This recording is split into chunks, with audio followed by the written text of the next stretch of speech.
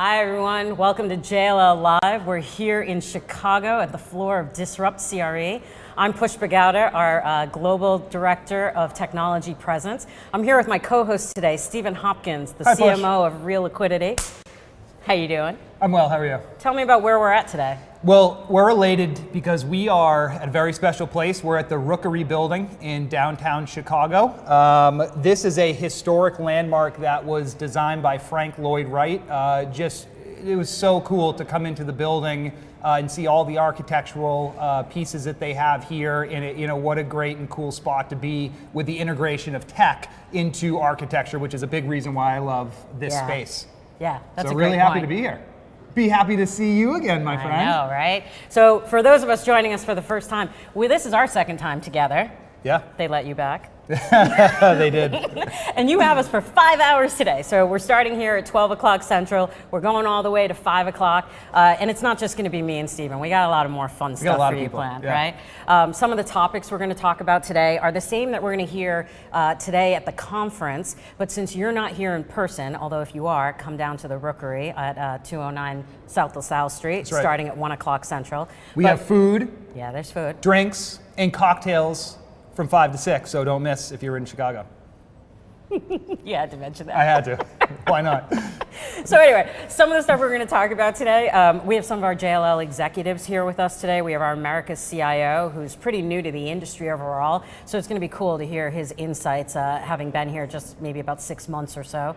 And we have a lot of other people talking about things like driverless cars. That keeps coming up again and again. But we're going to hear about that as like how it's really impacting, not just the concept of things. And we're also going to hear about other things like all the disruptors that we have here today, right? We have a lot of really cool disruptors, including Real Liquidity.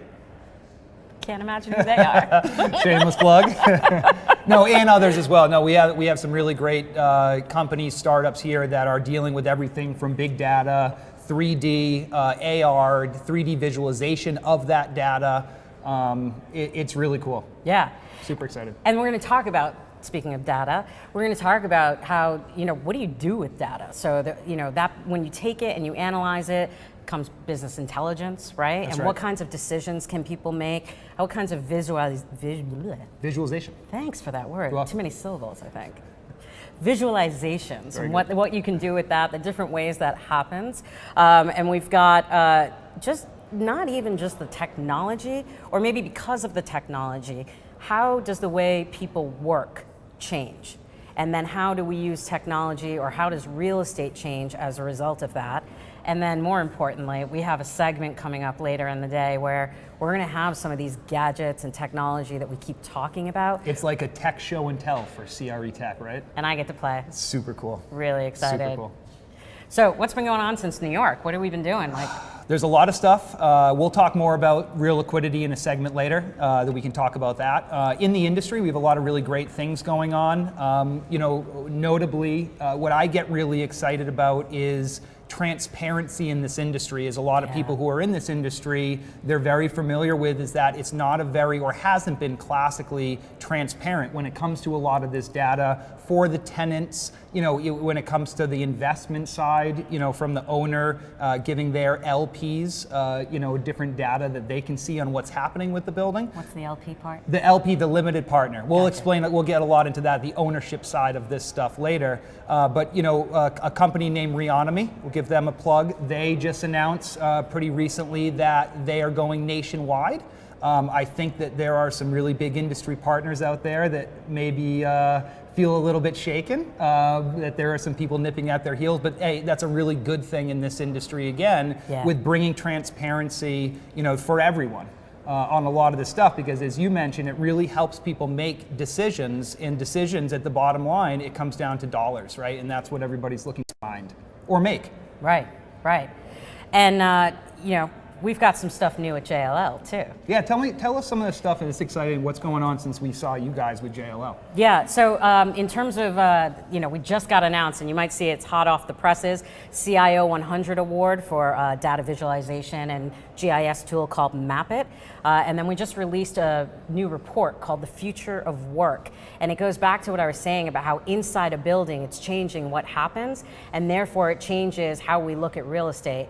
And speaking of that, we actually are going to cut to a video real quick before we come back with Mariel. And this is a video from Office Renew that speaks exactly to that, about the changing ways that we work. We'll be right back. Thank you, Susan. What's going on with our chairs?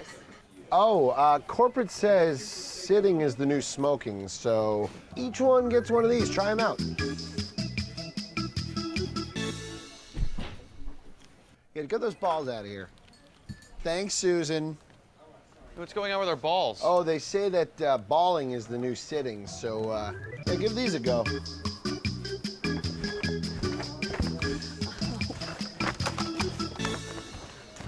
Christy.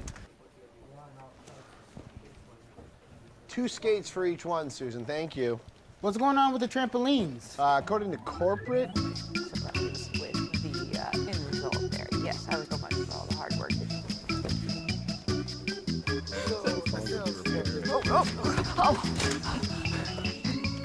Thank you. Oh, thank you. You bet. Lose an hour when you go back, it's one forward. So if you leave here.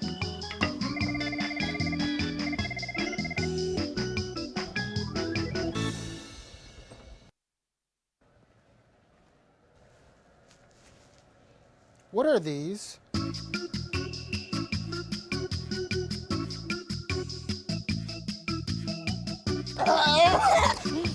Dwayne? I'm just trying to get a file. Okay.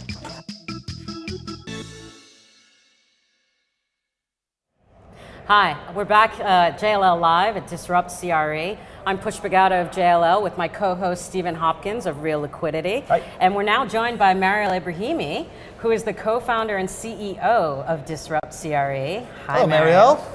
Hello there. How are you guys doing today? Fantastic. So Mariel, tell us about why we're here today, about Disrupt CRE. What does it mean to the industry? What are you looking to accomplish? It's a lot of questions. We'll let you go. Absolutely. Today is a half-day educational conference for the city of Chicago and the regional area to come learn about what's the latest and greatest in commercial real estate technology. Disrupt CRE, we really embody a new way of thinking about what's possible with technology in commercial real estate, and really more as a tool than anything else to do what we already do so well, even better. We have some unbelievable technologies here today, which I'm very excited to meet myself and talk to and try on some of their cool technology and gadgets.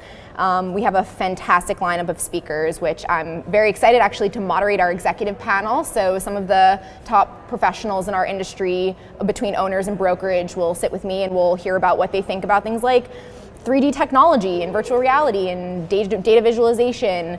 We'll talk about just their overall high-level technology strategies. So that's always a lot of fun, just because it's a really high-level conversation, and I get to just hear all of these amazing things that these massive companies and also some of the local companies are implementing, and how it differs from the organizational development from one company to another, how it's going, what's the ROI. So those are some of the things that I'm really excited about. And I think when you talk about ROI and you can hear from professionals who are actively using the technologies about how it's going, it connects with the audience who maybe is a little bit hesitant to jump into or invest in a new technology, adopt a new technology for them or their company, and it reaches them in a different kind of way. So that's really what today is all about, is having that aha moment with, wow, technology might be for me.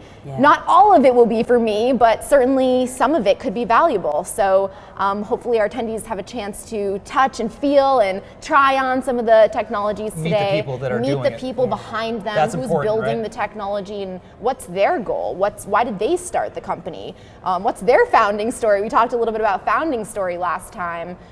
So that's all of the really fascinating stuff. And I mean, man, do we have a big crowd for JLL Live here. We have a fantastic lineup. So I'm certainly excited to hear some of our speakers today. And for me rewatch some of it later on. That's great, But you Mary. guys have a lot of action coming. So Mariel, I'm sorry. So tell us more about the executive panel, because that's a really fascinating panel for me, because you get to lead a group of men and women who are the leaders of this industry, and they make a lot of the high-level decisions on what gets implemented, whether they're building the technology or going out to some of these folks. So tell us a little bit more about that. Well, certainly one of the questions that I'll ask them, because I'm frankly very interested, and I know our audience will be too, is it more plausible to outsource technology development, or does it make sense to build some of these tools internally? I'm very curious. It's really interesting, and each company has very much of its own strategy. We're going to hear from Jesse Corrigo from Hines. He's their CIO, and some of the new buildings that they have, some of the new projects. InventTrust, their CEO Dipesh Shah will be here. I think he'll be on with you guys later today, Both of them, talking about some specific retail projects. So everybody's got their some own heavy hitters on their that own panel. Wow. flavor. Yeah. Well, and not to That's mention the fantastic. keynote speaker. I mean, shameless plug, right? Right. Absolutely. One of my I was teammates. just chatting with him. Yeah. JLL's America's CIO, Matt Gonterman, he's here. He's actually going to be touching exactly on He what will. you two were And just he's saying. doing a TED-style intro talk, right? Keynote speak. Yeah. Right? And Yeah. he's talking exactly about that. How, as a big company, do you address all the How do you different tech companies? How do you homogenize partner with systems? them? How do you function like a startup or as a young company and be malleable and flexible enough to work with some of these young startups as a massive global organization? So let me ask you, is it the time for this right now? Is the industry ready, and that's why this is becoming so successful, Mariel? Well, give some people some I context. think it's absolutely been the time. I think right now we're in a very amazing place where people have opened their minds over the last 3.5 to 5 years to the possibilities of technology and being able to put them in a real life interaction with the technology companies themselves, the founders, the actual physical technologies, looking at the platforms. That's hopefully where we have that aha moment where people say, wow, I could get behind this. I could see how this could work. And that's the really cool thing about what Disrupt CRE does in bringing the real estate professionals together with the tech people. What allows that to happen, or what that allows to happen rather, is more about the fact that people hear about all this technology, but how do they break it down and figure it all out? How do you organize all of that information? So we've got plenty more for you coming today. And speaking of disruption, here's a look at technology and people and how that disrupts the workplace. Take a look at this. Mariel. Submit it without pricing. If there's a book that's like a... Hey, I had a business-related question about the business we conduct. Oh yeah, let's find a room. I think that you could have synergy. There's an empty conference room. Oh, great. Okay, the conference room just opened. So.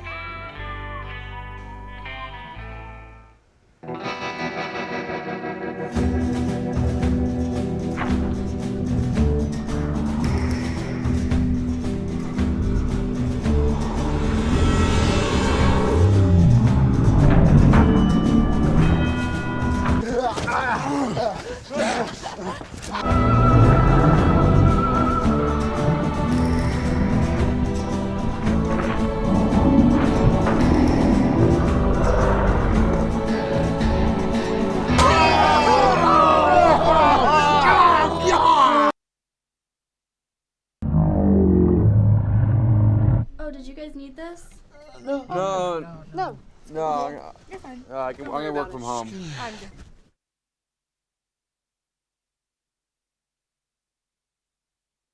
Hi everyone, I'm Pushpa and we're here with JLL Live. Today my first guest is actually our America's Director of Retail Research, James Cook. Hey James. Hello Pushpa, how are you today? Doing all right, how about you? Excellent. I hear you got some stuff going on about a lot of things we're hearing about in technology like driverless cars, Internet of Things, drones. How is that all applying to retail? What are you working on? What are you doing? So I came here this morning from our Retail Research HQ where we've been working furiously on a project. Do you want me to share it with you? Yeah, I feel like we're getting a Okay. peek into a science lab here. You see this right here? Yeah. You want to see what's in the envelope? I do. All right. Because the outside's not getting my attention All too right, much. Show check me it what's out. inside. Ba-bam! I don't know if everybody at home can see this, but we got some circles? So this is going to help us travel through time. I don't know. This is the flux capacitor. It's what makes time travel possible, Pushpa. All right, break it down for me. I'm kidding. Okay. We're working on a report called The Retailer's Guide to the galaxy.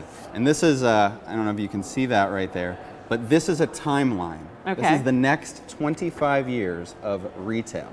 The next Really? 25 years of retail technology. And what we've done is, everybody's talking about all these new technologies like driverless cars, like drones, like cashierless stores. And they seem like they're right around the corner. Well, we've had a team of researchers for the past several months digging into each one to figure out, okay, is this really going to affect retail? And if it is, by how much and when? And a lot of times we figured out that a lot of technologies that seem like they're going to hit tomorrow and be really big are actually more down the horizon. So for example, with driverless cars, right? Yeah. There's so much news about driverless cars. Yeah. I feel like next year, we're all gonna not need to drive our cars anymore, right? Based on the news. But we actually did the research and we realized that the technology isn't really going to truly hit in a meaningful way for another 20 to 25 years. Come on. I know, right? Specifically for driverless cars. But Yeah. how is that even possible, considering that we see them and hear about them in Silicon Valley right now? Right. Like they're already there. Yeah, absolutely. Okay, so then They why exist, 25 years? but it takes that long for the technology to become affordable That's a big and one. rolled out to the common man. So if you go to Silicon... woman. Thank you. My apologies. All right, we go with I it. was using it in... Yes. Good call, and I want you to keep doing that as I say improper things. So the common woman is probably not going to have a driverless car next year. Now the common Silicon Valley person may already have a driverless car. Right. But in, Chicago, Indianapolis, Minneapolis, it's going to be a while before everybody has a driverless car. Places where people really depend on their car and don't even want to give it up in the first place, right? Yeah. And so we did a little bit of forecasting about what does that mean. And we actually think it's going to mean the growth of the exurbs. The what? Exurbs. I So don't you've know got what that the means. city, Yeah. and then you've got the suburbs, Okay. and then you've got way out.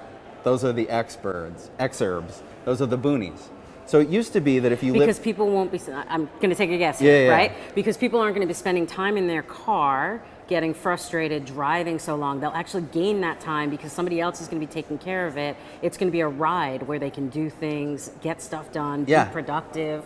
Yeah, so the suburbs really became a thing when first trains Yeah. came about, and so people could go farther and farther outside of the city.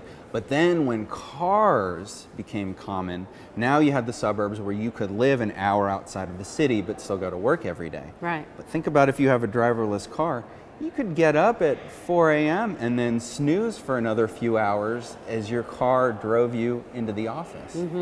So, Which is what I do in Ubers now. Right, yeah. So you want to know what's going to happen with driverless cars, just look at what's happening now with Ubers. Yeah, absolutely.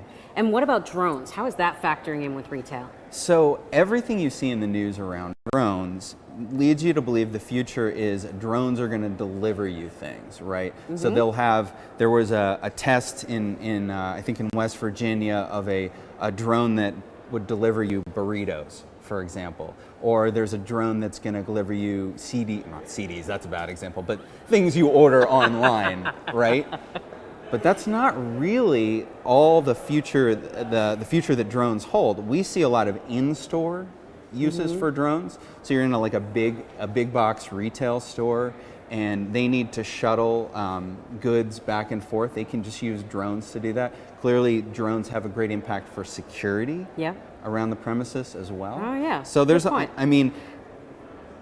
So I was just going to say, every technology has all these unexpected impacts, and that's really the point of this report, to tell what those impacts are going to be on retail.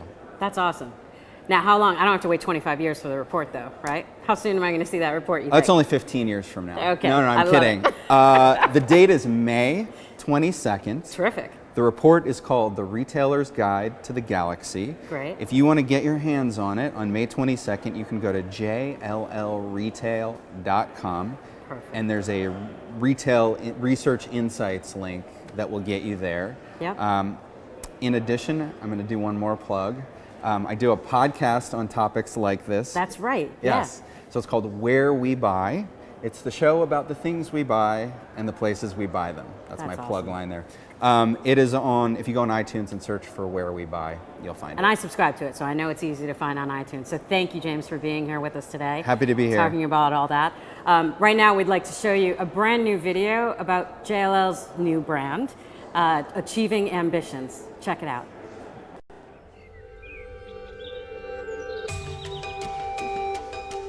What comes before any achievement? Ambitions. Always. That's why we put ambitions at the center of everything we do. And why we always expect more. More for our clients. More from each other. More out of every single day. And we don't just recognize ambitions, we thrive on them. We are 75,000 people from every corner of the globe, united in our passion to ask the biggest questions, to go further, dig deeper, to find answers, and to always deliver. Achieving ambitions powers us through our day, and that makes us different to other firms. It makes us speak up, reach out, and above all, stand out. It makes us each who we are. And it makes us all JLL. Welcome back, everyone, to JLL Live here in Chicago. I'm Pushpa, your host, and my next guest is Dave Sauty, director of our Business Intelligence Group. Hey, Dave. Hi, good to be here. Thank you. Yeah, I appreciate you being here. Talk to me a little bit, like, what does your group do and what is business intelligence?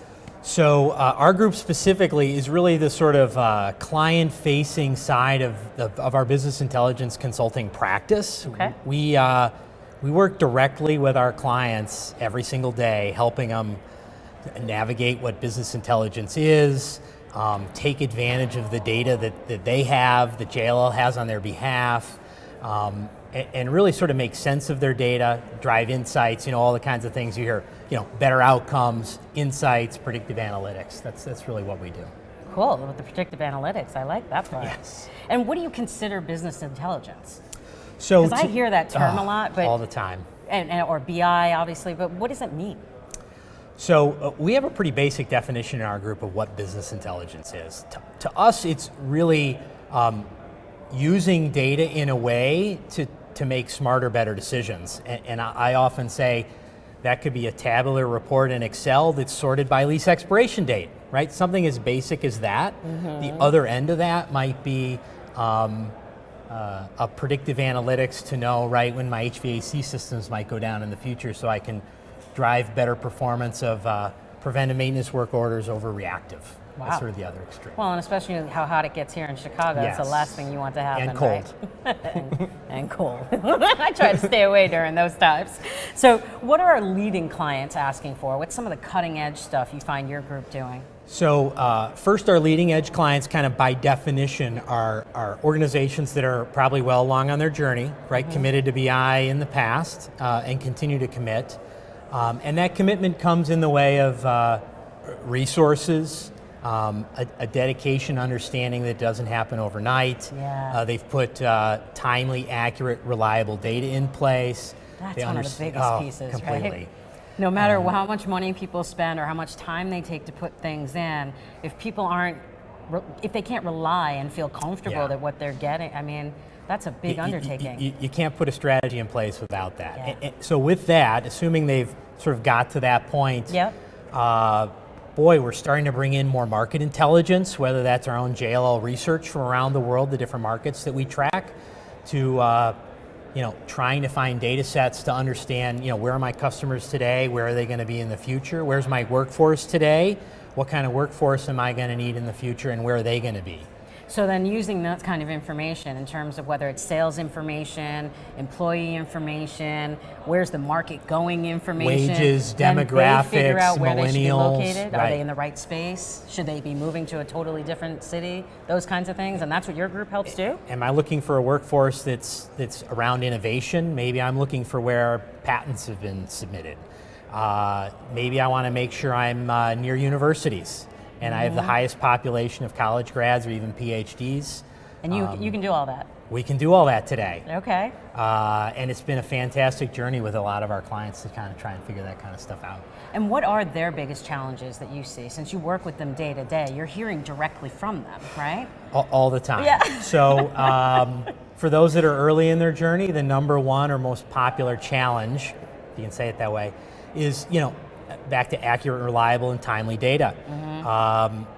It's one thing to say I have a list of all my properties. It's another to take that into a 5-year, multi-million-dollar strategy, or even talk to your C-suite about that. Right. So we often just help our clients sort of start from nowhere and get on the journey. It's a process, and understand that you got to start somewhere, and that a payback and investment in BI is quick and starts to reap some benefits early in the process, whether it's cost savings opportunities or areas around performance improvement. So you're talking about all these things that we help them do. Now, assuming the data is clean, and I know that's a really big assumption, but let's call it clean, good to use, Less right? than Reliable. perfect, but reliable. There you go, reliable.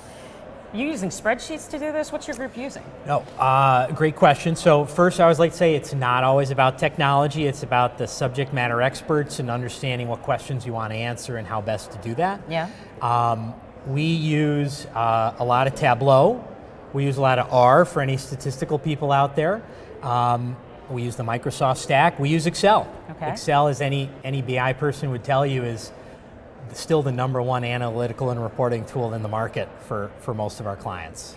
And I think I've heard talk about a proprietary tool that we have as well, right? We do. We have a portfolio analytics tool that a lot of our clients have started. It's really kind of and that's right, because I hear it called PAT. Yeah, you do hear it now called and PAT. then. JLL, we have to have an acronym. It's really a great place for our clients to start as they get on that journey. It allows them to quickly get up to speed with kind of a JLL best practice out of the box of what portfolio strategy reporting and analytics can look like. And with that, it quickly shows them. And is that the kind of thing where, because they have it in their hands and it's something that incorporates all the different information, because from what I'm understanding, it takes their information and incorporates it with that external data you're talking about and lets them do their own thing. They don't have to rely on us. We're just helping them help themselves, right? All our clients get access to the tool that drives transparent conversations between the client and the JLL team. And it allows our clients, what I like to say, look smarter in front of their clients. Yeah. Whether that's reporting up to the C-suite about the state and health of the portfolio, or whether that's driving the analytics that they need to drive change in the business units they report to, right? Their clients. That's good stuff. Right. Thank you for being here today, Thank Dave, you. and talking to us about all of this. My pleasure. We do appreciate it. And we're just talking about the PAT tool, Portfolio Analytics Tool. We've got a video that describes a lot more about it. Check it out. Imagine having the agility and power of your entire real estate portfolio's data at your fingertips in a single platform, bringing you world-class analytics and intelligence in real time. Introducing JLL's newest portfolio analytics tool, PAT, the industry's leading real estate portfolio business intelligence platform. PAT integrates portfolio, occupancy, cost, and business data with smart analytics to help you measure value and generate insights like never before. According to JLL's Corporate Real Estate Trends survey, the #1 constraint for corporate real estate leaders is the lack of effective data and analytics to measure value and generate insights. PAT can close this gap by providing transparency to data and insights across your entire portfolio in real time, so you can continually mine new insights, develop scenarios, and provide informed recommendations. Gain a comprehensive view of your entire portfolio in one place, delivered with instant clarity through stunning visual analytics. Access portfolio data in a dynamic online dashboard with a single click that delivers customizable and comprehensive opportunity assessments. Adjust data filters to change portfolio views in real time by business unit, region, or other dimensions. Incorporate operational data to better understand the relationship between real estate and your core business. No other real estate services provider has a tool like this. Pat has enhanced visualizations, more robust analytics, and faster insights than ever before. A unique custom interface together with JLL intelligent filters customize algorithms to identify opportunities in a portfolio with a click of a button on any device or browser. Best of all, Pat is scalable and tailored to meet your unique needs. With 3 different service levels, Pat can provide any organization from 15 to 15,000 locations with the business intelligence it needs to drive strategic decisions and overall business productivity. Pat's flexibility saves you time and costs, empowering you to take full advantage of smart analytics as a competitive advantage and differentiator, fueling innovation and increasing your speed to market. Your real estate portfolio is talking. Are you listening? Learn more at www.us.jll.com/pat. Welcome back, everyone. I'm Pushpa here at JLL Live on the floors of Disrupt CRE in Chicago. And my next guest is a friend of mine, actually, Alec Humphreys, who's director of our Innovation and Product Development Group, which sounds really cool. Let's talk about that. What do you guys get to do? Sounds fun. Yeah, it is a lot of fun. So what our team does is we're responsible really for driving business innovation for JLL. And of course, that's great for us. We want to stay ahead of the curve, keep our eye on the future. But it's really important to our clients, and it allows us to enable them to be as good as they can be at their business. Right. And so we found the sweet spot, Pushpa, whereby our team, we'd be able to feed in new ideas, client pain points, opportunities that we're seeing in the marketplace, and on the other end come out with products, solutions, tangible results, ROI, and that cycle is really essential to staying on top of, you know, what we're here talking about, this explosion of technology within CRE. So you're making it a formal process to get feedback from our clients. Yes. And what they're facing today, but more importantly, I think, what's coming down the road for them, right? Like, what are they concerned about, or what are they trying to figure out? And the feedback is key. So I'm talking to clients every day, our people are talking to clients every day, and that feedback tells us where we should hone in, which is really important. Now, we do this on a formal basis as well, where we get the opportunity in what we call an innovation workshop to get 1 or perhaps a dozen clients in the same room at the same time to collaborate, look at co-creation. Fluid IP is a really big thing that we're big proponents of. And it's been candidly stellar to see the outcome of what comes out of those workshops, because it far exceeds the impact that we would get in just working in a silo. So it's very powerful. It's very telling that different companies want to get together, because it's so hard to figure out all this tech stuff, right? So we might as well get together and collaborate on it. It's not like you're losing competitive advantage by helping each other figure this all out. Absolutely, and it affects everyone. Yeah. Yeah. And so what other kinds of things do we do? I mean, you obviously working directly with the clients, but do you have other ways of being able to get feedback, or at least even stay on top of what's going on? Their feedback informs our process, because we want to bring them ways so they can differentiate and their business to be better. So we call that our product development process, and we have internal and an external strategy. So the internal, when we're getting quite good at this, we've been doing this for over a decade now, it's all about our people. So we want to leverage all of JLL's employees to bring our clients new solutions. And we do that through creating an environment where we celebrate their ideas, we reward them for their ideas, we recognize them. And this is around the world now, around the world. And we get engagement from really the C-suite. And that's really a great opportunity for our people to know that that level of leadership is looking at their thoughts and ideas. So what that does is it creates a culture of innovation, which is really hard to do. And a sharing of best practices, right? Big time. Like breaking down the silos, and I know that's pretty big buzzword or term that everybody hears. Yes. But I mean, this is a real example of that. It's a real example, and it's great because we celebrate our people, but on the flip side, we can guarantee our clients that they're going to get continual new solutions, and so we're celebrating our people, bringing solutions to our clients. It's a win-win. Very nice. Yeah. And you mentioned that that's an internal and an external. Yes. So that's the internal side of it. So the right? external is pretty exciting. We've ramped up our really our process externally over the last couple of years, it's been a response to this explosion of tech within the CRE space that we're talking about. And we do that through partnerships because we want to be able to leverage the startup mentality, the mindset of a startup, and at the same time leveraging the resources in a smart way of a Fortune 500 company. Right. So we do that through partnerships, partnering with startups, incubators, accelerators, venture capital, other equity-backed firms, and that helps us, gives us a lot of options of where do we want to acquire or buy or partner or improve or build. Yeah. And it keeps us kind of at a pulse of what's on the marketplace, because ultimately at the end of the day, we want to be a part of that disruption as opposed to just being a recipient of it. Right. Worst case scenario is being the recipient of it. And you actually touched on a theme that we've started talking about and we're going to hear throughout the day, both here on the set as well as out on the floor of the conference, which is that whole build, buy, partner and whatnot. And I think there's another partnership that's not really in that exact framework of tech companies, right? Yes. But I think with MIT, we have something going on we there. have a really exciting partnership with MIT and their lab where we're able to partner from an academic standpoint and really the cool technologies that they're usually using and leveraging. And we're able to make that connection point with the feedback we're getting from our clients, what we see in the marketplace, and allowing really this powerhouse of academia to help us in doing that through the partnership. And who better than MIT? They have technology in their name.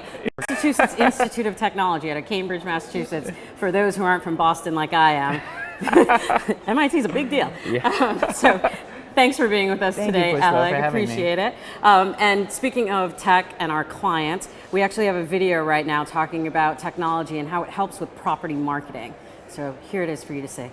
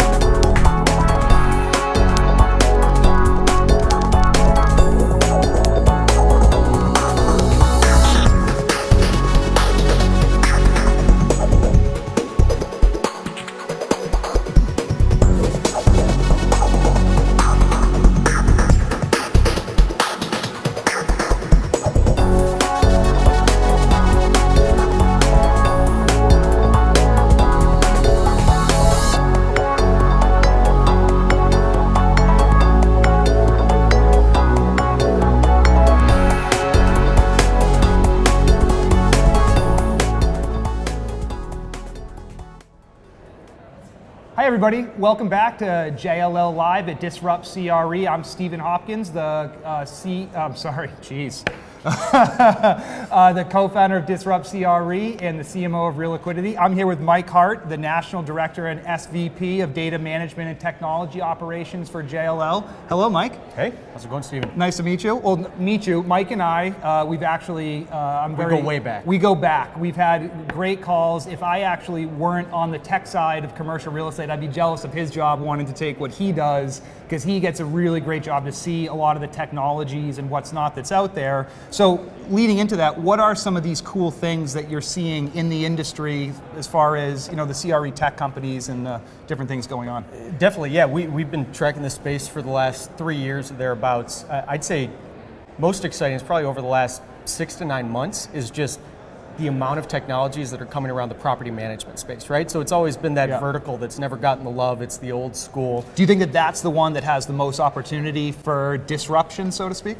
I wouldn't say most opportunity. It has the most data, in my view, to be gleaned throughout the process. Okay. So, JLL's made an investment in a company called Corrigo. You guys probably saw that CBRE just acquired a similar type company. So it's a lot about the amount of data that you can collect throughout that process of managing buildings, managing assets, putting things out to RFP. Some of this stuff with Honest Buildings and Building Connected is doing some pretty cool stuff, just understanding what's going out to bid, what is the baseline for what you should be paying for, flooring versus drop ceilings versus paint on the walls, because that's all incredibly valuable information. The sharing economy, also big stuff. I mean, I think, I'm assuming I'm not the first to mention WeWork here, but they're making some big CRE tech. Yeah, big player, the liquid spaces of the world. JLL has its own vertical in there called our high-rise platform, so it's really helping our clients with all of the shadow space and make sure that they're monetizing that final 10%. Every building has 10% vacancy that they can't lease, and those tools through the sharing and online marketplace, we're able to help them monetize that and put it to good use. Very cool. So you just mentioned your clients, great transition. Your clients range from institutional investors all the way to 50 and under tech companies and startups. Yep. So, a lot of these, the venture capital and private equity firms, they're coming to you and asking you guys to track some of this stuff for them as far as the companies that are out there. Yep. And are you guys doing that? We certainly are. And I think we have a graphic that we're actually going to show them some of the stuff that you guys are actually doing. We love visuals.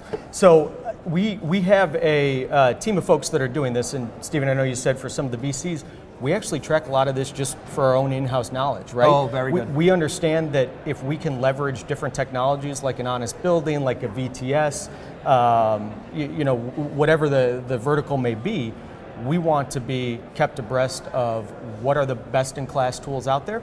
So this team, we're tracking right now about 200, and you guys can see this on the screen. Tell us, what are we looking at right here, the people at home and us? What are we looking at in some of this stuff, if you want to break it down for us? Yeah, definitely. So all 200 companies we're tracking, this is the cream of the crop. And what we do is we try to bucket them into different categories. So the verticals that they serve. So from property management to longer short-term listings, everything from online transactions, which is that online marketplace again, Stephen, to different data aggregators, and a lot's going on in productivity tools, right? So with each one of these companies, and Real Liquidity was one of these, where we reach out, we set up an interview, we talk to the leadership of that company, we understand what your employee headcount is, what's your business model, what's your revenue model, how much funding have you received, what's your burn rate, right? That's fantastic. Because before we move forward with working with one of these, we want to understand, are you in it for the long haul? Is this a company that JLL wants to partner with, that JLL wants to leverage? And then really most importantly, we try to bucket you guys, is this a true option that we can leverage to make our clients smarter, to do more transactions on behalf of our clients, make them more money?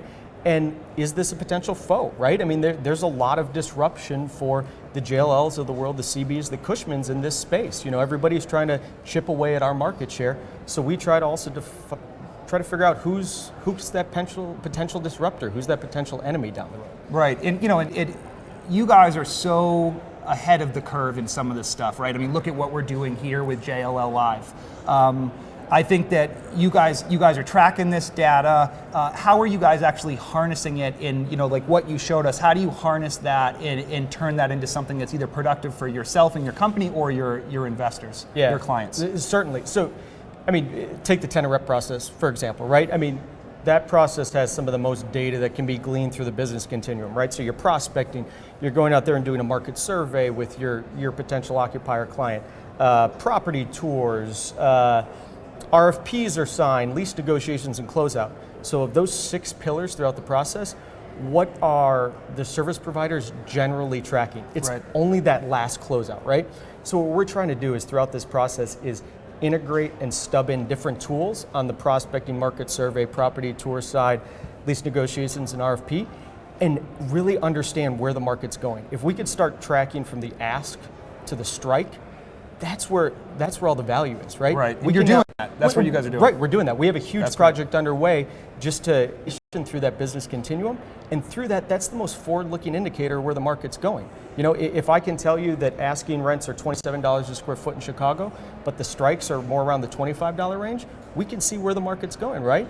And in turn, you can roll that up, and that allows us to make more informed decisions for our occupier tenants. Yeah, that's fantastic. Well, hey, everybody out there sees that JLL, a leader in this space. Mike Hart, thank you so much. And we are coming up with Pushpa is going to come out with 2 industrial researchers with a podcast that you guys will hear about that. So we'll be back soon.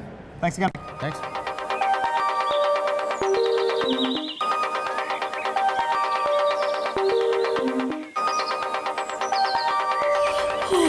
Morning, Jill. Good morning, Amy. Where would you like to work today? The office. What's the weather like today? The temperature is 18 degrees with a 57% chance of rain. Are you ready to start your day? Give me 10 minutes. Okay. How would you like to get there? I'll walk. Do you want to ride? No, I'm good. Thank you. Careful, Amy. Obstacle ahead. Nearly there. Good time, Amy. Good morning, Amy. Welcome to JLL. You have one message from William Douglas. Okay, thanks. Thank you. Your first meeting is at 10:30. Please proceed to the elevators. Have a good day. And you. Lisa is in today. Lunch? Good for me. Invite sent. Have you seen the latest report? No. Your coffee will be ready in 5, 4, 3, 2, 1. Thank you. Tip sent. This building uses sensors to make your day more productive. Need a desk? Maybe later. Sure. How's the temperature? It's fine. Ready to start your meeting with Eloise Dupont? I am indeed. I'll let her know. Bonjour Amy, ça va? Bonjour Eloise. Hold on. Auto-translating. Vous avez vérifié le document que je vous ai envoyé? Yeah, all looks great. Thanks very much. Au revoir. Bonne journée, au revoir, merci. Are you happy to share your building usage data today? Have a great evening, Amy. Plan for route home? Stop navigation. Navigation off. Send a message to Tom. Are we still okay for the meeting tomorrow morning at 9 o'clock? Message sent. Would you like to switch to personal mode? Yes, please. Personal mode. Work mode returns 7 a.m. tomorrow. Confirm. Have a nice evening, Amy. Enjoy the sunset. Good night, Jill.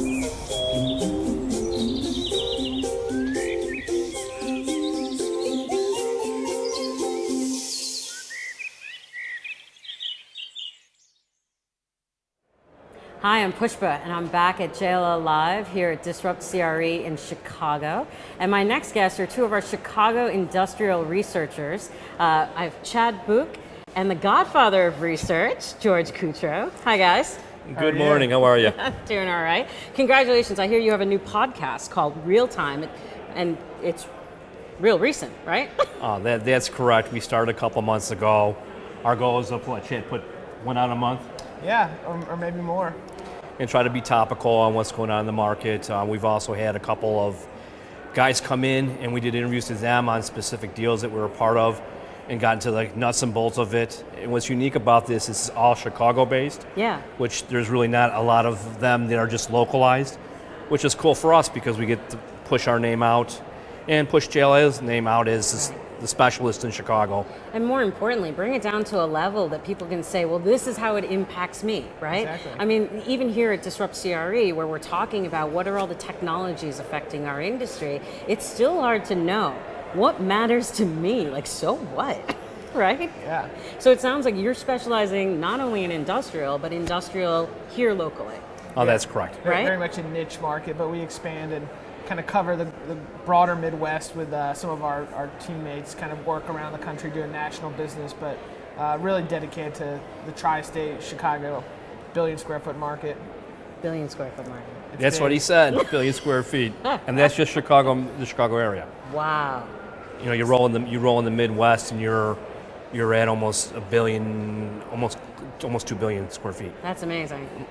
And I heard some of your podcasts, by the way. I like the music at the beginning and a little jazzed up. I like it. Tell me, what are some of those trends that you talk about? What are a couple of those that you're seeing that are noteworthy? Well, the first one we talked about was on cold storage. We did a big project for a client, and we had some great empirical data that we could then speak about and just go grassroots, hit on all the basic points that, like you mentioned earlier, people want to hear, and not just give that 30,000 square foot overview of what's going on, but really get in the nuts and bolts of it. And it was really neat. Then we interviewed, was it Michael? Had Mike Connor, kind of a, one of the. And who's Mike Connor? He's one of our younger junior brokers, but has been making a good name for himself. He was the lead broker on the deal, and he was real candid about it. We had some fun with it. He gave us a good kind of insight into how the deal materialized and kind of what the client was really driving and looking for. And this deal is a cold storage deal, so it fell perfectly in with what we were talking about. Yeah, how about it? What was it called, clients? Chiquita Banana. So you could tell there were a couple of puns in there. Yes. Well, I did hear the beginning of it. Baby, it's cold outside. And We're trying to keep it fun. Yeah. Talk to me about how e-commerce is being affected by technology and how that ends up hitting on your world in terms of distribution centers and logistics. Sure. Well, it's definitely been a large driver of space absorption in the market and construction on a build-to-suit basis. And almost every developer thinks that one of these large companies is going to take their entire building and do a long-term lease. And then investors with older product in the city think another company is going to take their small spaces kind of closer to downtown for last mile home delivery. So all nice and easy, packaged up. Exactly. Yeah. Well, it's amazing. What's the reality? But over the past 3 years, those firms have absorbed over 6 million square feet of space in Chicago alone.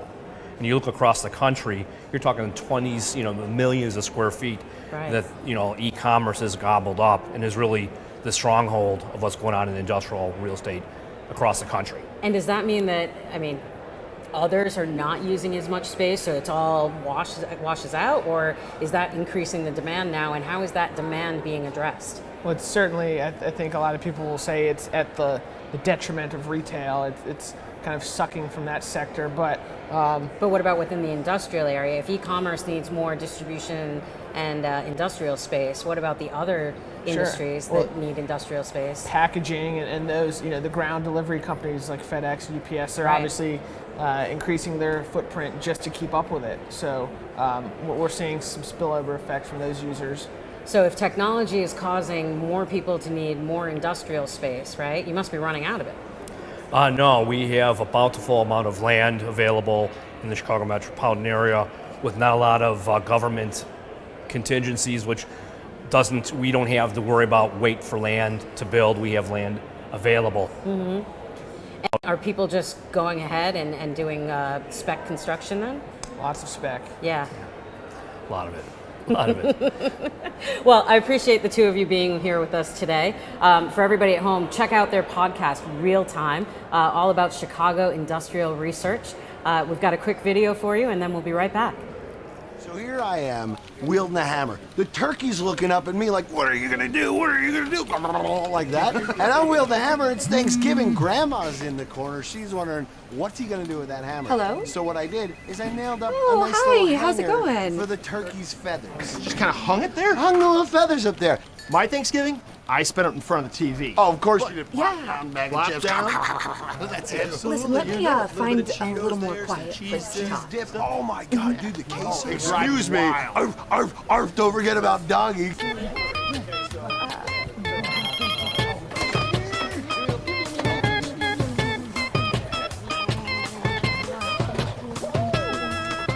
Okay, I think I finally got a spot. Oh my God!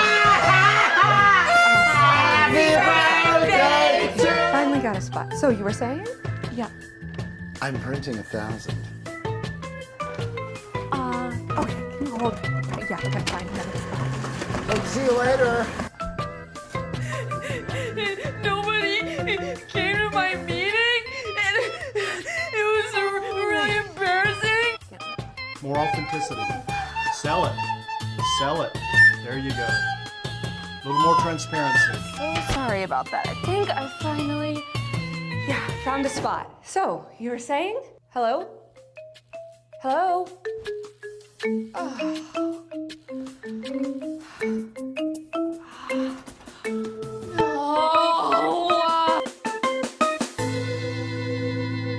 I think I finally found. Oh, sorry. Oh, no.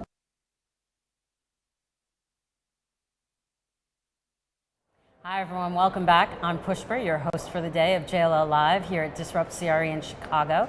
My next guest is Matt Wagner. Welcome. Thanks for having me. Matt, you're the co-lead for the Indianapolis Tenant Rep Group, right? Yep. But in addition to just helping companies find space and evaluate their space and figure out their whole portfolio, you do a lot more than just that, right? You specialize in a way. Sure. Tell me about that. Sure. So yeah, we work with companies that occupy space, occupiers, to help them think through a real estate strategy. And the old way that tenants and companies had historically looked at things was through a cost model. It would start off and say, how much does the space cost? And very little consideration for the cultural and operational aspects of the business. So we define that approach as the how much does it cost approach. It's shifted quite a bit to a new approach where space is viewed as a competitive advantage in the marketing and hiring for employees. Also, the employee engagement's a key indicator for the space functionality. And then also you have brand, which is becoming ever important and needs to be embodied in the space in some respect. Right. So we've shifted the conversation from how much does it cost to what is the value, or how do we maximize the value of our office space. And what that's a big difference, cost huge. Versus value. Yeah, right? That's exactly right. So what it does is it gets us into the room a lot earlier at the highest strategic conversations that are happening in the C-suite, to make sure that their organizational objectives are encompassed and embodied in the ultimate real estate strategy, and it helps ultimately the office space do more for the company. It sounds like, I hear some of the terms of like bring your whole self to work. Yeah. Does that touch on that and really make companies think more about their employees Sure. and what's going on? Yeah, there's been many folks that we talk to that talk about it's not about a business strategy anymore, it's about a people strategy. And that's not dissimilar with the way that real estate's approached now too. So last year we actually started a community around this that was seeded by a workplace innovation competition. So we asked companies in Indianapolis and throughout Indiana actually 4 major questions. And those questions were, how does your space promote productivity, collaboration, and connectivity? Okay. What's the one unforgettable thing about your space? That's always a fun one to listen to people answer. How is your space a reflection of your company's brand and culture? And then the last one was, how does it impact the engagement of the employee base? So the neat thing about that was you have all these people who are very proud of their space that submitted. We had 64 companies that represented almost 6,000 employees. Wow. And then beyond that, you have a group of what we call onlookers, or people who wanted to learn and seek that. But they're not doing it from a third party, a neutral person who's advising them. They're doing it from their peers. They're seeing firsthand. They're not seeing macro trends. They're seeing actual peer examples of that. So what it created was an authenticity, and it allowed them to not only be educated on what's important in the workplace, but also very inspired. Talk to me a little bit more about that communities that you're saying, and that's how you make your office space do more? Yeah. So the idea of community is that it's not, our team pushing information to them, telling them what they need to do. It's not them getting on Google and seeing what Apple does or what Google does and saying open workspace works for us or closed space works for us. It's a community of peer-to-peers where you have companies that are showing their thoughtfulness about how they approach each of these different ways, and then other companies that can learn from that. So it's really elevating the entire workplace evolution and workplace strategy for companies, which we believe helps with their people strategy. It helps with all these other objectives that they're trying to meet. It's almost like crowdsourcing ideas of how to make your employees happier. Absolutely. Right? I mean, and that goes with all the trends that we've been seeing recently about more transparency. And I don't mean just in real estate or technology, I just mean in the world, right? Like everybody wants everything anyway. Yeah. So this sounds like a lot of that. Let's share information. It's not something you can just Google very easily. Right. So here at JLL and with your group, Yep. you've created a way for them to do that, Sure. right? That's exactly right, yeah. And so what we've learned about the pre-education process is that it allows tenants to come to us with a baseline understanding or a common speak that we would say that helps them to identify their ambitions or to help them realize their ambitions. So some of those things are that the workplace is a very, very critical decision, but it's also super complicated. This whole strategy around what do? We know we want to change things, but how do we do it? And it's funny you say that because people do look at their workplace as a simple decision that they can put off sometimes till the end too, right? Yes. Yeah, but then when you look at human capital costs and we have tools that we use that show that those are sometimes between 10 and up to 20 or 25 times more expensive or higher than real estate costs. So when you start to look at those two things, how could you impact a decision that's 10 or 20 times more to save a little bit of money on real estate. So intertangling both of those, and then also understanding that trends are not something to chase. We want to, we let them understand the common speak through the community aspect and learning from their peers. But then what JLL, our team, does with that is we use our tools, we use our resources, our data, which is massively important, and our expertise to help them achieve those ambitions that they've identified or that they've realized. So and stay on top of the trends instead of trying to catch up after the fact. Yeah, and recognizing that trends are just that, they're trends. They may go in and out, and we don't want things to go in and out. We don't want you to do something because somebody else did it. We want you to learn from what they did and then look inward and understand what's important for your business, for your employees, and help create a custom approach so that works for you. Yeah. Yeah. And so how does being pre-educated by seeing what other companies are doing, how does that help them be more thoughtful as it relates to real estate? Yeah. So yeah, it's really about establishing that baseline understanding. It's allowing them to understand that the workplace is important. So it's just elevating their understanding of what impact the workplace has. As I mentioned, the old model was what does it cost? Right. It's the goal of the community or the pre-education process is that they understand all of the elements that make for a holistic workplace strategy, not just isolating one of those cost issues. And let's talk about some of that because I think you were mentioning to me different ways that people work, right? Yep. So it's not just the cubes and the Yeah. and the conference rooms and that kind of stuff. Right. And so how does some of that play in to what you're seeing as examples that people are doing? What are some of the cool stuff that you're seeing? Yeah, that's a great question.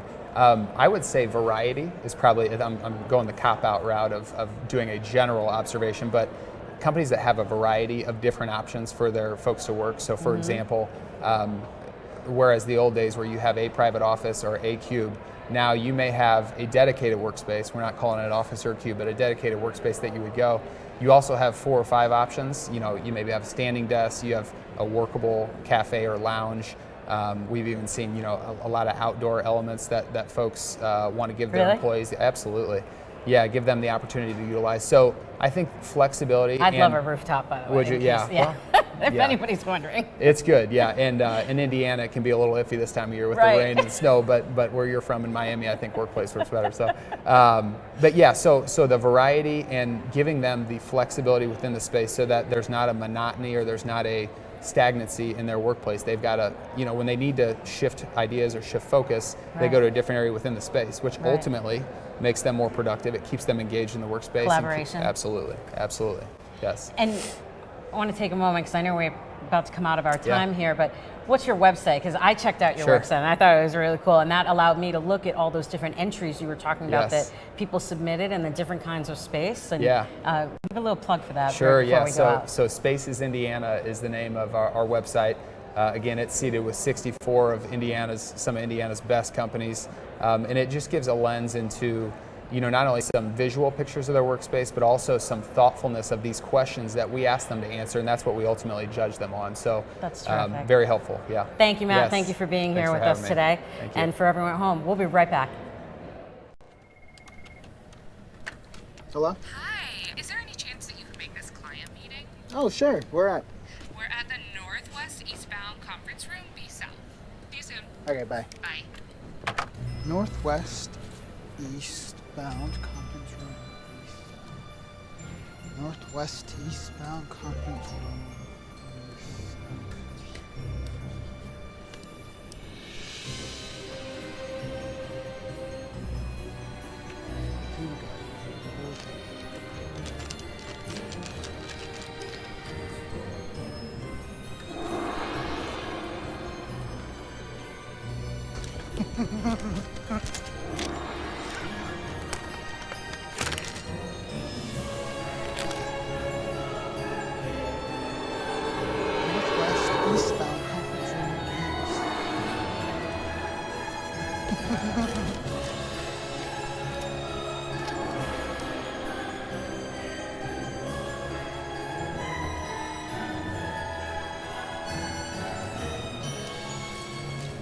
Hey, we're in here.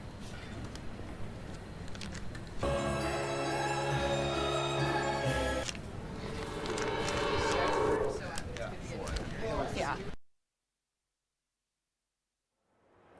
Welcome back, everyone. I'm Pushpa here at JLL Live from the floors of Disrupt CRE in Chicago. My next guest is Ken Nigro, who is our America's Head of Business Intelligence and Analytics. Hi there. Did I get Thank that you for right? having me. You did. All Well right. done. Thank you.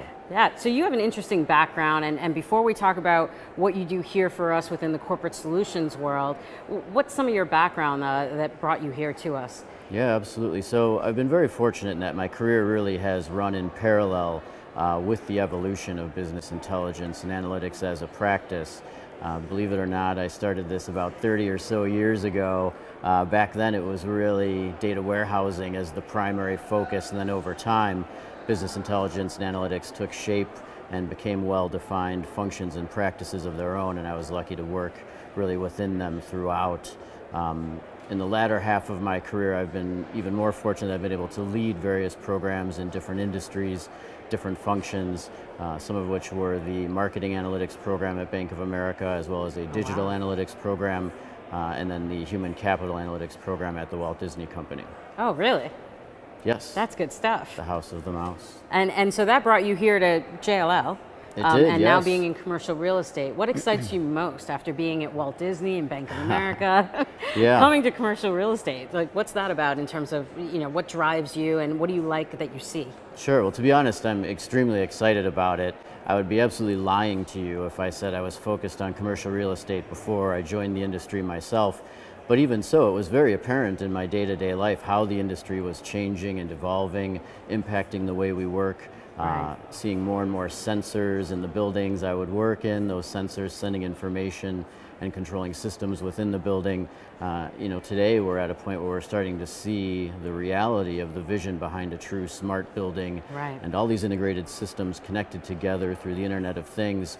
To me, all of that says commercial real estate is an absolutely untapped gold mine of data, and the opportunity to leverage that to drive this practice forward here at JLL in this industry at this time is extremely exciting. The things that we do in this space, we do to transform whatever it is that we're working on. And so, to be honest, we have an opportunity to change the way people work, and that's an amazing thing to me.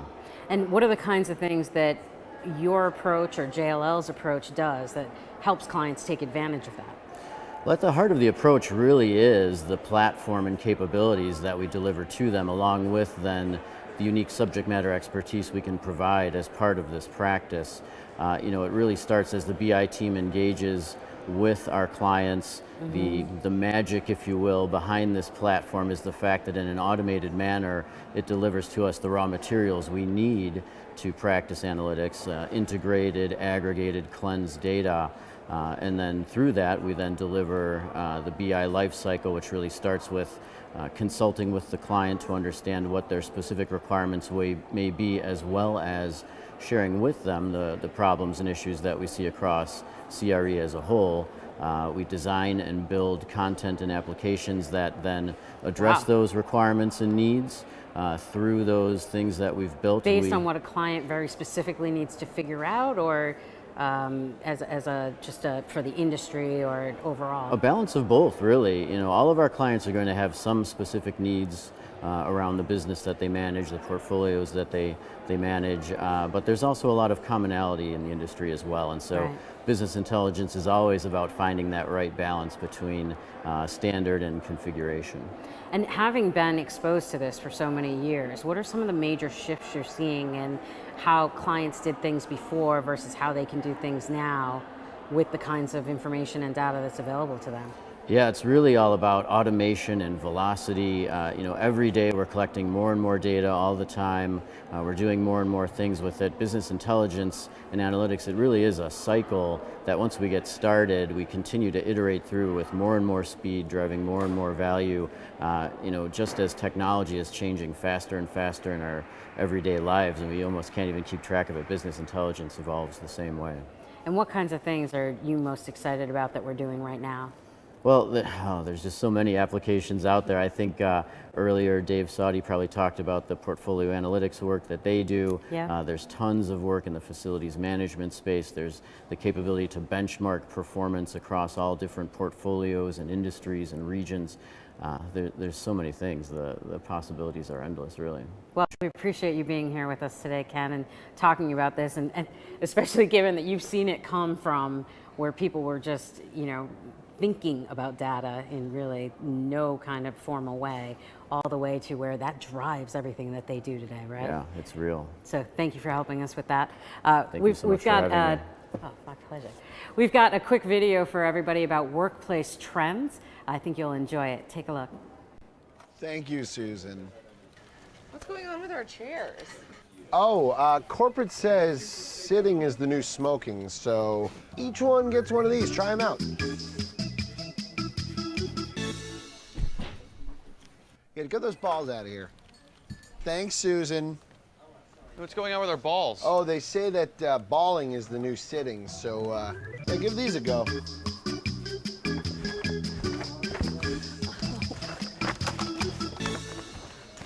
Christy. 2 skates for each one, Susan. Thank you. What's going on with the trampolines? According to corporate. With the end result there. Yes, I was so much for all the hard work.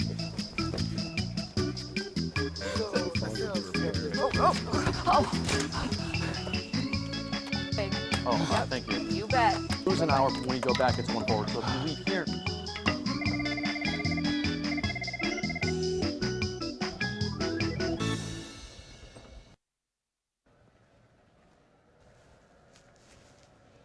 What are these?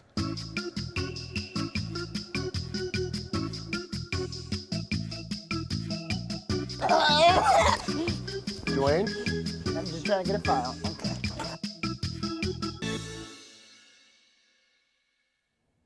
Hi, we're back here at JLL Live at Disrupt CRE in Chicago.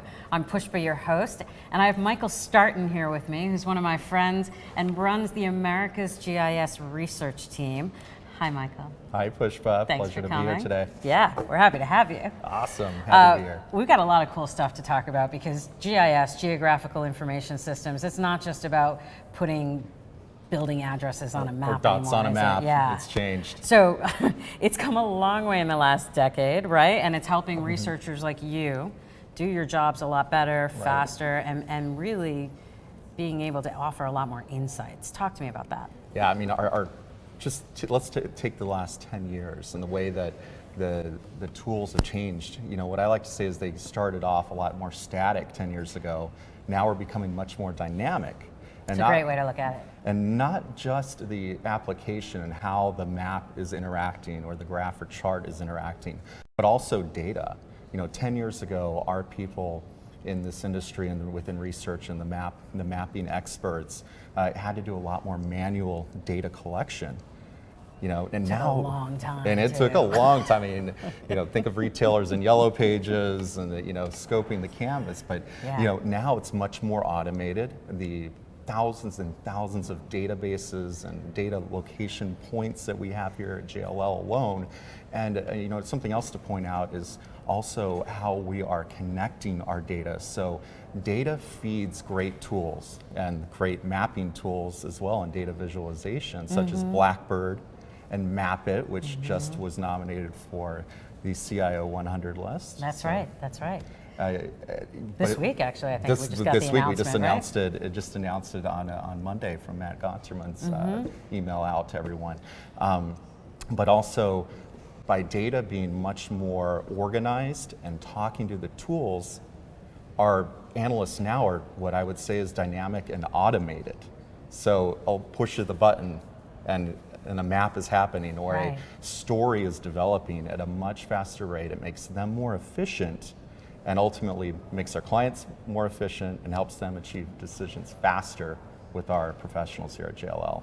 And it probably helps too that now your labor changes a little bit, right? In terms of not needing people who can just follow the same steps over and over again with a little bit of adjustment, but more, how do you interpret this data and help our clients interpret it? Because we're looking at this all the time, whereas clients might only look at it every 5 years or 3 years or something like that, right? Right, and now literally things can change quarterly, and our analysts now have the opportunity to take the extra time that they now have due to all this automation and data organization feeding the tools, that they can take a deeper dive into the analysis and analytics, which is the growing business intelligence sector within the business right now. So let's touch on that, because now that we have all these tools to help get through the tedious part of even getting the data into a form, now we're looking at it with more images and the whole visualization of it, right? So what's that all about? Like, because that's exciting.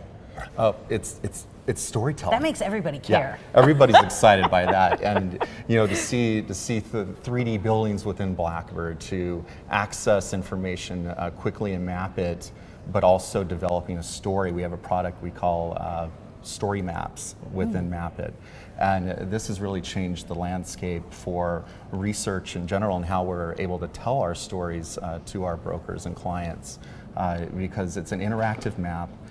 Not the static that it was before, and it allows our clients to receive the data and the actual map and interface like through an email, and not through like the old PDF or static images that they received in an email that may go to junk mail, but actually a link that they can access on their iPhone, their iPad, the mobile technology that's so widely used. So they get to manipulate it themselves and look at different scenarios and really like get immersed in it. That's correct. It really builds a bond between the client, the broker, and our research team here at JLL through that technology, because it allows our clients to become almost immersed within the tool, and it generates questions from our clients back to our brokers, back to research, and it really creates a partnership between all of us.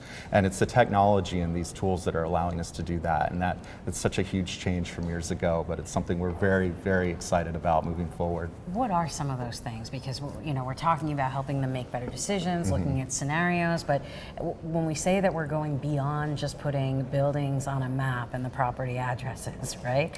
And we're bringing in both internal, external, like what are we doing with all that? What are an example of, let's take retail, right? Sure. As an example. What are the kinds of things that a retailer could look at? Well, a retailer could take it beyond just their locations, right? So they're able to look at demographic data like they haven't before. We're able to find what we call hotspots or heat indices, where a potential prediction model almost for where a retailer may be a best fit within a market. And that means that because they're more interactive map-based products, that can really kind of eliminate site tours altogether. Ultimately, that's the dream, Pushpa, going economic here. We really are focused on going digital. I believe the industry is trending quickly in that manner, moving away from the thick, tour books. No matter what business line, they can get very heavy, and it can be difficult for our clients as well. So many of our clients are also going green in this category, and we want to stay on top of that. We're staying ahead of the game with these tools, and the mobile dynamic interfaces are really the future of everything within GIS, mapping, and it's much more than dots on a map. Well, thank you for taking the time to be with us here today, Michael. We really appreciate it. Thank you, Pushpa, as always. And for everyone, we've talked about Blackbird. Here's a video that gets into it a little bit more and really describes and gives you some examples of what Blackbird can do for you.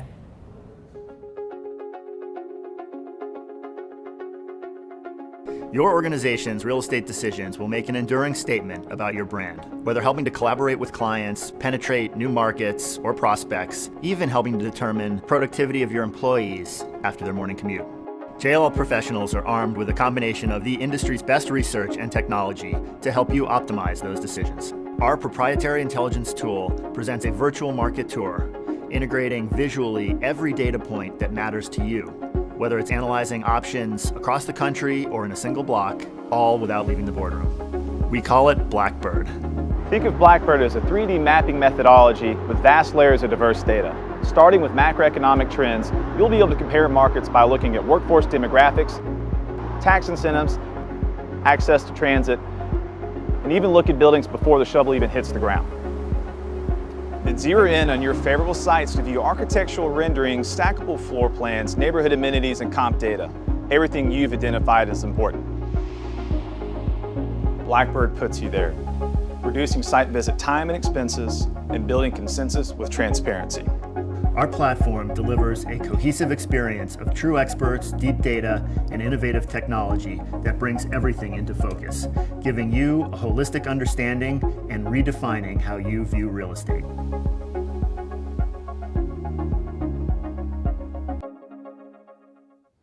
Hi, I'm Pushpa, your host of JLL Live here at Disrupt CRE in Chicago today. And we've talked about how Disrupt CRE is a half-day conference that brings together real estate professionals and tech companies talking about how technology and the trends are impacting the way that we do business today through some panel discussions. And one of the panels that we have today is called Tech Tools. And we have two of our panelists here. You actually haven't done your panel yet, right? You're Yep. coming to join us a little bit earlier, so thank you for that. Yeah, you bet. We have Alana McVeigh from Anaplan, is it? Yep, Elena. Elena, my bad. No, Sorry. it's okay. And Bucky Beeman from Realty Growth Inc. Thank you. Thank you both for being here. Yeah, you bet. Elena, let's start with you. You have a startup company, really, right? So it's I would call it more of a mature startup. It's kind of it's connected planning. So the name of the company is Anaplan. It's basically taking what is being done in Excel from many of real estate companies and effectively Almost everybody in every company. Right. Yeah. So anything that has that analysis, collaboration, decision making, which really has, most real estate companies are in Excel because they have these platforms that just aren't serving the needs of their business and users. So it's a heavy reliance on IT to make changes. So they go to what is near and dear to their heart. They go back to Excel because it's flexible. Right. So Anaplan is basically kind of taking that on. And you called it Connected? Connected planning. Connected planning. And how are you taking that on? So really what it is it happens with all parts of the business. So from a sales team to be able to marry up that data with what's happening at, your leasing, what's happening at a property level, all the way up the capital stack to a portfolio model to a corporate model. So for global real estate firms, there is a huge need around being able to see it at that aggregate level, being able to slice and dice data, be able to look at, if I purchase this portfolio, how does that impact my fund? What is it accretive? What's my IRR? And be able to understand on a global basis kind of that what if scenario modeling. And right now all different levels, it's right? not able to be done currently with the tools that are at disposal. So Anaplan's changing that. And that's got to be hard getting people out of Excel. And I think, Bucky, that also kind of parlays a little bit into, we're talking about social media and getting people out of their comfort zones, right? And that plays into social media and brokerage and being in the real estate in general. A lot of times people don't necessarily think that social media can really help them, right? I think you're proving a lot of people wrong in that sense. Trying to. Yeah, tell me about that. Yeah, going back to how you build a business, whether you're an individual agent or you're representing an entire company, you go out and shake hands, you go to networking events, you get the opportunity to meet people. Well, you can now do that digitally, and with all these platforms that are becoming more mature than they ever have been, you can tell your story as an agent, you can tell your story as a company, you can start documenting what you're doing in commercial real estate that can lead to people building a relationship with you, connecting with you without you even knowing it until they're ready to act, and then they reach out to you through one of these platforms, and the next thing you know, you have a deal that you're working on. And that's a big point right there, is they're building a relationship with you that you don't know about until they're ready to act. I'm one of those people. I don't want to hear about anything, but I want to know where I can find it, or I maybe just want to monitor it, but I'll know where to go. And that's the important part, is knowing where to go. And so what kinds of social media are you using to do that and to build up your base there? Personally, what I've recently started doing over the last year and a half is telling a story on Snapchat, which for commercial real estate agents, that's like out of this world. What are you talking about? That sounds like it's for teenagers. You're the only person I've ever heard of doing it. What it's done for me is it's got me comfortable in front of my phone, as I'll say. My phone is my camera, my phone is my microphone, my phone is my everything. Yeah. And I then now feel empowered that I can tell my story on other platforms such as Facebook, Instagram, Twitter, being connected on Twitter with the community that exists on Twitter. Let's be real, our industry is on Twitter and LinkedIn. Yes. But we're starting to see the forward thinkers, as I'll call them, starting to become very active on Instagram, very active on, not so much Snapchat, very active on other platforms. Right. So what are barriers? Why are people not getting into that? The thing I like to say is embracing the awkward. People don't like to embrace awkward. As I was walking into the event, I had my phone in front of my face walking in, and people aren't used to that. It doesn't come naturally. So I think that's one of the big barriers. Right. And then I think another barrier is people concerned about, well, rules. And that's a real barrier, because if you're working with a big company that has lots of restrictions related to how you market yourself and your personal brand, it can hold you back from putting yourself out there because you're afraid of a red flag getting raised. And do you think that's why agents are slower to embrace social media, or do you think there are other things that are involved as well? I think there's multiple factors. Another one would just be the general age of a commercial agent in our industry. I think that's another thing. But it doesn't matter as far as telling your story. There's a lot of residential agents that have been doing this for years that decided to start telling their story online, and they become the resource digitally in their market, in their region, in their industry. And so it's used as an excuse so often, but it doesn't necessarily have to be a large barrier. And who in the real estate industry, aside from yourself, who has found success using social media? And what were we able to learn from them, or what have you learned from them? So I'll do some shout outs to agents that are actually acting out there that I see. Eddie Gonzalez in Arizona, he is telling story on Snapchat. He is creating content that's leading to business, and he's sharing that content on multiple platforms. David Townis out of New Jersey, he's also telling stories on Snapchat. His sign, his real estate sign, has his Snap code on it. Really? And so it's allowing people to go into a platform and really get to know him. And then I think just recognizing Disrupt CRE, the News Funnel, BizNow, like they are ultimately the leaders in our industry of creating content online, and we can learn as individuals or as companies from them because of what they're doing and how they're acting on these different platforms. Right. And Elena, that brings us to some of the stuff you're talking about in terms of putting all that content out there. How is it that people can even make a decision, and in terms of purchasing new tools, like where would they even start? Right. So I think the biggest advice that I could give commercial real estate companies would be to take a good look at your company and understand what's the engine, what are the core processes and departments that are kind of fueling and driving your growth.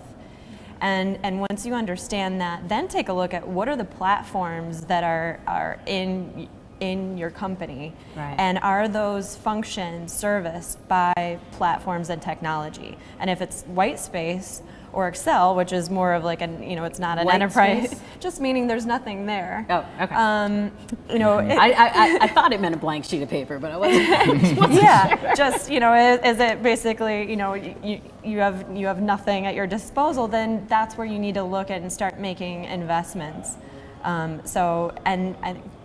Taking your strategy and looking at it from more of a strategic roadmap perspective, and start to map out where your investments are going to take you for the next 3 to 5 years. And have you seen people still being resistant to it, even if it's very clear that this is the right path to be going? There's definitely resistance, but I think it's one of those things where it's like the train has left the station, right? And you need to get on board. And more we're seeing that decision making is driven by data, and investors want to have that data. Show me why you invested in this market. So investors are asking for it, and millennials and the new generation kind of demand this. It should be there now. And so what that is that middle... I'm not a millennial, and I feel that way, 100%. Yeah, so what it means is... Because I don't have time, right? So if I'm making time, it better be there when I'm looking for it. Right. So what it means is you need to kind of do your homework and get that operational excellence and understand your data from day one as it's rolling in, as you're getting it in, and so that you are all working from the same page. So it takes some time to get it right. And what kinds of things are you seeing with social media that are like fascinating you, whether it's in real estate or outside of real estate? I think it's just how leads can be generated no matter the platform. And I'll give a real life example. I do a market update on my Snapchat every Thursday, which then I repurpose for other media platforms. But I got a lead on a large listing that we had because of my market update that I did. Someone sent me a Snap message and said, I want to look at that building. So I think that's an example of a real life lead that I wouldn't, and if I were to tell my founding broker that I got it via Snapchat, I'd be talking foreign language to him. Absolutely. I think that's a sign. The other thing is They just think now that you were chatting on the street or something like that you just ran into someone. And then the other thing is just now with like Facebook Live and just all these new things that are coming out so quickly, like it is ever changing and it's changing fast. And so looking at other industries and how they're adapting to this change, and they're starting to put content out through the different means that are now accessible from our phone or from our desktop very easily. And in terms of, Snapchat is really a very informal kind of thing, right? But commercial real estate isn't necessarily that be yourself, what's the right way to say it? Do you feel like you have to follow certain guidelines, or can you really just let loose and be you? Because we know what Snapchat's all about, right? Right. How does that really play in? It depends. When it's business? I think it depends on your personality. The thing I would say is if you follow my Snapchat, you will see that I put filters over my face and I have fun with it, but my business is fun and the business owners I work with are fun, and so I'm showing real life. And I think often in our business it's not seen as necessarily fun, but it really is. I mean, that's why. And yet it's a relationship business, right? So why wouldn't you want to build a relationship with someone that you can actually see who they are and feel like you trust them because you actually know a lot about them? Right. So I think that you can have fun with it, and some people it's difficult for them to have fun with it, but those that embrace it and start doing it, I mean, they really, really enjoy it, and then also they build business from it. Right. So let's talk about, forget about social media and Anaplan for a moment, and just talk about, you guys are on a panel called Technology Tools, right? What are the kinds of things that you're going to be talking about, or do you think you're going to be talking about today? So, just based on kind of what I'm seeing, it's what are the tools that should be invested in today? What does that path forward look like? What's exciting? What's new on the horizon? And just think all of the disruptors here. There's new ideas. There's so much creativity. There's so much capital that's been flooded in the market in terms of investment dollars that have been attracted to commercial real estate because it has been this laggard industry. So but you have to have a little bit of skepticism just in terms of everything might look have a great slick UI, but what is that engine behind? So I mean, knowing I've been in a lot of vendor demonstrations, you have to kind of go through and you've got to kick the tires and you've got to have kind of do your due diligence and make sure that it's that you really understand if that's serving the needs of your business. Right. I think we're seeing more and more tools come out, so I'm excited to talk about the certain tools that are adding to efficiency to our business. Examples are Buildout, that tool now being able to share your listings on multiple platforms very easily, which used to be a pain in the butt for so many companies. Yeah.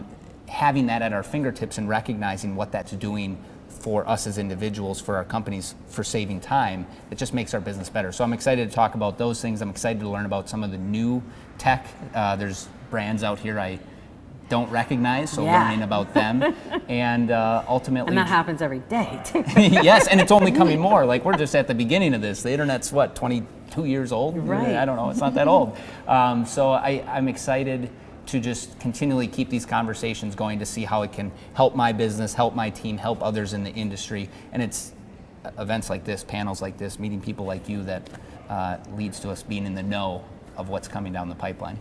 And what are some of your favorite tools that you weren't using maybe even a year ago, but a couple of years ago? What are some of your favorite things that are now in play, whether it's a tool that took or replaced something that used to do a really long way, or a favorite app, or what are the kinds of things that you use the most now? Well, I think it's interesting what's happening, with all of the integrations out there, and especially just kind of from a BI perspective, Tableau, Workday, Anaplan, I gotta say, shameless plug. Of course. And just really kind of thinking about how your budgeting and forecasting cycle and an entire process. What are the platforms? I guess that's what I'm the most excited about, because that is really changing the game for commercial real estate companies. I'm really excited about, and this is not specific to commercial real estate, but Slack. Slack has been a great tool for our team, for group communication, for individual communication, and so that's one we've been embracing and using. And then we're using CRM, and there's a lot of CRMs out there. I think it's interesting to see these CRMs that are specific to our industry and how they're really working with industry leaders to build the best platform for those that are out there being practitioners. So there's some CRMs out there as well. And what are you most excited to see here today? Like besides your panel, of course. Yeah. That's the best thing. But what else are you excited to see here today? You know, just walking around, getting to talk with people, learning more about their products. I don't have anything specific. How about you? I'm excited for those that are willing to embrace awkward with me and create some content. So do some Q&A and being able to bring their product out there further online. And then I'm excited to just network. Get into events like this. You're meeting agents, leaders of companies, the people creating the tech. It's like that marriage of so many people in one place. So just, you never know what comes out of those conversations. Right. Well, thank you both for being here today, and good luck with your panel. Yes. Thank you. Thanks. We'll be right back with one of my favorite people, Matt Gonterman, our America's CIO, who just gave the keynote a few minutes ago here at Disrupt CRE. We'll be right back. Third quarter results are really something. As you can see here, actually, sorry, that's not. Oh, is that over Bluetooth? Maybe it's the VGA cord. Oh, try checking the input. Ethernet. USB, USB-C, USA. Maybe it's a landline. Oh, you know, PCs and Macs seem to be different computers. Yeah. Oh, sync it with your Apple Watch. Ethernet. ClickShare? Over HDMI. HTML? DisplayPort. 802.11b. Thunderbolt. Minesweeper. Ethernet. Did you try turning it on?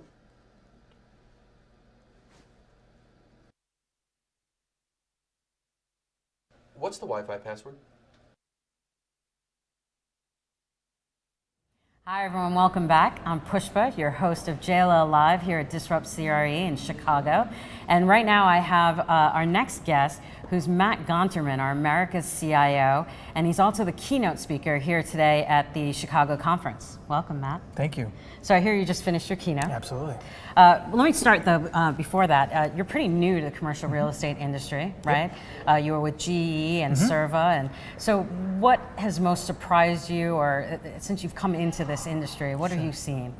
Well, we were really at the beginning of the digital journey for us. We have a lot of great siloed solutions that have helped us transform different parts of the process, but we're just at the beginning of actually threading that needle and putting that thread through all the processes so all the systems are connected together so we can really deliver a full digital experience to both our employees, our brokers, and also our customers that we're trying to serve. And given the fast pace of change, right? Yeah. How is JLL keeping up with all of that? Oh, we're at a fast pace right now. We actually have so many projects going. It's great. You know, we've really done a couple of things. One is try to really be completely transparent of all the projects that we have underway. We've started a process of creating a digital board where we get together on a quarterly basis, face-to-face, and over the conference calls as needed to really talk about all the different digital projects underway. There's a lot of great ideas out there. So besides just talking about what projects are active, we're also talking about what ideas are coming up, right? And as making it in a way to start to build that backlog and that idea list of what can happen. As we know from in the technology space, a lot of great ideas can't happen because there's something that's limiting them to move forward. Okay. So for an example, a lot of times we wanted to have people on the field to have connection to technology, be able to do updates real time, but we didn't have an iPhone, right? So we built these really big systems, big hardware, we put them in the cars, car phones, it really wasn't enabled. Once the iPhone was created, that broke a barrier, right? And we completely changed how we went to market from technology. So in our case, when we look at projects today, there may be things that are limiting us, maybe some law or some requirements from regulation, or just the fact that we haven't looked at it yet. Yeah. So as we look at those ideas, we're pulsing them, and as we finish projects, we're talking about where we're going to go. The whole agenda for the digital board is, what are we doing today? What should we be doing next year? But then also, what is the VCs talking about? What's MIT? We have a great relationship with MIT about real estate. And I was out there about a month ago, And it was truly an amazing experience. They're talking about things that are 10 years out I had no idea about. And when we talk about these things, they are bringing And they challenge you to think that way, right? It's a very challenging. It's like back in school again. It was a little, It hurts it was a little intimidating, actually. I'll be honest. I mean, she knew so much. The whole team knew so much about real estate. They live and breathe real estate, which is awesome. But they live and breathe real estate from a technology perspective. We keep track of several hundred technology firms here at JLL and understand where they're going. But they keep track of thousands of them. And I struggled with it, thousands. Because they keep track of not who's successful, who's still there, who's spamming us, but all the failed attempts. Because you actually learn more about the failed attempts in technology. What didn't work? Why didn't it work? Because that will feed back into why didn't it work? Was it because we didn't have the iPhone yet, so we didn't have the hardware in place? Or is it because of connectivity? We only have 4G, not 5G. There are so many reasons why, if that barrier is broken next year, that we can go back to the idea that wasn't successful and try it again. And it makes so much sense when you break it down that way of looking at lessons learned and reasons for failure and how do you fix it. But it's good. They're doing it and not a lot of other people are. Exactly. So when people say, Matt, we bring up an idea like, we don't want to do that again. We tried that past. Let's try it again. Something's changed. The rate of change in technology right now in this space is like a rocket. If you look at the amount of funding that's come into technology and commercial real estate between 2012 to 2015, there was some funding coming in, but it wasn't much. But if you look at the chart between 2013 to now, it's a massive amount of money coming in. Everyone has a startup. Just go look at the group across the way. We got all these great startups over there with all these ideas. I was walking around and listening to people having conversations, and they're asking, so how big's your company? And one person said, it's me, right? That's it. And they're coming up with some great ideas. So we are going to see a quick path for growth in this space that we need to be ready for. And how we at JLL, how do we take advantage of all of that, but do that whole balance? I've heard some talk about technology ecosystem and a plan for all of that. So talk to me about that. So interesting. We've been having a lot of conversations around technology, both at the AEC level, including Digital Board. We actually had them back to back a couple of weeks ago. And the AEC is? America's Executive Council. And as we talked through the product and the services and all the technology that we have, there's a couple of things we found. We need to be very good at partnering, buying, and building technology. In the past, we used to build everything, and that just wasn't, we can't invent everything. And right? we had to build it because it wasn't there, right? Now it's out there. So we need to look at what's already commercially available. Let's just buy it. We don't need to reinvent the inbox. We all got that. We all don't need to invent other items. Let's buy it, integrate it. So we're going to become really good at integrations. And we're going to be really good at filling where the gaps are at and innovating where there's the gaps, but also partnering and connecting with everyone together. So you're going to see this ecosystem, which is not just software developed by JLL. It's going to be an ecosystem of partners with JLL. And we may have one or two partners that we connect with, but we'll have a complete solid platform that is steadfast, that also allows us to do one amazing thing: connect data from the very beginning of the process to the very end of the process. I will scream with joy when we can look at how an email goes out to someone and they click on it and they become interested, they go to our website, they then connect to us and say, I'm interested in looking for a property or something, and then we connect them to the right broker, we go through the transaction, we do the digital tour, we actually start doing lease calcs, all the way down and complete the transaction. If we can then look at all the steps in that process, from the very beginning of the prospect, random email they got, cold called email, all the way to the end of the complete transaction, and then understand what happens, right? What things do we need to be looking at? We can then figure out, hey, we thought these are the right people to email, but none of them ever completed a transaction. It's this population that's really important. Or these steps in the process, this spot in the digital tour always fails. Let's take it out. No one should ever put that one on there. Or what's happening? The analytics that we can give to our team and our researchers to look at the process. Today, it's a little gut feel. We have isolated systems. I can't tell you how many times a property is put on a tour. I can't tell you how long the cycle time is for some of these transactions. But once we have that data exhaust, as maybe people call it, we will be able to provide so many more insights, and that in turn will then give us, our team, the right data to go after and spend as much time with those right people to build that relationship, to make that win. And that's give feedback to the landlords too, in Absolutely. the example that you're giving Exactly. here, right? Feedback to the landlords Hey. too, more about their properties because we're representing them too. This property is always never working, or it's not working for this type of person. Or even find out. And here's your target market, Sure. so here's how you should be marketing and putting your dollars towards that and Absolutely. reducing the amount of time it's even Absolutely. on the market and the amount of money you lose by having it be empty space. Even looking at our customers or watching our clients, and if we find out, and I've seen this in other industries, if they look or Google or search on our website for a certain word or term or even go to a specific website, that's a tell that either they're upset or they're ready to buy. Right? You can usually tell where they go on websites about what's in their mind, right? Just imagine if you can see their history as they search. So if I we don't find want a people. I mean, are we getting into privacy stuff? No, absolutely. On our websites, where you're going, tracking the connections, you're safe, Pushpa. Thank you. But imagine if we know if you go to this website and look for pricing of a property, that means you are now calculating the math of financials. Boom. That means we need to make a call. They're thinking about going today.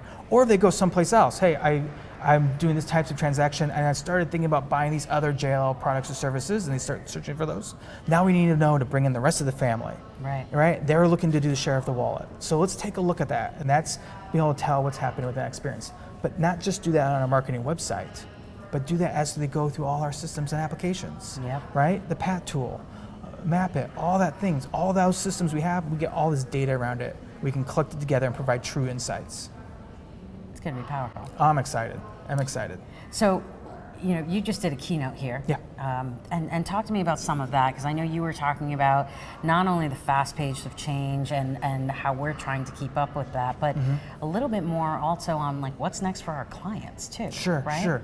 Well, look at how the workplace of the future is going to change. A couple of facts I shared with out there is that there is a fact out there that by 2030, 30% of the space will be flex space. Meaning? Right?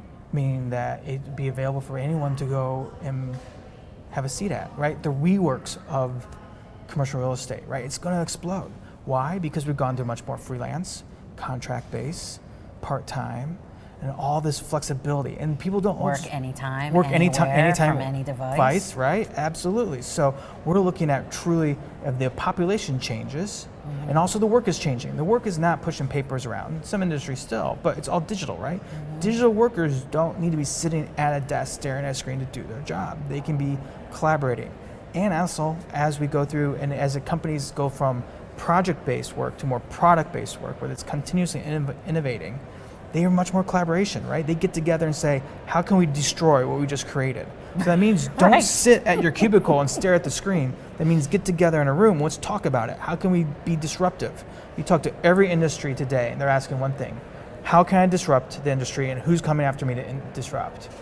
Those conversations are happening, but they can't happen in a sterile conference room or at their desks, right? Collaboration is happening, space is changing, they're meeting in different places. So as we look at that, and for those who haven't taken a look at, there's a new framework put out there that really helps you focus on different conversations you need to have when you talk about space. On the bottom of it is red. It talks about things that we've talked about for a long time. Okay. The financial performance and also operational excellence. How much does the space cost? How well do you use it? Table stakes, we get that. But when you talk about space, there are three different areas that we need to have part of the conversation. Employee experience, the digital aspect of it, and also continuous improvement. And then many of our teams know, the commercial real estate function used to report to CFO. That's changing today. As we talk to our CEOs and CFOs and the boards, it's going to the HR side. Why? The space is there for a reason. It's to make the employees very productive. So if we get the space right, we get the productivity of employees, the employees have a higher expectation now of the space, so therefore we have a whole new focus on that. Can the experience at the office truly drive new value? As you go from employee experience to go over to the digital side, it goes back to what we talked about earlier. The work has changed. They're now doing digital jobs. So we need to talk about how they're doing that digital job. But also, on the inverse, what digital information can we get about the building? I mean, I would love for the day before I come into an Aon building and it knows I have arrived. It knows, I like my coffee black. And it sets my phone up at this time, right? Right. And it can look at your calendar and know. Know when do I have a break. It knows I have what conference room I'm in, where I'm going, It can tailor to say, from a lighting, from a temperature perspective, connect who's going to be there and actually find out for other people's calendars where we should be at, where we're meeting at. All the information. Have the robots deliver the Have the robots lunch deliver. for you? Right. It's all nearby. We have 1.3 billion connected devices today. Right. I have 2 iPhones in my pocket. I have an iPad over there. Right. There's a lot of them. Right. But in just a short couple years, they're predicting 20 billion devices. So it's not all personal devices. That means devices in buildings, right. Measuring, are we using conference rooms? Are we sitting in our seats? Our buildings are going to know more about how our workforce is working in a couple years than ever before. The smart buildings, Internet of Things, it has become a reality, and we will truly be able to measure then what of our assets is truly being utilized. You hear many people say, and how, right? So I love, I look at our technology today in Aon, and there's a lot of opportunity for us to leverage more of the technology. Some of it's being used, some of it's not. It took us a while to get that data. Now we're leveraging it. Now we're having conversations of what can we do better? Is it training? Is it communication? Is there a glitch that we didn't know about? And then once we pass that hurdle, it takes off. And that's just one step in a big long journey that we have about smart buildings coming up. And what are you most excited about? Oh, well, if I look at the roadmap for this year, there is so much momentum around digital processes I'm so excited about. We have the new capital markets digital process coming out. We have a new tenant rep digital process, both of them looking from wing to wing, how do we really improve that process? We're having great conversations around data, and we have all these silos of data, and the help with all the different data leaders around the world, we're bringing this data together. And ironically, the teams had independently come up with new data structures, but they all matched. And so we're able to bring all this data together so that we can actually... It comes together. It comes together. So very shortly, we're going to have full digital processes that we're going to be able to build upon, get better and better, innovate every year, and be able to provide analytics to the people and our friends and our colleagues so that they can spend more time with the customers, really focus on that relationship, make it an impactful relationship because they know the information, and not spend time pushing papers, making requests, making phone calls. It's going to be a true great step forward. I like all of that too. Awesome. I can't wait for some of this to actually happen, right? Me too, I can't wait. Thank you for being with us here today, Matt. Sure. Appreciate it. And what Matt was talking about when we were talking about the future of work, it actually relates directly to a report that JLL just helped produce to help our clients understand all of this, and it's called The Future of Work. So we've got a video to explain that better for you and play on a lot of what Matt was just talking about. So check it out.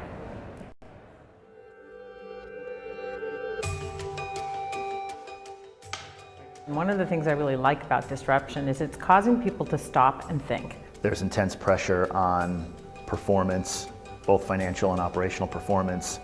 There is digital disruption coming from all angles, which is both exciting and terrifying at the same time.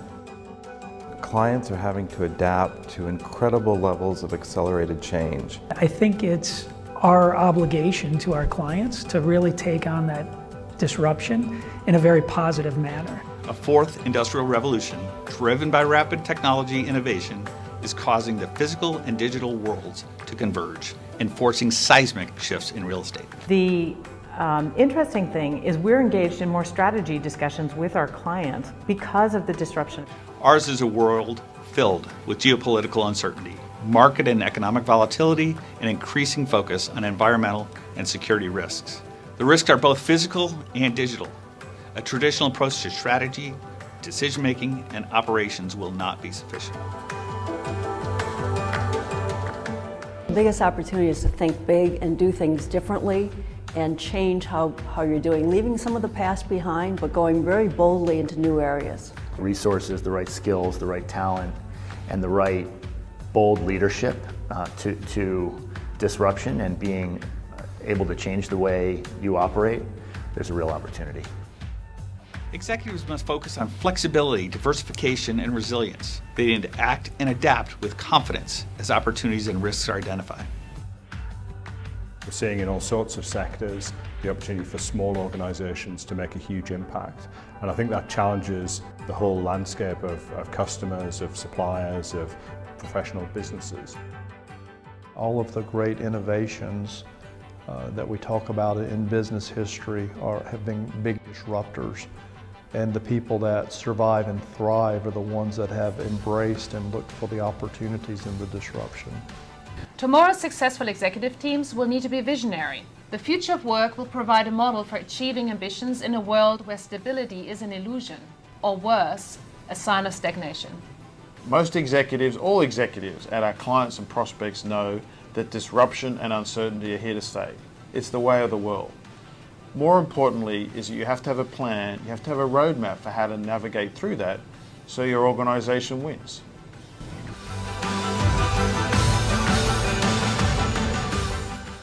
Hi everyone, welcome back to Chicago. I'm Pushpa, your host here at JLL Live at the Disrupt CRE conference. And my next guest is Ho Chun Ho, who's our global head of data governance and management. Yes. Hi. How you doing? Good. That's a mouthful. Yes, it is. Yes, it is. All right. So, and you do that for a lot of our corporate clients, right? Yes. And it's around data and analytics. But yes. Tell me about what that really means. And how does that help us in terms of like a competitive advantage for companies? Yes. So basically, we help our clients manage their data. It's a very difficult thing to explain to my mom what I do for a living. Same here. Yes, you know exactly what it is. So basically, what that means is that we want to manage the client's Hi, Mom, data better. by the way, I know you tried. Yeah. So in data governance, people usually talk about managing data like a corporate asset, just like a computer or a server.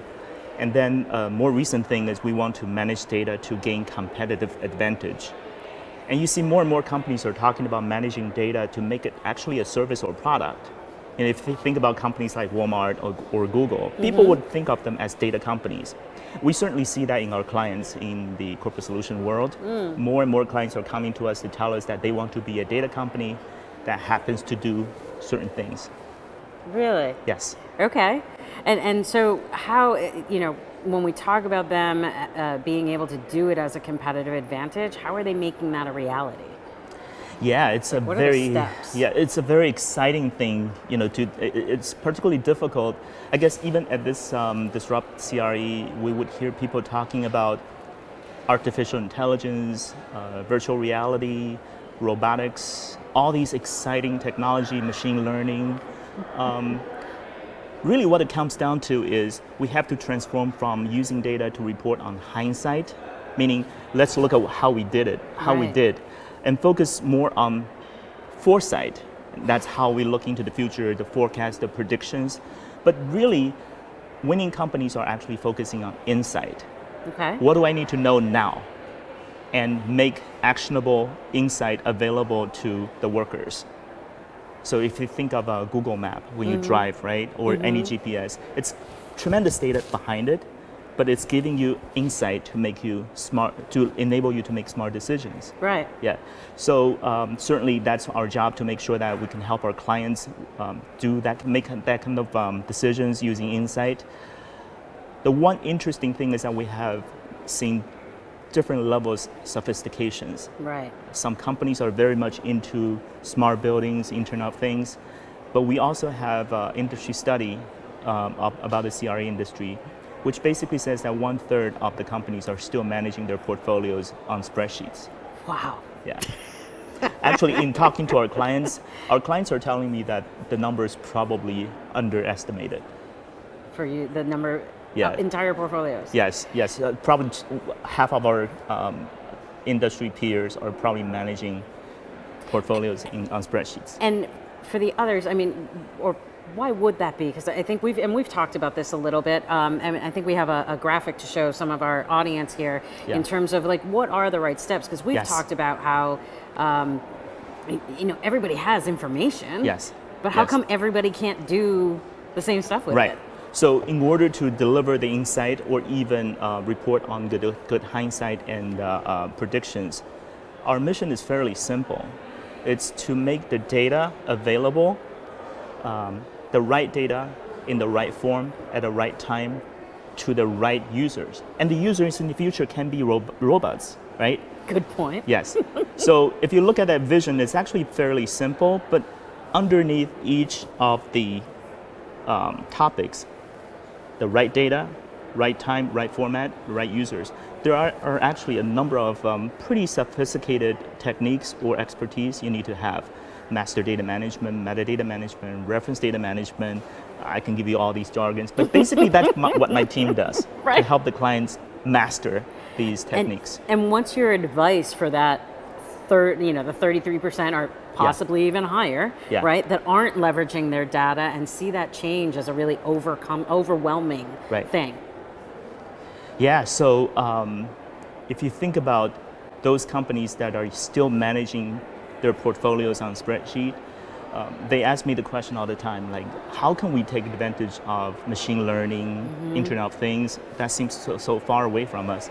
I would actually argue that those are the best candidates to embrace the disruptions or the innovations, or they can because be they haven't had to spend all this money and say, let me show the return on investment, right? They can just dive right into what other people have already done. Yes, it's very similar to if you think about the internet, the landline internet adoptions in developing countries versus the developed countries where they have a lot of landline infrastructures. Wireless becomes a harder thing to adopt because you're still paying for your investments. And so if they aren't embracing that and aren't doing that, then why? What's the biggest challenge for them? Because managing data is really hard, right? All these terminology I just used, you do need to spend the time to understand it. And I think, if you don't mind, I think when we had talked a while back, right, you had talked about how there's 3 main steps of gather, manage, analyze, and it has to be in that order, right? Yes. And manage is where a lot of people have that issue. Yes. Traditionally, we manage data by a pretty simple 3-step process: gather, manage, and analyze.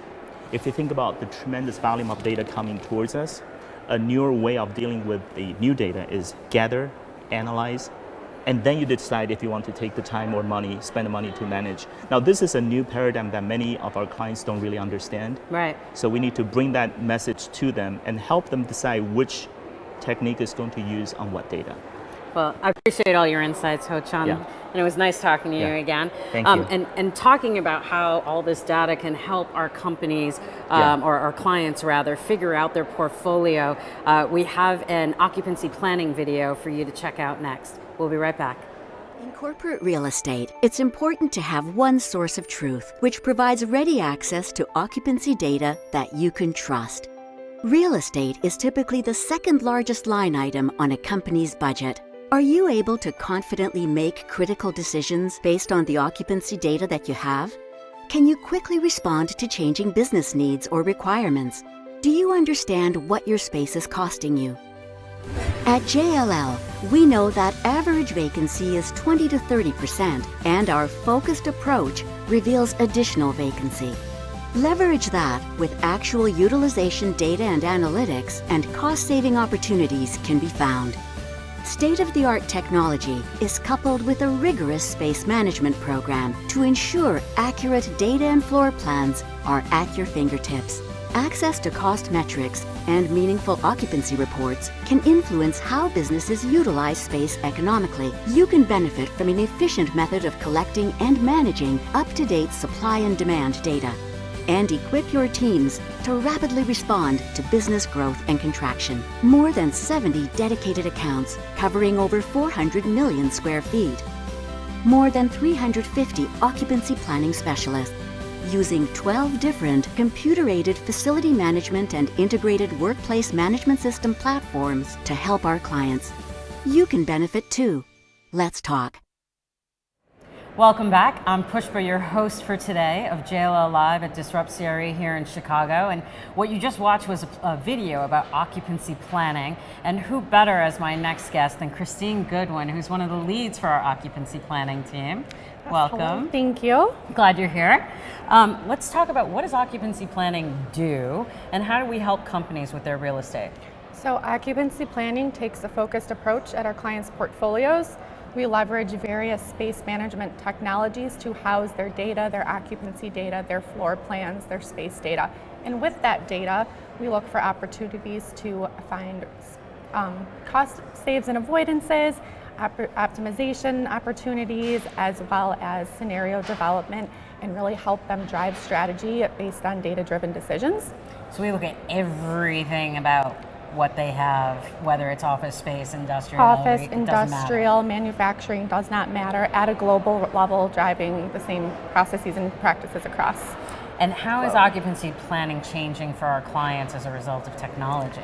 So as I noted, we have space management systems that we use technology, but the bigger thing is how technology is changing the way we work and how we have to react to that change and kind of... In order to help our clients. In order to help, yes. So since technology is changing how we work and we're becoming more mobile, we're less tied down to the individual seats, that's changing the way as occupancy planners we track and manage our clients' portfolios and therefore... And you had put it in a really good way when we had talked a little while ago in terms of less about people in their seats. I think you called it butts and seats. Names and seats, butts and seats, however we want to look at it. So now what?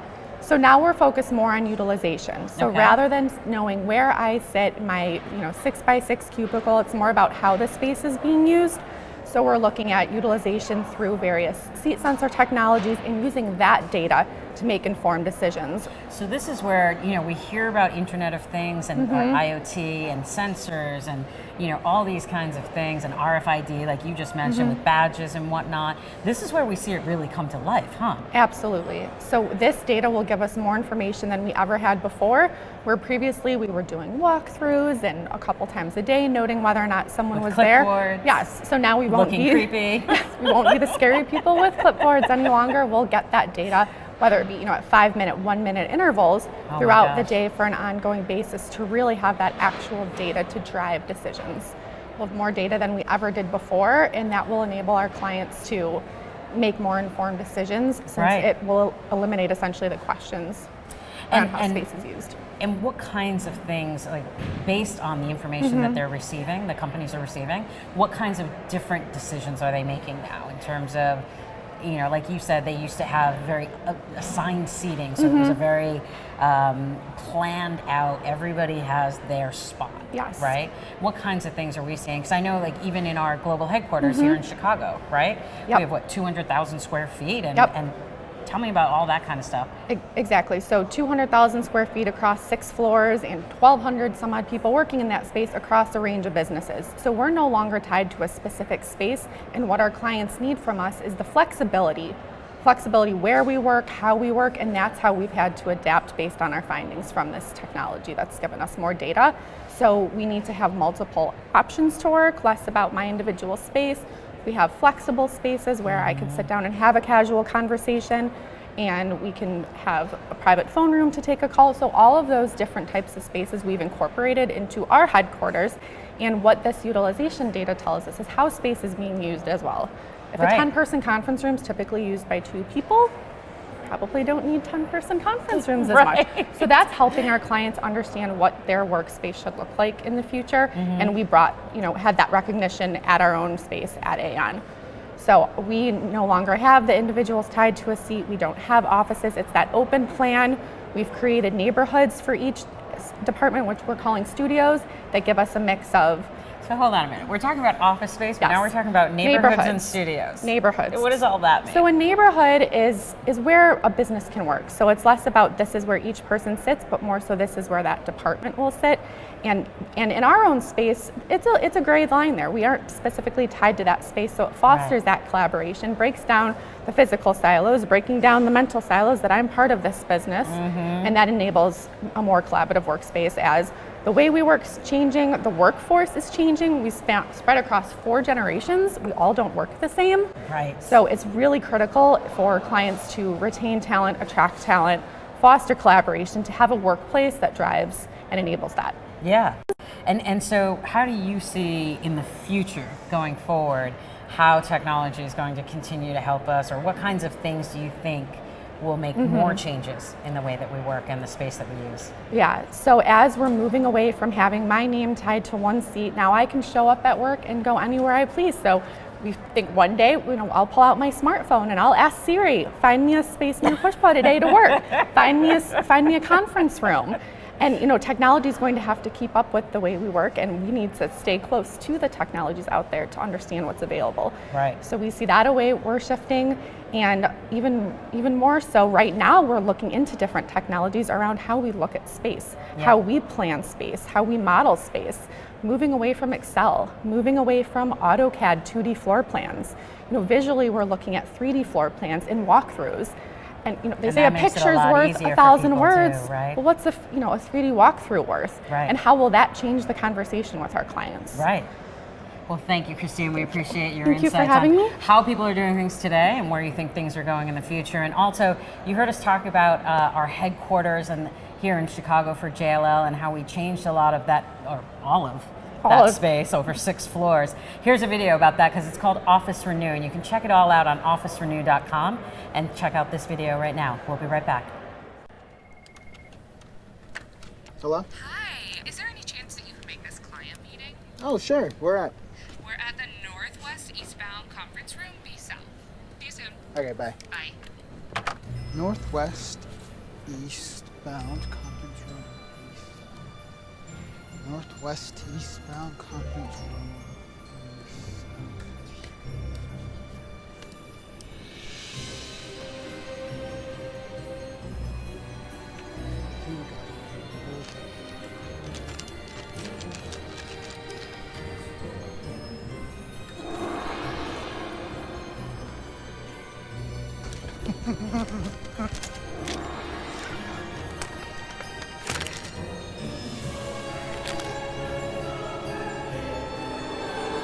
Northwest eastbound conference room.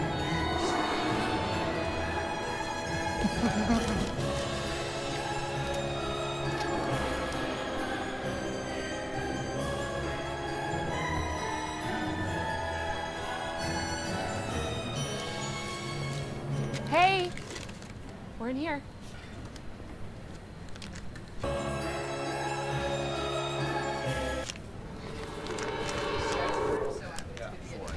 Yeah. Welcome back, everyone. I'm Pushpa, your host for the day of JLL Live here at Disrupt CRE in Chicago. And my next guest is actually celebrating a 20-year anniversary in supply chain and logistics solutions, right? Easy for you to say. I know. Yeah. I got Rich Thompson here with me. Rich, tell me what all that means. And congratulations, by the way. 20 years is a long time. Thanks very much. Yeah, I think JLL is probably one of the first in the commercial real estate industry to invest and grow our capability to help our clients with supply chain consulting. Okay. And this is something that we tracked back to 1997 when we first really got into it. So it's been our 20th year here in 2017, and we're very excited and very proud of all of that. And what does that mean in terms of, if it started in 1997, it's got to be a whole lot different today than how it was back then in terms of how companies address the logistics part of this, right? Yeah, it's very much true. So it's our point of view that in order to be a trusted business advisor to our corporate clients on industrial real estate, plants, warehouses, and distribution centers, you better darn well understand supply chain. And the reason for that is that supply chain or logistics can make up 80% of the total operating cost of a distribution center. So from a real estate perspective, on industrial, it could be 3 to 5% of the operating cost, the real estate component. Okay. So it's very small. So the focus of supply chain professionals and our corporate clients is on getting that 80% right. Freight costs, labor, inventory, and then being able to pin that solution down to the ground in the right location. So that's why supply chain is so critical. And I can imagine that, 1997, the internet was just starting. So forget about even having all these other tools and GPS, right? Like, what's that? So it must have taken forever, like a lot of guesswork, or was it just, even cell phones, not everybody had that. So it must be an amazing shift with technology on how people are doing that. Yeah, it has been. And technology is really what's driven supply chain management as we know it today. Okay. So if you think about logistics has been around forever, and most notably in the military. So if you think about the Roman Empire, or even George Patton in World War II, it's all about logistics. So it's been around for a long, long time. But the advent of supply chain management, as we know it and hear about it today, really was caused by technology, by the World Wide Web, all the tools and technologies that have evolved since that time, which was in the 90s, early 90s, which is when I became very involved in supply chain. So it's being able to see that entire supply chain and have visibility across all those, what we would call traditional functional silos, And make better decisions. Make because better of it, decisions right? because of it. Yeah. So you're right. Technology has had a huge impact on supply chain as we know it today. So e-commerce is rising. The brick and mortar stores are really struggling, right? What's the some of them? Okay, true. What's the impact on the design and technology of industrial space? Yeah, it's a great question. And e-commerce has by far and away had the greatest impact on our business, on industrial real estate. We equate nearly a third of all of the transactions that are going on to e-commerce in some way, shape, or form. So it really has had a huge impact on the business. Right. One of the things that I think is kind of the most interesting is that if you think about a traditional retail distribution center, and it has a footprint of, say, 1 million square feet, okay, you might have 100, 150 people, for example, working in a facility like that. But if it's an e-commerce fulfillment center, meaning direct to consumer, okay, and it's more of a pick-pack versus moving pallets around, you could have as much as 3 or 10 times as many people working in that same footprint. So that's a huge consideration, and that's very important to think about as companies and our corporate clients are making site selection decisions. Right. It's that labor component that's really taken the front and center. And I know some of the companies like Amazon have those new robots, right? That end up going and they know exactly where the inventory is. And are you seeing that impact very much for other companies as well, or other industries?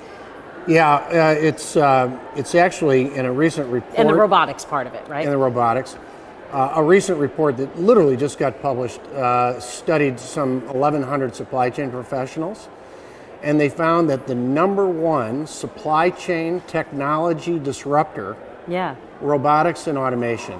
Really? Yeah, and we've seen it before. Amazon, who everybody knows, purchased a company called Kiva Systems, which is a robotic system to move product. I have a friend who helped to build it and deliver that. That's why I was able to talk. Oh, that's fantastic, yeah. So that's been a real innovation. And if you think about it, productivity is key, and all of our clients are looking to be more productive in the distribution center. And when you have individuals running around trying to find the right products and get them packed and shipped, it takes a lot more time than having the robots bring them to you. And if you've seen some of these Amazon videos, you'd be very impressed. It's quite an operation. But as labor becomes tighter and labor rates go up, we're going to see more and more automation and robotics inside the four walls of the distribution center. And what are the big supply chain milestones that you've seen over the last 20 years? Well, I would tell you, technology from, as we talked earlier, about 20 years ago with the advent of the web and all the other kind of tools and technologies that help create visibility across the supply chain. But from our business, it's been really exciting because we have focused our efforts on trying to help our clients speed those decisions and make more informed decisions. So as I mentioned earlier, when you think about site selection for industrial, it all comes down to freight, labor, and inventory, and then you have to pin it down to the ground with real estate. Right. So we have developed some logistics modeling tools that help look at freight cost sensitivity, which is one of the big cost drivers to site selection. Right. Help them weigh, different alternatives from a site selection perspective as it relates to that. We have some incredible labor analytics tools that can help pinpoint, where the right labor might be, not just from a rate standpoint or unionization standpoint, but from a profile standpoint. And we have other tools too that help with inventory optimization. And then we have some really sophisticated technology, which we call Blackbird, that help us fly in and swoop in on a market. And that's got to give people incredible confidence in the decisions they're making now. Yeah, it helps a lot. Right? And it's all about facts and ensuring our clients have the right information so they can make the right decisions. And that's what we're all about. Well, thank you, Rich. I learned a lot, even in just these few minutes, about supply chain management and logistics and whatnot. So I really appreciate your time today. I'm glad to hear that, yeah. And speaking of having all this data that helps you figure out your space, next we have a video about the journey of Red, which is all about real estate and data. Check it out. Data. It has revolutionized entire industries, from music to travel to finance. Corporate real estate is no exception. Definitions of the workplace are changing. With home working, hot desking, and mobile working, constantly evolving smart building technology means data plays a bigger role in how real estate professionals adapt to a new and exciting landscape. JLL realized there was a huge competitive edge for clients if technology could enable us to analyze, understand, and leverage the mass quantities of data in real estate. Welcome to the platform, people, and processes that came together to form RED. Clients across the world told JLL what they wanted: more effective benchmarking, modeling of future scenarios, data integration, better analytics, and mobile-friendly apps. What they wanted didn't exist, so JLL decided to develop it. We wanted to create an optimized ecosystem of best-in-class applications, letting clients connect their preferred tools as well as the best specialized apps when they needed them. Our vision is every client with their own individual app ecosystem. We recruited a global team of data scientists from finance, academia, and leading tech firms. We sought out the leading thinkers in big data and partnered with the best developers. With the best data governance in the industry and the highest level knowledge management, the RED platform delivers new ways of doing smarter work with the best quality data. Sharing and analyzing data across real estate, sales, workforce, and finance. Revealing insights that help clients realize their bigger business goals. The road to RED wasn't obvious or easy, but JLL has created a different approach to the big questions posed by big data in real estate. We followed the principle that every challenge we overcame was one less challenge for our clients. They are benefiting from everything JLL has learned on the journey to RED, as well as from a world of insights drawn from data helping them with their business goals. Hey everyone, welcome back to JLL Live here at Disrupt CRE in Chicago. You might notice I've got my co-host back, Guess Stephen. who's back? Back again. Keep going, man. You want to dance? Later. I got Stephen Hopkins, the CMO of Real Liquidity, and I have one of my good friends and another co-host of ours, Jessica Falk, here from JLL, and she's one of our America's IT partners. Hi, Jessica. Thanks for having me. Welcome to the table. Thank you. You're in it's the good hot to be seat. here. Yes, I guess so. Thank How's you. it feel? Hot. You look hot. Thank you. So this segment is Disruptors 2.0. Disruptors 2.0. Yeah, That's right. what are we going to do? So we'll tell, why don't we push, what was the Disruptors I ask a question, pitch? he throws it right back on me. How Yeah, about it? what was the Disruptors pitch and why is this 2.0? Let's lean in with that. What was the Disruptors pitch? Yeah, over there. We just got done with it. Okay, I want me was to frame here. it? I'll frame it. I've been here all day. So you're the one who's had to go have fun. Live, about 20 minutes ago, we just wrapped a segment live called Meet the Disruptors. And what that is where all the tech companies that are here on our card, they had a chance to get up and give a 45-second pitch about who they were, what they do, and why they're disrupting the commercial real estate industry. Real Liquidity was one of them. I thought How'd you do? Oh, it was all right. Jess, were you there? Did you go check it out? You did a really good job. Thank you, I appreciate it. It was way better than my intro in my card. So, No, you did a great job. Thank you, I appreciate that. But getting into all seriousness, it is a very cool segment for the attendees here who are coming here to find out. It's almost overwhelming now as I'm watching, and I'm one of them over there. I'm watching and I'm going, wow, we went from a couple years ago having about 2 or 3 technologies for commercial real estate, and now if you're in the business, you're seeing today here we have 15 plus, right? And there's, Mike Hart, which is segment earlier, said he's tracking and JLL's tracking 200 plus, and I think there's even more that's out there. And then Matt incoming. Gonterman, our America's CIO, he was here a minute ago talking about our partnership with MIT and how they track thousands. Right? And it's now, and it's not just here in the United States, right? We have some companies here. Let me look here. Out of Australia. They're all over the place. Sign is out of That's Australia. right. Adelaide, plug for Adelaide, Australia. Switch Automation, also out of Australia. And they've gotten some fantastic traction in their markets, which obviously led them over here. And I think the nice thing about it is, like I said, I've been here, you've been out having fun, but I think what that fun did is allow people to say, you know what, I came here, there's all these tech companies, but what do they all do, right? Yeah. So That's right. it broke it down, and it allowed people to then say, okay, I really want to dig further into this, and that's the whole point of people coming here today. And for those of you who aren't able to be here in person, our next segment, which Jessica is going to lead for us, is actually going to talk to a lot of those disruptors and give you that same experience of what does this all mean and what do each of these companies do, and it's going to break it down. Yeah, I've had a chance to talk with a lot of the disruptors earlier today and really excited about some of the technologies and products that they're showing us, and for them to kind of sell it themselves and talk about it here on camera. So looking forward to that. What's really fascinating too is, Real Liquidity and us, there's another company here, Stealth Forcing, another one, we're focused on the investment side of real estate and commercial real estate, right? But I mean, the companies here and the others, it's really fascinating how they really run the gamut on property management, brokerage, and I haven't had a chance to walk around yet, but one of my favorites, and I'm pretty sure they're here today, Bevy. Yeah. So we're talking. I hope you guys do it. So we're talking about how some of our disruptors here are on the investor side, some are more on the occupier side, but then you have something like Bevy, which is just on everybody's side because they just want to keep you hydrated. That's right.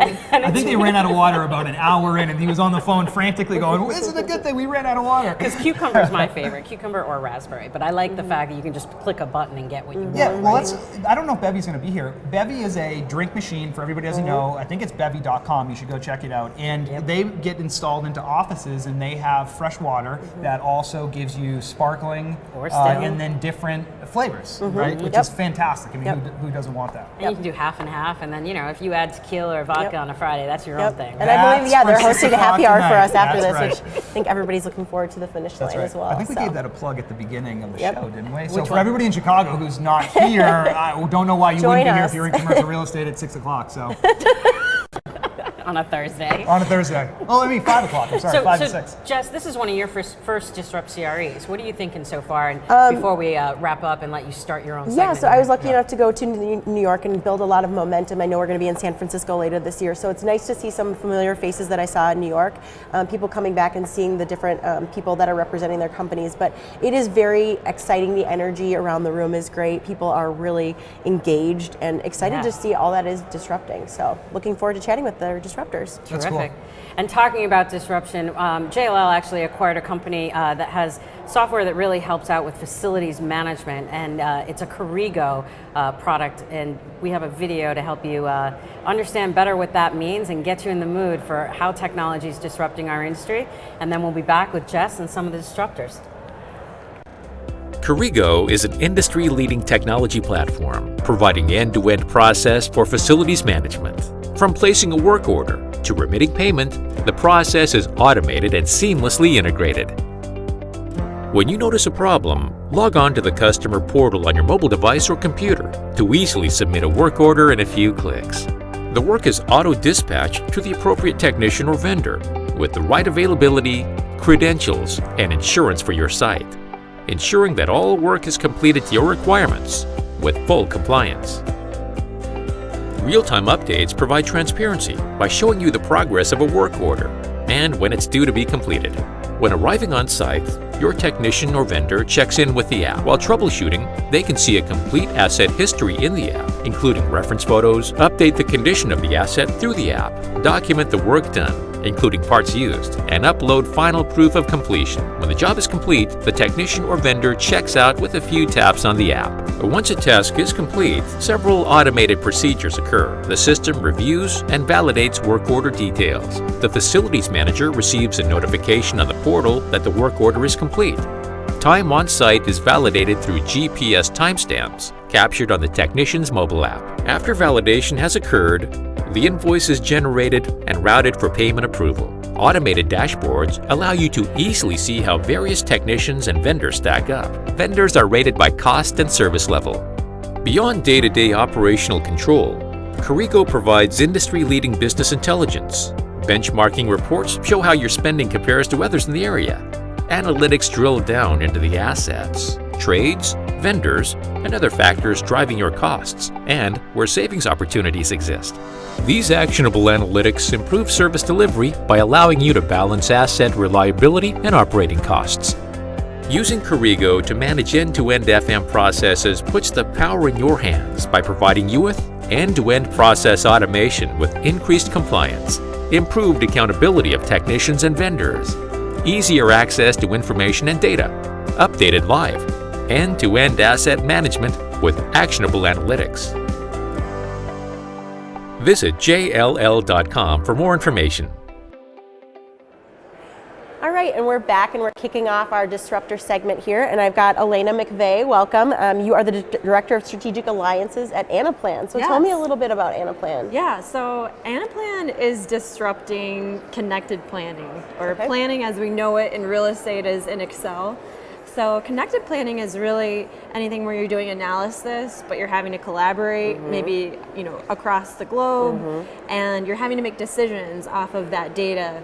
So that's really kind of what connected planning is. Many of our clients are doing, you know, making decisions off of the data. Great.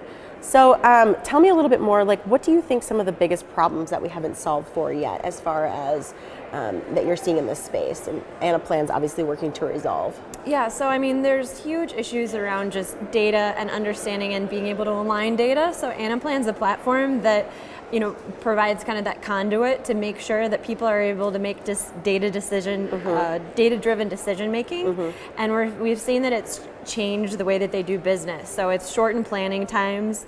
We kind of pride ourselves on that. We're giving folks time to be with their families. They can go on vacations. They don't have to be shepherding data from Excel sheets back and forth. So it's really kind of changed the game in terms of just how people are working and collaborating together and being able to use the power of SaaS solutions versus having to rely a heavy hand from an IT, make this customization because I want to do this. It's giving power to the end user. A little more self-service, and you can get the actionable information that you need at that time. Yep. So tell me a little bit, like where do you think commercial real estate technology is going, and where do you see it in a few years? Yeah, so I think the way that it's going is going to be more of the SaaS solution. So it's just the way that it's kind of grown up. Technology has grown up, that where it went from it had this heavy reliance from IT, but the end user is in the business community. They're the ones that are needing it. So you kind of have this middle person, and so I think what we're finding is more of that SaaS solution, but you have to do it effectively and create that architecture that is appropriate for the business. And our biggest challenge, is really just inertia, and just that the organization may be not ready for change, and so just knowing what the train's left the station and get on board. Yeah, exactly. It sounds like that's where we're going to have to see a lot of and disruption, and that's truly the name of the game, is disrupting and kind of getting people used to kind of where this is going and helping them kind of understand and making that change. So it sounds like Anaplan's kind of helping ease that transition for a lot of companies. Yes, most definitely. Great. All right, well, thank you so much for joining us. Up next, we've got Chris Crisco. Chris is going to be joining us from Buildout. He's the Vice President of Business Development. So, hi, I'm good. How are you? Welcome. Good. So we got a chance to talk a little bit earlier, but tell me a little bit more about Buildout. Sure. So Buildout is a system for commercial properties that allows you to manage and market your listings from one place. Okay. So, looking around commercial real estate, most brokerages are spending a ton of time creating emails and sending out emails, updating their company website, updating third-party listing sites, and especially creating documents and proposals, OMs, brochures, postcards, things like There's this. There's a sea of stuff to pull together a deal, absolutely. And so in Buildout, what happens is we capture your information in one place, and that's pushed out instantly to all of that marketing collateral in one click. So the best part is that it's on brand and Sure. consistent with the way that your company does things. Every company's a little bit different, and we're able to tailor it to them. So you're making a one-stop shop kind of for that, it's catered to that company. We call it like a single point of data entry for everything marketing. Got it. Okay. So where do you see technology in this space going in the next 10 years? Well, the next 10 years is kind of a loaded question when we're talking about technology. Yeah, it changes so quickly, right? Yeah, definitely. So I guess where to start here. So to look at 10 years in commercial real estate tech, I think we need to talk about technology in general. So when I'm thinking about 10 years ago in tech, there is no iPhone. Right. So the pace at which technology is evolving, it's nuts. And you talk about a disruptive piece of technology, right. Arguably one of the biggest of all time. I don't think the next 10 years are going to be any different. Sure. It's just going to be a different product, right? And so when we're looking at commercial real estate in particular, I think that there's a laundry list of things to talk about. There's a lot of those companies here today that might very well impact it in a huge way. But a few things. Hopefully, right? Absolutely. I mean, that's the goal. That's why we're here. But I think that a few stand out among the rest. It's really interesting, or it's going to be interesting to see what happens with VR. You're already seeing Matterport and Florida, and kind of getting into the space, and I think the space is just going to continue growing. 3D printing. I'm interested to see what this is going to do. Yeah, I actually just saw one that prints underwater. It's unbelievable. Or that it's crazy, and what they can do with it. It's really quick. Yeah. It really is, and automotive vehicles. So like we call them at Buildout transportation robots. Yep. It's going to change everything about where spaces are located and what's going to happen to our parking lots. The conversation goes on and on. And the last thing is predictive analytics, the machine learning, right? And that kind of goes right into brokers, right? Everybody wants to know, are brokers going to be disintermediated? And I think the answer is no. Right. Not right away. Matt Gunterman, actually, the keynote speaker, started talking about this today, and he said, this is actually an opportunity to take advantage of the technology to make your relationships better. So do I think there'll be fewer brokers? Absolutely. Right. I think the ones that take advantage of the technology, build their trusted advisor skills, and earn the all about approach. That relationship. Definitely, the relationship. Those brokers will last, and the ones that take the shortcuts, they might not. Well, we'll see. We'll definitely be disrupting the industry. So thank you so much for joining us. It was great. All right. Next up, we've got Brian Copley. Brian is the CEO of City Builder. And we will be chatting to him about your online marketplace. So welcome, thanks for coming. Thank you so much Good for catching having up. We got a chance to chat a little bit earlier, but go ahead and tell me a little bit more about City Builder. Sure. So City Builder is using artificial intelligence to run a real estate brokerage. Okay. We're learning the best and highest use of every piece of land, and then using that information to help property owners make good decisions about who they should sell to. Okay. I'll give you an example. There were 5 properties, 5 single-family residences that our intelligence said should actually be a site for 160 apartment units. Oh, okay. So we brought sell it as a bundle as opposed to each individual lot? Exactly. Okay. So we met with one of the property owners. He gathered the neighbors. We sat down at their coffee table.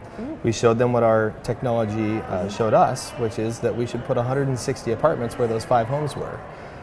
We took those properties, fair market value $1.9 million, and we got bids over $3 million on those properties. That's great. So typically what size are you working with as far as your clients? Everything from single family residences, let's say a small lot, 4,000 square feet, that's zoned for multifamily or something else, some other use, all the way up to over an acre. That's great. Okay, so where are you seeing this technology taking us, and where is this going to be in 10 years? It sounds like it's really using, a lot of empowering of the seller, which we don't really see a lot. It's a lot about the buyer's intel, but the seller intel, this is great.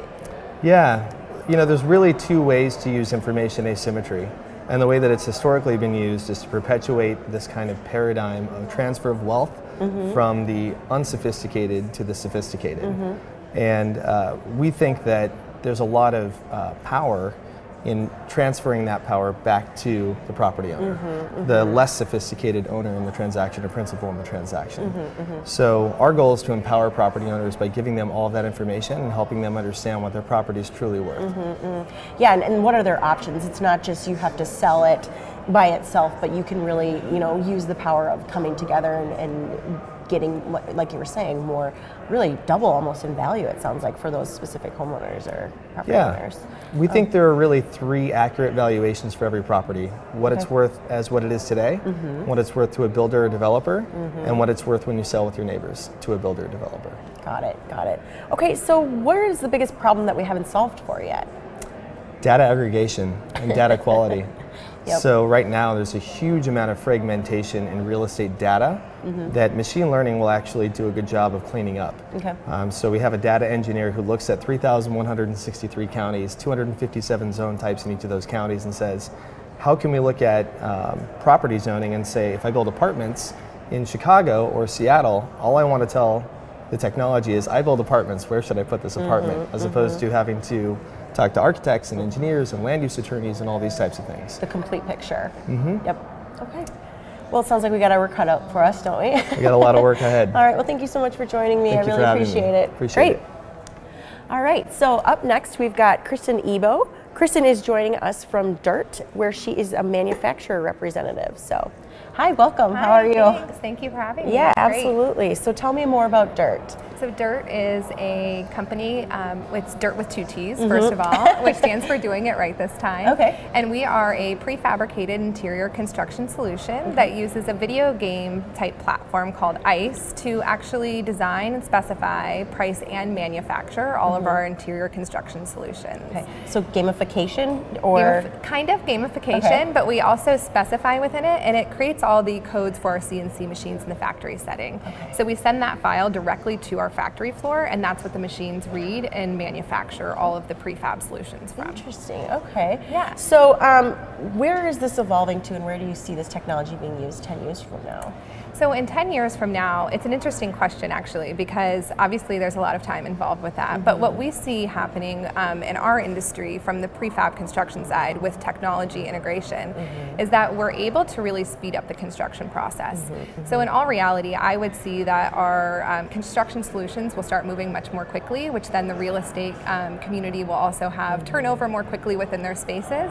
So really time is money when it comes to construction and real estate, and we see a huge time savings and equally money savings over time for clients. Especially I think when clients are moving, but they're still in their space. Exactly. But we recently just renovated our global headquarters at JLL, and being able to be within the space but still quickly move, it was really important for our project managers to the adapt and change. Exactly. Yes. And maintaining less disruption on the side of your employees so that they can continue to be as productive as possible. Absolutely. But getting that quicker.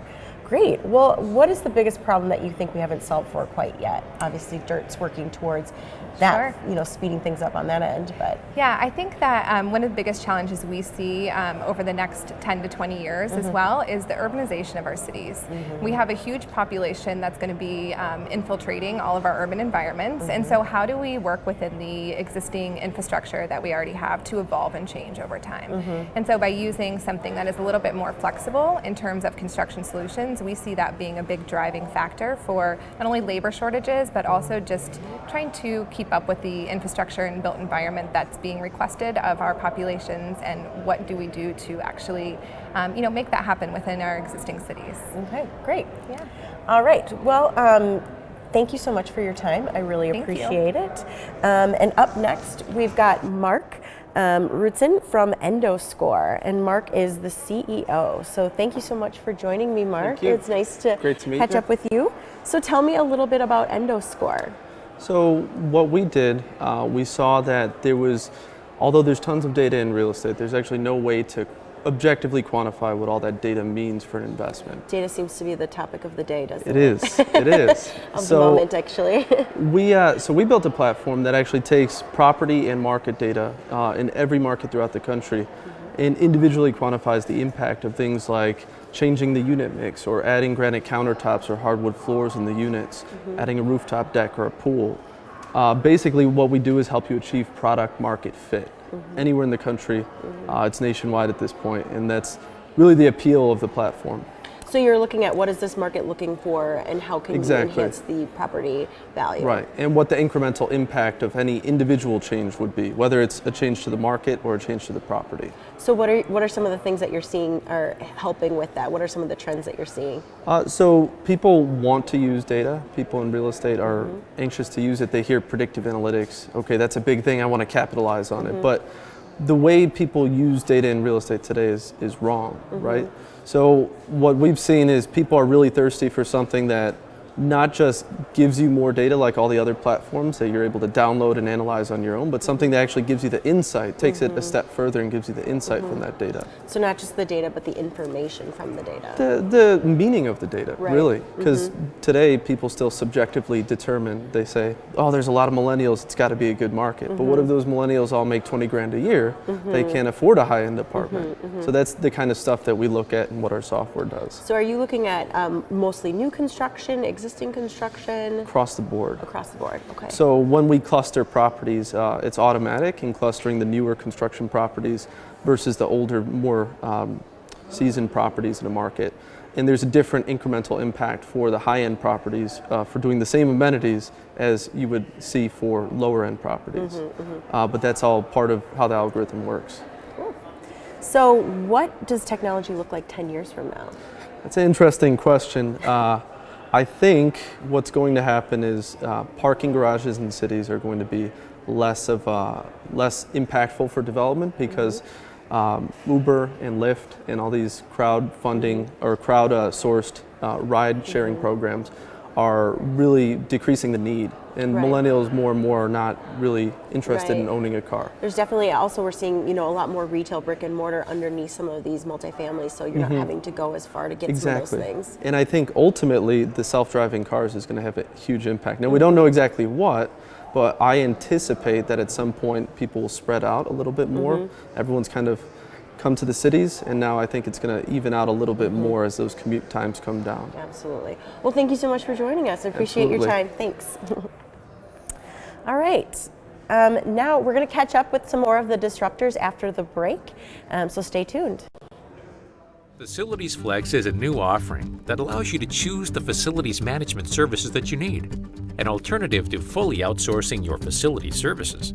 Select from a menu of services to increase the productivity and efficiency of your existing facilities team. You only pay for what you need. Facilities Flex integrates seamlessly in your existing team and system, complementing your current staff and empowering them to increase their productivity by equipping them with technologies and processes that increase efficiency. Choose and pay for only the services that help you reach your business goals. Facilities Flex can look different for each client. Enabled by Corrigo, workflow, reporting, payment, and analysis are all managed in one user-friendly platform that integrates seamlessly to existing technology. Mobile engineering gives you on-demand support with access to over 1,200 JLL technicians ready to address your hard service needs. JLL Marketplace allows you to easily order supplies from multiple vendors, leveraging JLL rates with a single invoice without a fee. Facilities Flex is configurable, efficient, reduces risk, it's cost-effective, and scalable. Regardless of your size, you always have access to industry-leading tools and JLL's extensive expertise. Visit jll.com for more information.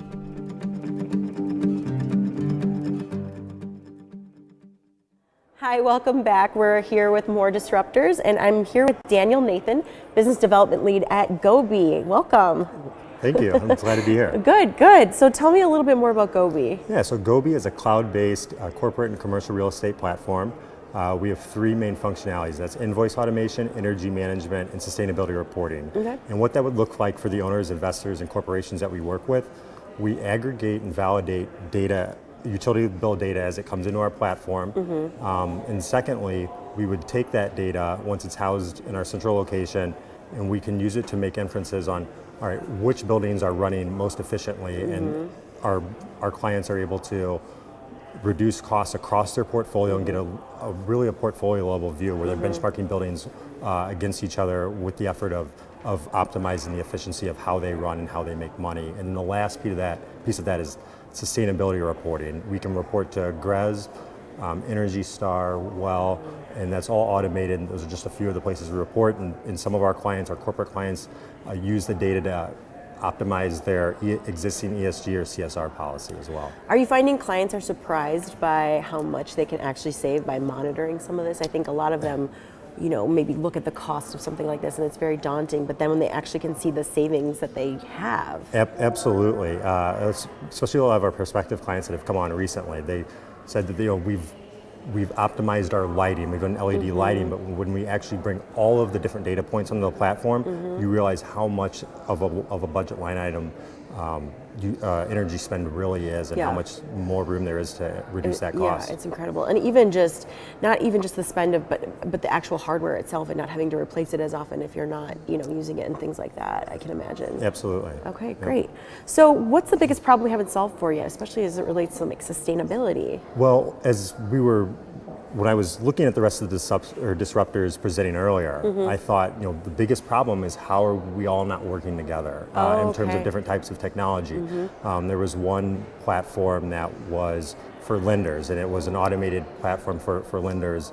And I think of our platform as sustainability, and you have other ones that map out building. I saw the virtual reality headgear that was mapping out a space for architects for building. So it's like, how can we combine all those different technologies, and how can we work together? We're all kind of in pursuit of a lot of the same customers, I believe. Well, I have a lot of new friends now, and I think we're going to meet around the Bevy station later. So maybe we can start. Maybe we can start some of those conversations and figure out how you guys can all start working together. That'd be great. So thank you so much. It was really nice chatting with you. Thank you. All right, great. Next up, I've got Joe Leach of, Damien? Correct. Damien Georges of Fuel. Welcome, how are you? Good, how are you? Good, thanks for joining us. So tell me a little bit about Fuel. Sure, so Fuel is a cloud-based discounted cash flow valuation tool. So basically to value commercial real estate assets, any asset type, specific at the moment to North America and ultimately in the next 6 months globally. Okay. All right. So, what kind of returns are your clients seeing, or what is the benefit that they're realizing from this tool? So, we think that there's a position in the market for a company to kind of offset the legacy software vendors by providing something that is the right type of technology, able to do the calculation of a large portfolio of assets quickly, efficiently, and then to be able to share that information amongst the people within the company, and then to outside providers and vendors. So we see it as a solution for potentially for brokers, for owners, for investors, and for large institutions to think about not only transactions as they're obviously buying and selling real estate assets, but also potentially for asset management valuations as well, for internal valuation process. Great. So what's the biggest problem we haven't solved for yet? So I think there's a lot of problems that real estate software You're getting to listen to all the other disruptors too. hasn't solved. I think we're trying to solve. I think the one thing that we need to think about is really from a more of an end-to-end business process standpoint, what really are the right pieces of software to solve those problems? I think what you're going to see as the market kind of bleeds out, you have a lot of vendors here, right? You have a lot of these disrupt conferences, and there's a lot of people at them, and there's a lot of new startup companies. And then I think we'll start to see some consolidation. Like you see, for example, you see the VTS Hightower acquisition. So you start to see that more and more in the industry, and we'll get down to a certain specific set of best of breed software products that are really solving for business problems versus nice to have software solutions that really might not have market value. Okay. And where do you see technology 10 years from now? So 10 years from now, hopefully Excel has disappeared as a system for valuation and forecasting. That's what I'd like to see. I think what we'll see is that, again, the ebb and flow of vendors will go through cycles of real estate markets where people are investing heavily and then not investing so heavily. And I think what we'll start to see is that there'll be the legacy vendors that will it'll be like when you see Blockbuster Netflix, right? You have like these situations now where if the legacy vendors aren't adopting and adapting to new technology, they're going to disappear. The disruptors are going to come in and help them. I mean, Netflix was a classic disruptor, right? That's right. Blockbuster could have bought Netflix for $50 million and decided not to. So probably kicking themselves a little bit right now. Great. Well, thank you so much for joining me. I really appreciate it. Will we see you in San Francisco? Perhaps, yes. All right, great. Like all right, thanks so much. All right, up next we've got Joe Leach. Joe is the Vice President of North America at Leverton. So welcome, Joe. How are you? Hey, how's it going? Nice to meet you. I know JLL, we have a global partnership with you, so tell me a little bit more about that and Leverton. So at Leverton, what we're doing is, in a nutshell, we're automating the process of abstracting data out of legal documents. Okay. So we focused a lot on leases to this point, which is why we have a global partnership with JLL, which we're very excited about. Yes. And we signed that in, I think, November of 2016. And the idea is by the end of this year, with any luck, we'll be in all jurisdictions, all markets, all countries, helping, whether it's, due diligence, building sales, research, property management, asset management. So a lot of applications. Okay, great. Yeah. So you mentioned most of that is around leases and other. What are the other areas you guys touch on? So big focus on leases for sure. The interesting thing about our technology is it doesn't have to be any particular type of document, but the way a neural network like ours works is it learns through repetition. So if it's seen a lot of leases at this point, so it knows very well how to read them and how to extract data from them. If you give it a new type of document it hasn't seen a lot of, it's not going to be quite as automated as it could be. So what are kind of some of those data points that you're actually able to abstract that we're leveraging? Great question. It could be anything. So what we do is we curate a data model. So there can be different data models for different purposes, but basically you're putting together a list of attributes or data points that you want the machine to go through the document and find. But we have kind of out-of-the-box ones for leasing, very standard that everybody looks at. Rent roll information, tenant names, expiration dates, rents, things like that, options, renewals. So those are the common ones. And how quickly is this doing this for each of our leases? So it can be done in a matter of seconds, actually, with the caveat that depending on the level of complexity of the lease, whether the machine has seen a lease like that lease before, it's hard to say, is it going to get 50% of the information? Is it going to get 90% of the information? So that's where there's a little bit of an unknown, and there's always going to be a human validation portion. This isn't the days of Terminator 2 or Skynet. There's still going to be somebody who's going to go through and kind of validate the machine did a good job, and we kind of think that that's always going to be the case. So we look at it more like a business process accelerator, not a replacement for people. So what's the problem we haven't solved for yet then? I've been in real estate for a few years, so I've thought about this. I think, just talking to my clients, whether it's like, brokers at JLL or whether it's, the landlords that are, managing real estate, we're still so early in the game with technology and real estate that the integrations of different products together and data quality is just not very good. So VTS, MRI, Yardi, Argus, Leverton, all of us have to work together. Absolutely. So. Well, thank you so much for joining us and so for your continued partnership with us. Appreciate it. So, yeah, absolutely. All right, next up we've got Matthew Polowitz. Matthew is the account executive at Lucid, and we got a chance to catch up a little bit earlier, but tell me and everyone at home a little bit more about Lucid. Yeah, I'd be happy to, Jessica. So Lucid offers Building OS, so Building Operating System, as our main platform. And what that is a building analytics platform to help businesses manage their consumption across their building portfolio when it comes to energy, when it comes to costs, when it comes to finances and operations. Yeah, and you got a chance to show me your interface a little bit earlier. It's very clean, very nice looking. So how are clients responding to this? Yeah, so I think, Lucid tries to attack it from a standpoint of data is data, and it all matters how you can tell a story with it, right? Absolutely. So how you can wrap your arms around it, how you can resonate with the right people in the relevant way.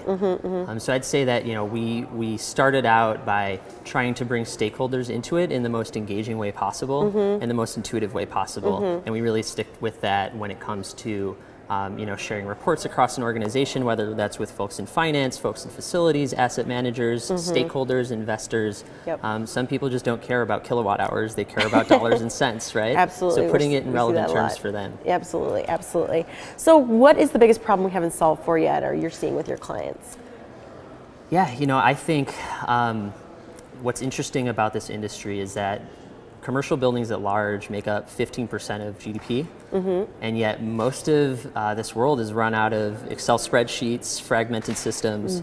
So I think centralization, integration, and beyond that, automation. Absolutely. Yeah. Okay, great.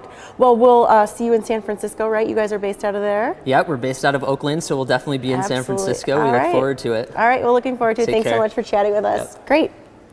All right, and next up we've got Jordan Yunt. Jordan is a sales associate at Matterport.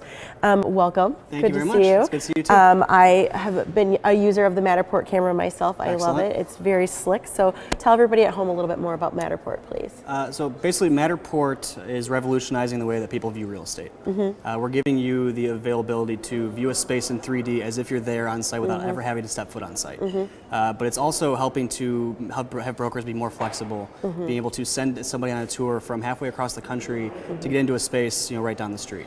Yeah, and the thing I think is cool about it, you can kind of choose your own adventure. You're not sitting and watching Correct. a video Exactly. that guides you through the space. You're able to actively touch and see and guide yourself through the space as well. Yes. Okay. Yes. So tell me a little bit more about what enhancements are coming to Matterport and what should people be on the lookout for. Sure, yeah. I'm seeing it in residential and commercial, Yes. actually. Residential, commercial, multifamily, we're all over the place in construction and architecture. But I think just the sheer size of our company is growing at a very fast rate, and as we're innovating and continue to add things new to the program and to the platform, it's making more and more sense for more people to adopt it and take it in.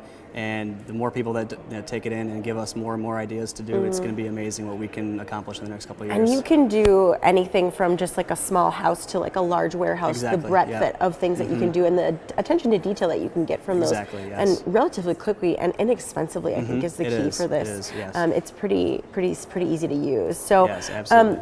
I know you're going to be showing us a little bit more in the showcase later with Gina about the camera itself, but it really is just a touch of a button. It's a touch of a button, and we do all the work for you. Yeah, absolutely. So what do you think is the biggest problem we haven't solved for just yet? Personally, I see augmented reality being a problem that hasn't been quite addressed yet. Virtual reality is a really, really cool technology, being able to apply that, but being able to then change the space in real time and you apply different pieces of equipment or furniture into a space that's already existing would be an amazing thing itself.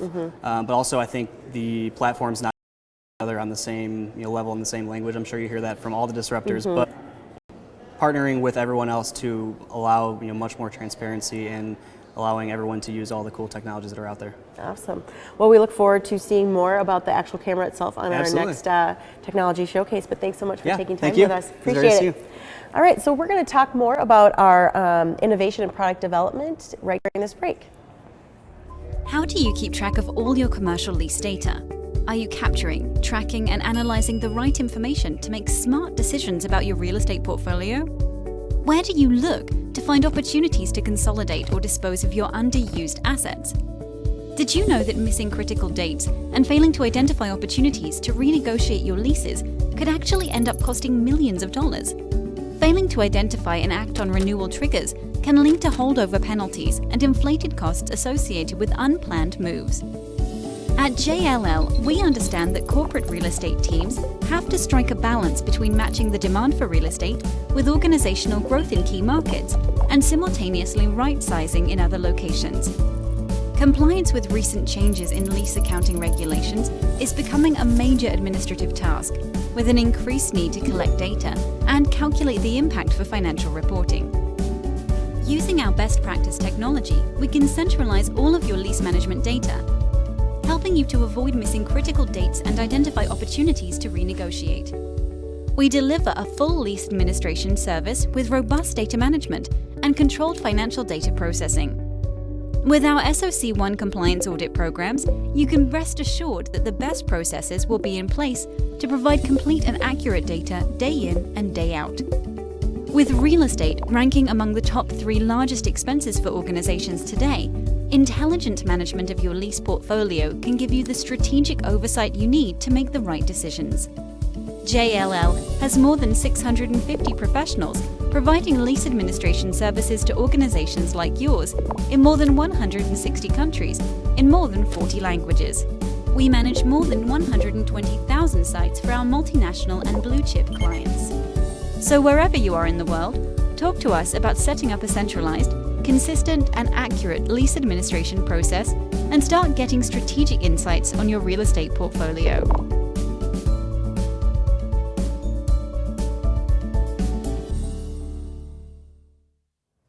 Hi everyone, I'm back. I'm Pushpa, your host of JLL Live here at Disrupt CRE in Chicago. And following on to the Disruptor segment that we just had, I'm here with Chandrasekhar, our Director of Innovations for JLL, which is all about technology and how is that disrupting our industry. Welcome, Shekhar. Thank you. So tell me about the Global Innovations Group. What do you all do? We explore the impact of the emerging technologies in commercial real estate space, and we try out the latest technologies. The way we work is we learn quick, we fail fast, and with fail least, fast? Yeah, is that what you said? It is fail fast. Yeah. We don't want to spend too much money, we don't want to spend too much time. And either it works or it doesn't work. We right? learn cheaply, so that's what we do. So you get to look at things, read about things in magazines, and then kind of figure out how would that apply to real estate? True, yeah. That's what kind we of do. fun. So what are some examples of where you were, I understand the fail fast, and that's a good plan, by the way, right? Especially the cheap part. But what are some examples where you were able to make that transition to, now that's something that we use in real estate? We have, when we started with search. We introduced search here. Search? What do you mean? Search. So when you go to Amazon, you are searching for a thing, you get results with filters on the left side where you see how many items are available in this category. So categorized results with counts. So that's something that we introduced and we are currently using it. Apart from that. And we're using it, like if you go to jll.com and you're looking for space for lease or space for sale, you're saying like now we get to use those kinds of filters. Yes. So it makes it a lot better for people to narrow their searches down and get that better experience just like they are with some of the consumer websites that they're used to. Okay. Yes. What else? We introduced the 360 VR, drone videos, HoloLens. We built an app for HoloLens, and now we are working on big data. Couple of years You're hitting ago, on all the buzzwords right now, too. A lot of what the disruptors are talking about here today, a lot of the topics that all of our guests have been talking about, and actually our next segment, we're going to play with exactly the things you just talked about. Drone, HoloLens, some of that, the virtual reality and all that. So that just sounds like an amazing part of what anybody would want to do if they're pretty jazzed up about technology. Right. Not only that, when you think about what we did 2 years ago, we just followed the flow of what everybody was doing. Like we went with self-service, so we explored. In terms of data? In terms of data. We gave option for our end users to use any tool that they like. It could be Power BI, Tableau, whatever it is. They are able to do what they are wanting to do themselves without going through any other development team. Self-service with BI, but now we have taken it a step further.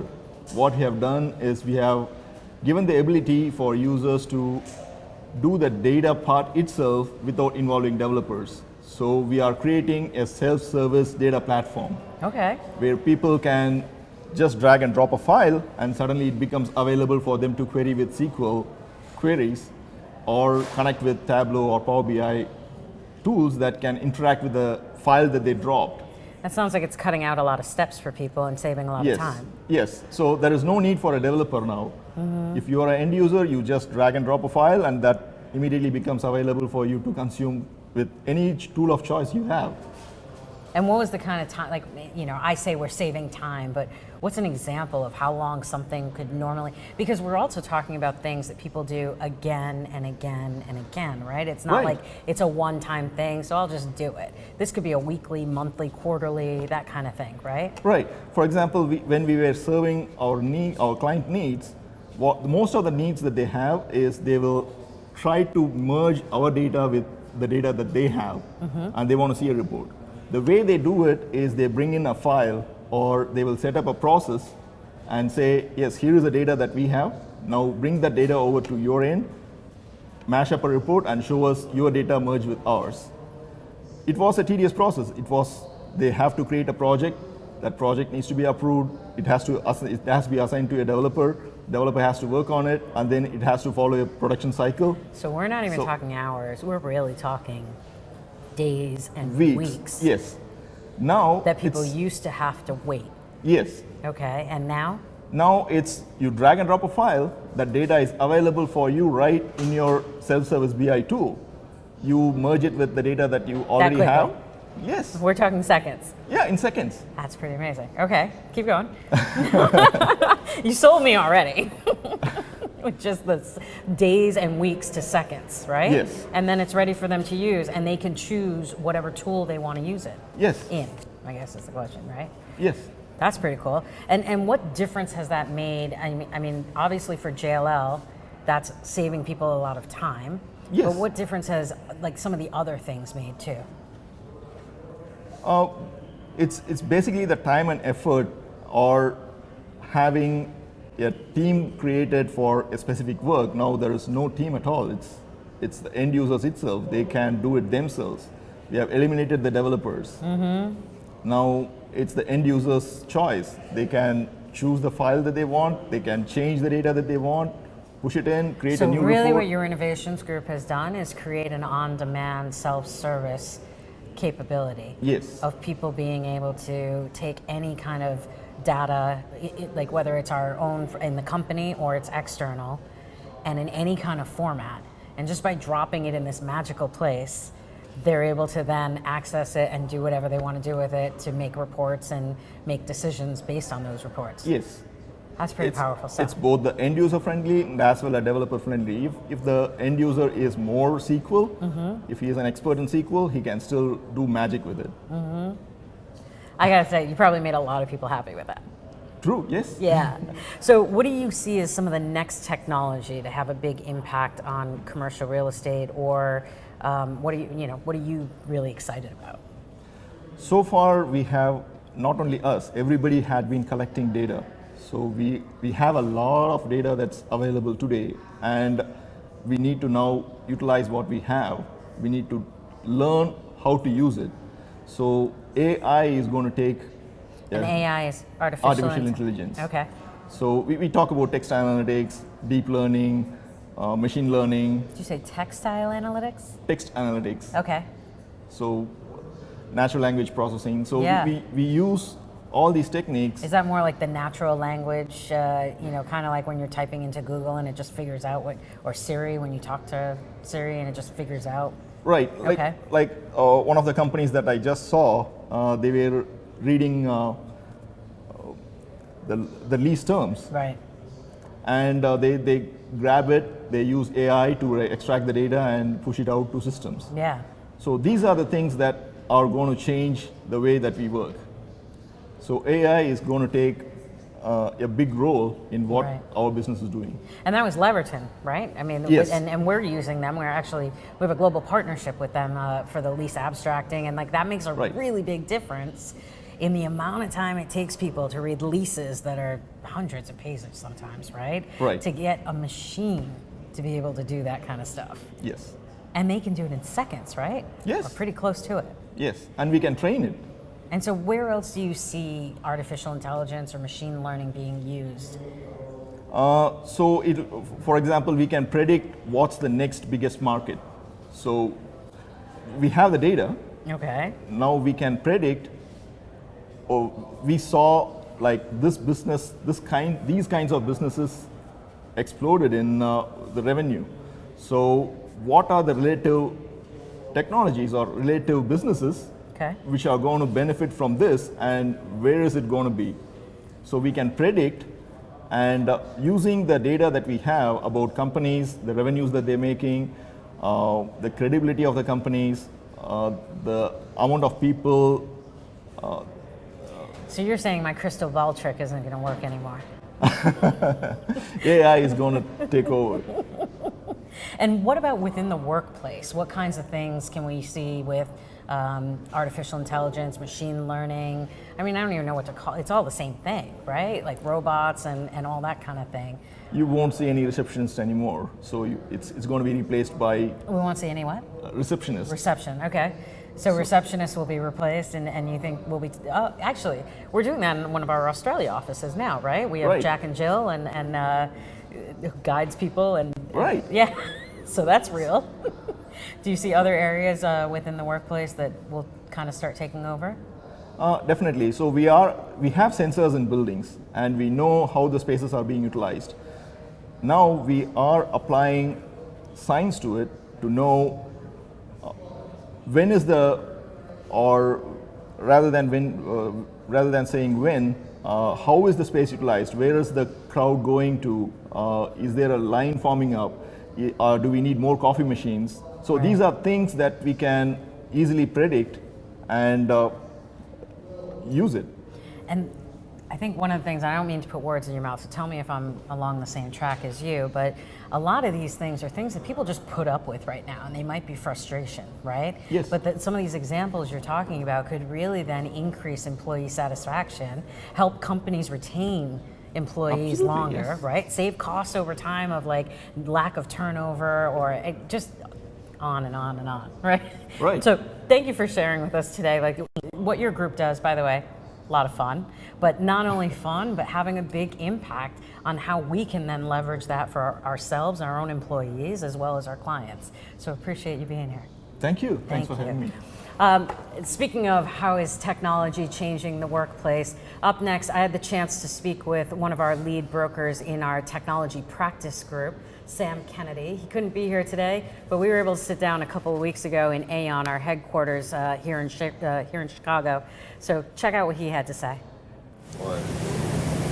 Hi everyone, I'm Push Brigado with JLL's Global Technology Presence Group, and today I'm here with Sam Kennedy. Hi Sam. Hello. Sam's the Vice President of our National Technology Practice Group, and we're here today in JLL's global headquarters in Chicago, and we're in the club, which is part of Office Renew that just finished, and it's all about different kinds of space, not your traditional office space, right? And more importantly, it's a lot about tech, and how does tech help us, and what do you see here that's like tech inspired? Sure. I mean, I think in a number of ways, the club and really our entire new headquarters is built in response to what we've seen as business priorities for technology companies when it comes to their office space. They want areas to work hard and be productive when they need to really focus, especially in a quiet area. Right. And they also want those kind of fun places for collisions to happen, quite literally sometimes, with people who work in different parts of a company. And so that's what I love about this location, this club that we're in right now. It's a place where I, as a tenant rep, can run into people on the marketing team or research team when otherwise, or really in our headquarters of yesteryear, I might not have been able to do that. So it's been great. And that's a great point, because I don't even work from here, and I've seen so many people just by being here today, which can be productive and counterproductive. But let's go back to tech companies and talk about that for a minute. Sure. What are tech companies' needs and the different stages of how they grow? Yeah, so I mean, you said it. There are different stages, and we have spent a lot of time thinking about what the 4-person kind of group of founders needs, what the 10-person team needs, and then really, when you get to kind of let's say 50 people or more, your needs will change quite a bit. But to kind of race through that growth cycle, I think at the very early stages, you really need flexibility. You need flexibility more than anything. You need flexible lease terms. You need to be near where your labor is. You need to be convenient for your employees. But as you grow, you're going to be working with a diverse population of employees, and these people are from different backgrounds. They're doing different things, performing different tasks on a day-to-day basis. As an example, we have a client right down the street here who has an entire floor where the lights are dimmed, noise is kept very, very quiet, because it's 100 developers who are coding all day long. They need to focus. However, on one floor above them, we've got probably more than 100 salespeople, bright lights, really banging phones all day, making high energy, making sales. And so it's really important for one office to kind of take into account all of these different needs, and especially with technology companies, because they do have so many different tasks being performed really under one roof. And what kind of decisions do tech companies have to make about real estate that's different, and how do we help them do that? Sure. I mean, I mentioned that it is so important that they are close to their labor. They need to be located in a convenient spot for their employees to really hire their employees. There's a real race for talent out there.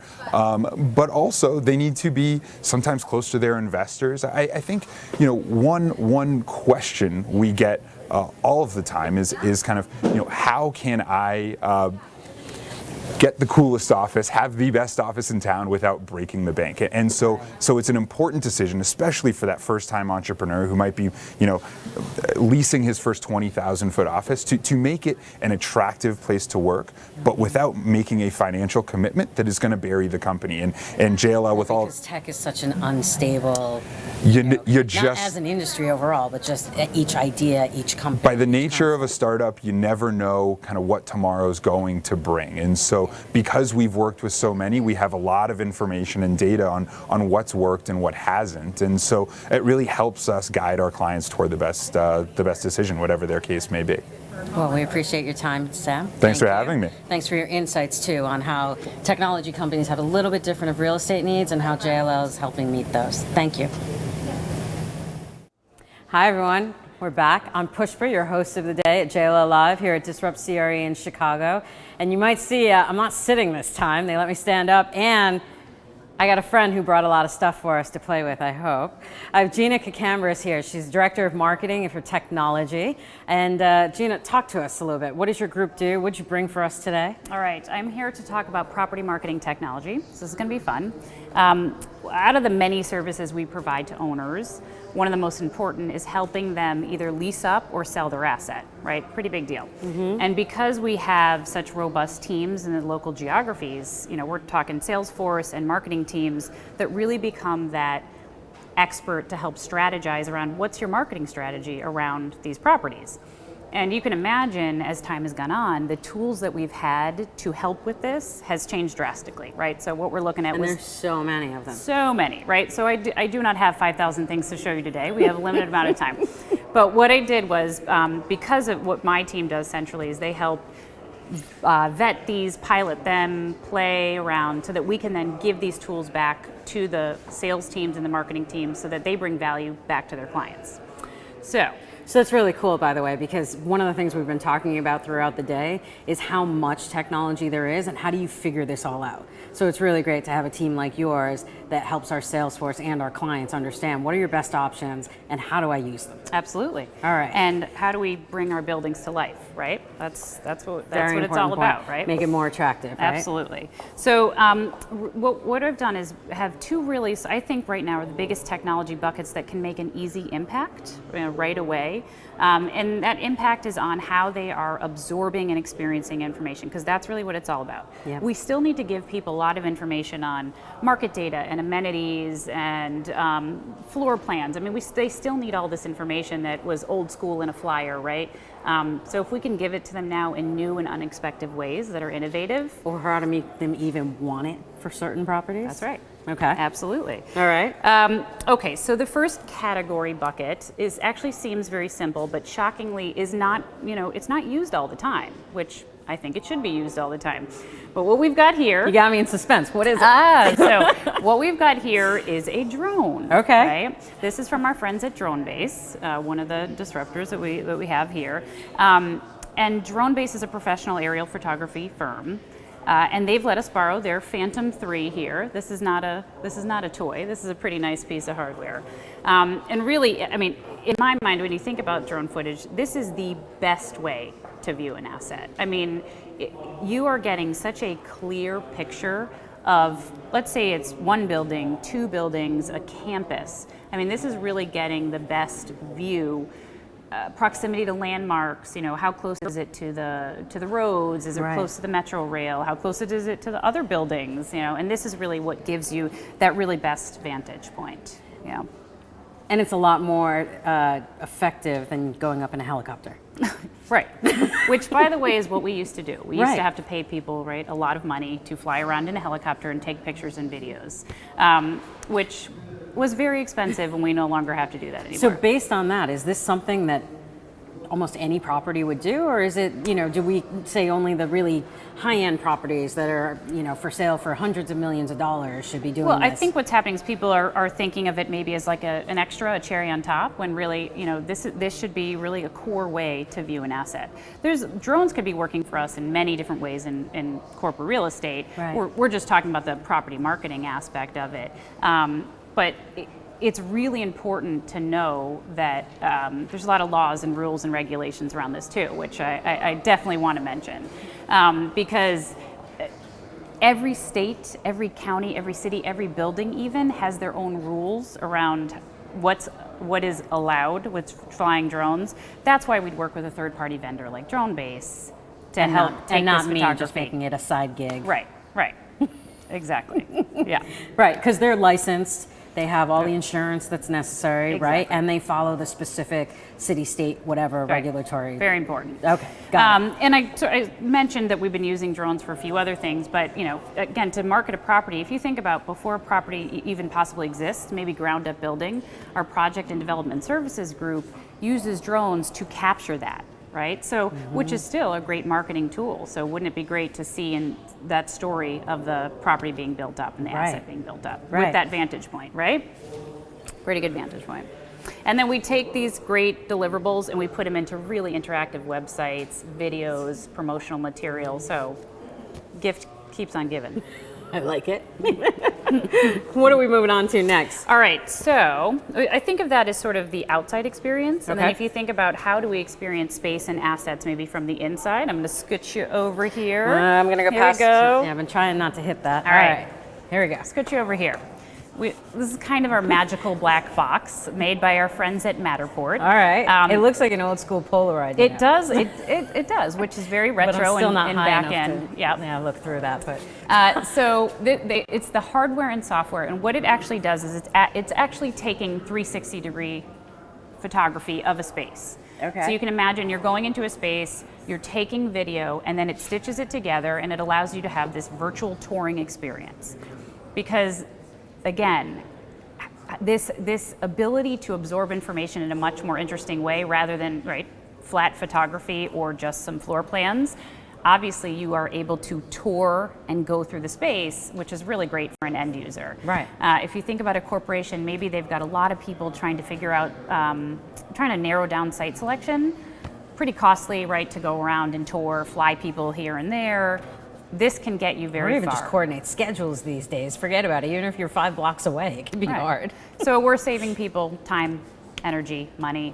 Always a good thing for clients. And does that mean you can have the drone show the whole outside experience, Absolutely. right? Attract people to the inside, and then you don't show them just one option. You could probably show them multiple options because this isn't real. Absolutely. Right? Or it can be real. Well, absolutely. So we're showing them multiple options, and they're experiencing it in their own device, right? So, I mean, I've got an iPad here, and you would be going through this and touring on your iPad, touring on your phone, touring on your personal device.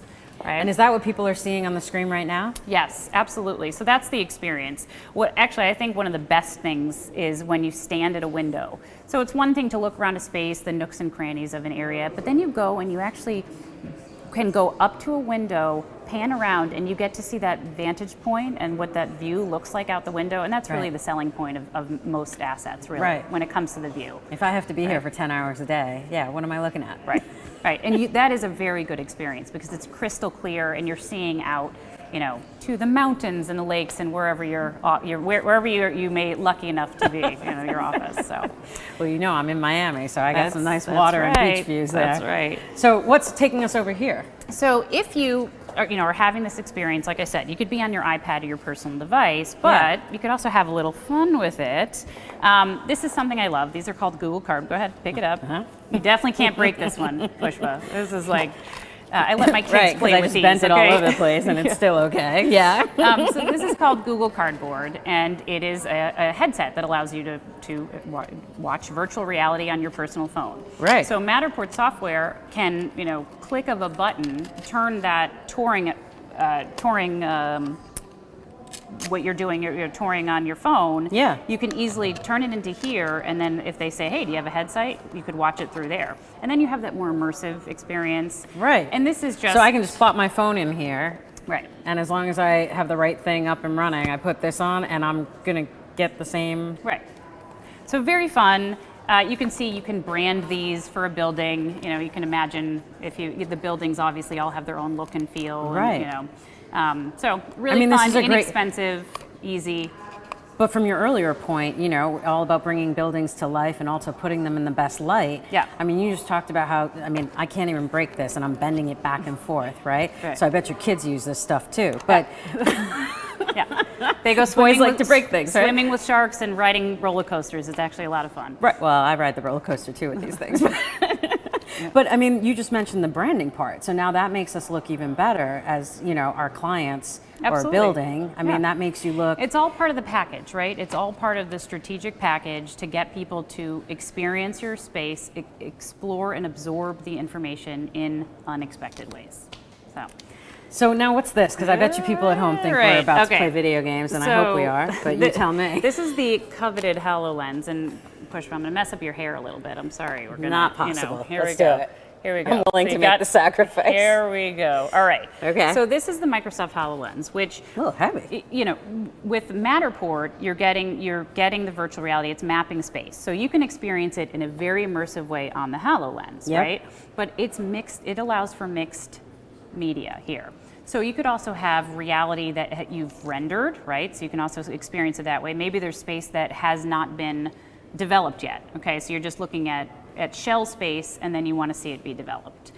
But the HoloLens adds on this holographic element and layer to it. So possibilities And is that what we're looking endless. at on the screen right now? Because that looks like someone's living room. What our viewers are looking at right how now are they doing that? is this holographic element that you're experiencing. So you all of a sudden are seeing three-dimensional cities pop up. What our innovation team did is they worked on, they took our JLL Skyline, which is one of our websites with market research, really fun, interactive way to view a skyline in a city. You can even drill down to floor plans, you can drill down to different cities, you can pull up, you know, the Willis Tower in Chicago and then pull up, you know, another building in New York and compare them. So it's really fun. But you're by getting using to do my it. fingers, like, and I mean, maybe I look crazy to some people, but that could also you just look be an cool. everyday thing. Totally cool. But, and this was work. Right. And that's what they were just doing. Right. So it's this holographic experience that's layered onto the reality that people are seeing. So you can imagine if you're walking a potential tenant or potential buyer through your space of what things could be, and you're layering on that element. Yeah, absolutely. Right. So pretty fun stuff. Really cool stuff. Yeah. And so this is the kind of thing that, you know, we've talked a lot about technology today, but this is the kind of thing where we can actually see it in action. Right. And this is because your group helps research all of that stuff and then figure out how does this practically work in our world. And like I said, the key is about packaging it together so that that end user is having that better experience in absorbing information in an interesting way that makes them either want to be a tenant in your building or possibly invest in your asset and in your building. And one of the other things that I think we were talking about earlier is simply that, you know, you just mentioned you could look at a building in Chicago, compare it to New York, and I could be doing all of this from London if I wanted to. Absolutely. Or I could go out, look at all of these things, come back, try to explain it to other people, or I could just be like, here, you can have your own experience and see what I saw and see whether you agree on my choices or not too, right? Yeah, absolutely. And you know, this is just a small gathering. This is what I could fit it right here in our little studio here. But the possibilities are endless. We work with lots of different technologies, and selfishly, this is very exciting because, especially at an event here like Disrupt, a lot of the vendors that are here came from corporate real estate firms, larger corporate real estate firms like ours, and they saw a need for a lot of this type of stuff, and they're filling a hole. And then we get to work with them as partners, so we get to innovate with them, and we've got these great partners, and we, you know, in the end, obviously, our clients win. Yeah, and that also speaks back to what Matt Gonterman, our America CIO, was talking about earlier about we're not trying to build and buy everything ourselves. No. It's all about partnering with others to get the best end product. Absolutely. And I hope I get to keep some of this stuff. I know you like to keep the cardboard one at least. You can keep the cardboard. The others we have to return. I might break it, but thank you, Gina. Appreciate you being here. Appreciate being here. I hope everyone got a big kick out of it as much as I did, but moreover, gets to see the value of how all this technology really does make an impact on how we choose our real estate. We've got a future of work video coming up for you talking about further disruption within the space that we're in, so check it out.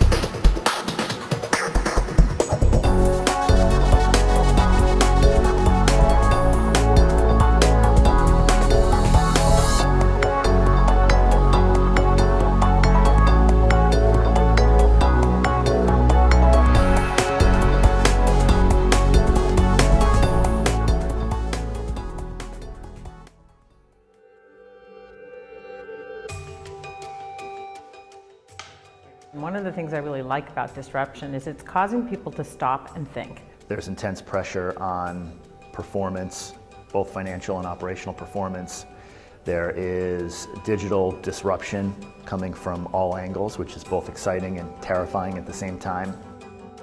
Clients are having to adapt to incredible levels of accelerated change. I think it's our obligation to our clients to really take on that disruption in a very positive manner. A fourth industrial revolution, driven by rapid technology innovation, is causing the physical and digital worlds to converge and forcing seismic shifts in real estate. The interesting thing is we're engaged in more strategy discussions with our clients because of the disruption.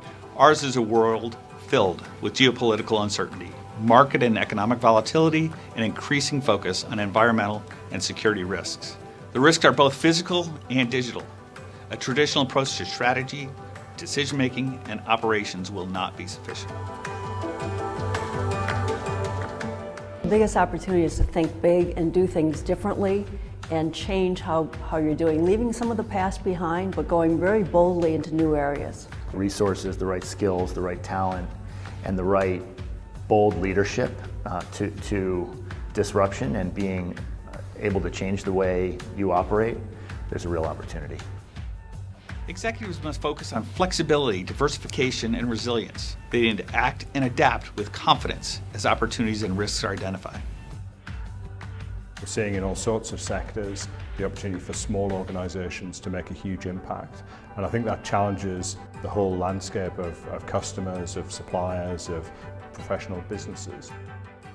All of the great innovations that we talk about in business history have been big disruptors. And the people that survive and thrive are the ones that have embraced and looked for the opportunities in the disruption. Tomorrow's successful executive teams will need to be visionary. The future of work will provide a model for achieving ambitions in a world where stability is an illusion, or worse, a sign of stagnation. Most executives, all executives at our clients and prospects know that disruption and uncertainty are here to stay. It's the way of the world. More importantly is that you have to have a plan, you have to have a roadmap for how to navigate through that so your organization wins.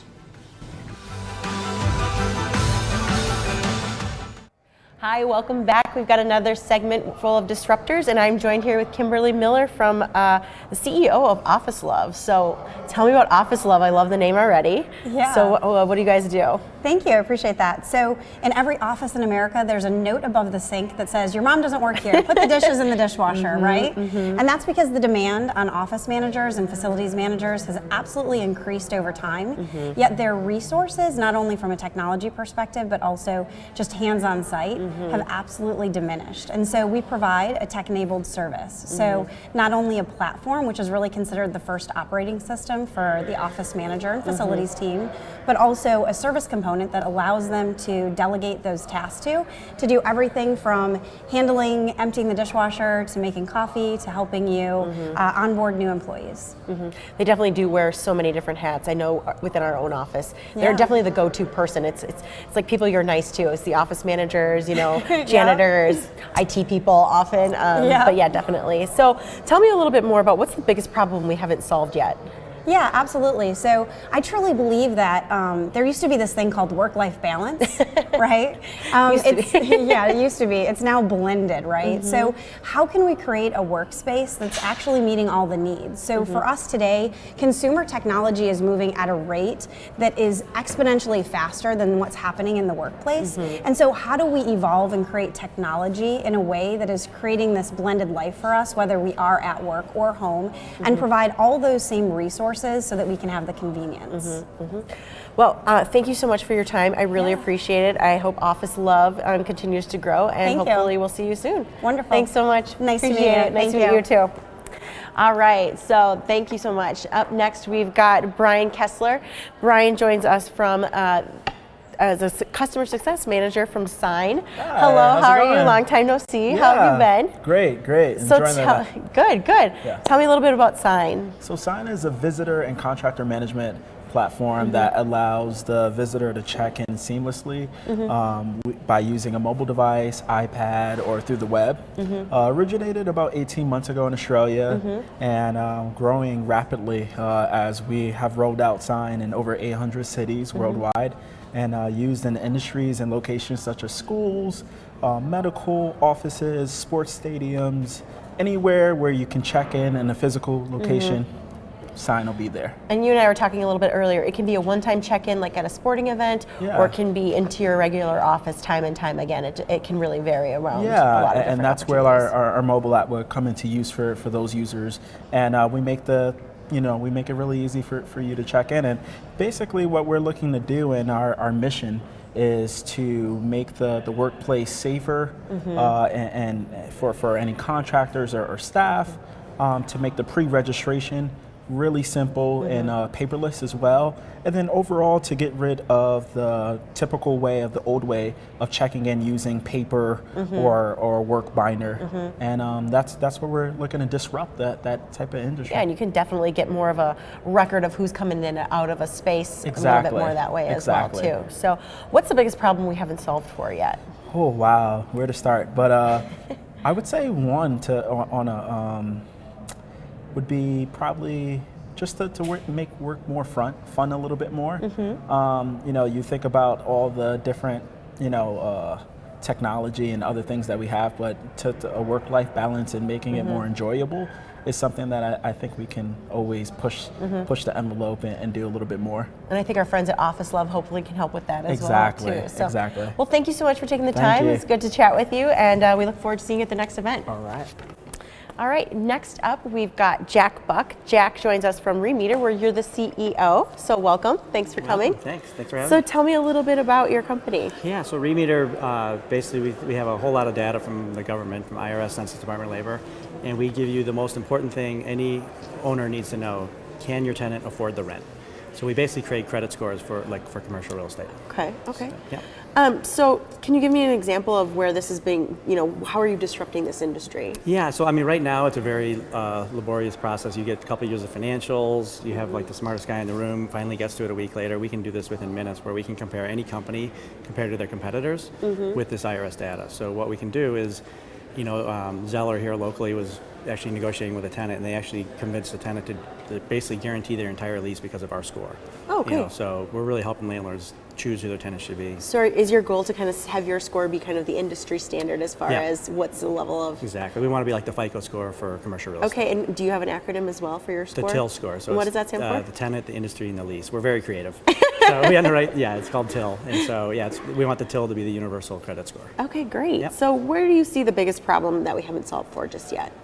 Well, on the tech side, we need to really start working with each other. Mm-hmm. We all have so much data and so many different interesting things. It's starting to happen a little bit, but we really need to integrate with each other. Mm-hmm. I think that'll help the whole industry as a whole. Mm-hmm. And the asset managers and owners don't want to learn 15 technologies; they want to learn 1 or 2. Absolutely. So I think from the tech side, that's probably one of the biggest problems. We're getting closer, but a lot of work there. Yes. Yeah. Well, hopefully more events like this can kind of bring you all together, and we can share some information so that we can go together. Absolutely. So, all right. Well, thanks so much. It was really nice to meet you. Nice to meet you. Appreciate Take care. it. Thank you. All right, next up we've got Poonen Mathis. Poonen is the founder and CEO of StealthForce. So welcome, nice Thanks to for see you. having me. Yeah, so tell me a little bit more about StealthForce. Well, StealthForce, in the simplest possible sense, is the gig economy of real estate. Okay. We've basically built a global consulting network of people who have done acquisitions, asset management, reporting, investor relations, and capital sourcing advisory work. They may be working full-time, they may be independent consultants or in between jobs or semi-retired. We've built a marketplace that connects those people with real estate stakeholders looking for project-based talent. So project-based talent, okay, so not necessarily a full-time resource, just project by project. Okay, so where are you seeing the biggest problem that we haven't solved for yet? I was thinking it really has a lot to do with the fear around adoption for these technologies. This goes beyond my business. A lot of the clients that we work with, they could be small developers, they could be real estate crowdfunding platforms, REITs, banks, what have you. They understand intuitively that the goal of these technologies is to make their lives more efficient, but there's this major hurdle between that and adoption a lot of the time because they're afraid of how it will change their everyday. It's this fear that it's actually going to maybe lessen or water down their special sauce. So we as founders have to figure out ways to translate how it makes their lives easier and how it actually makes them better at what they do. That's definitely a theme we've been hearing throughout the day. It's the disruption. There's an uncomfortableness with disruption, but at the end of the day, I think we're seeing a lot of these actually working out for it, just being ready to kind of embrace the change. So it's enhancement. Yes. Innovation, disruption, and enhancement, like you're saying. So, well, thank you so much for joining us, and we'll see you hopefully in San Francisco. You will. All right, great. Thank you so much. All right. Next, we've got Mike Grizzle. Mike joins us from Switch Automation, where he's an account executive. Hi. How you doing? How are you? Good. Doing Thank really you well. so much for joining us. So tell me about Switch Automation. Switch Automation is a smart building platform, and what that means is we connect to all the systems, subsystems, and devices that you have in your building that historically have been siloed and don't talk to each other. So we are a data management platform that brings all that data into one place, tags and organizes it so it's useful to you and your organization, ultimately to drive down consumption and manage your people better. Can you give me some examples of what some of those siloed things are? Yep. So I specialize in working with large retail portfolios and groceries, for example. For commercial real estate, you have a building management system. The lighting controls might not talk back to the building management system. In an example of a grocery store, your refrigeration controls might not talk to your HVAC controls, might not talk to your lighting controls. And there's a lot of disconnect there and therefore a lot of waste. So there's always room to find And that could be devastating if they're not doing that. I mean, as far as, you're not just having a hot room, but your product is potentially ruined if you're not managing that properly. Exactly, and you're wasting energy, unnecessary energy in other cases as well. Absolutely, absolutely. So what does technology look like 10 years from now? I think it's going to be the world that we're striving to live in is one where everything talks together. And I quote my CEO Deb Noller in this, and she cautions against the Internet of Things. We talk about the Internet of Things and how powerful that's going to be. Everything talking to each other, and there's people that are solving one of these issues along the way, but you can't close off, right? Everything's got to talk to each other, everything's got to work together to really develop that vision of the Internet of Things. And I think it's going to take us a while to get there, but eventually we will. And I think people, especially with Internet of Things, aren't necessarily understanding or realizing, like, really, you can figure out so much from everything around you. I mean, of things. Exactly. And it's interesting to see where the industry is going as far as, what that data can tell us and how we can change the way we do things. Absolutely. Absolutely. Well, thank you so much for joining us. It was really a pleasure. Really was. Talk to you later. All right. And last but certainly not least, we've got Michael Musi Jr., who's joining us from DroneBase, which is such a fun topic to end on. So tell me a little bit more about DroneBase. Yeah, absolutely. I think we had one of your drones featured. Yeah, I saw that. Yeah. Oh, I didn't bring the toy up. That's okay. the drone up. Yeah. So DroneBase is air support for every business, and what that means is we make it really easy to take advantage of drone technology without having the burden of overhead costs of managing and maintaining your own drone fleet. So DroneBase is a national service, and within a few days you can get drone outputs for any property in the country, and that's images and video. And commercial real estate, that's really helpful for selling or leasing a property.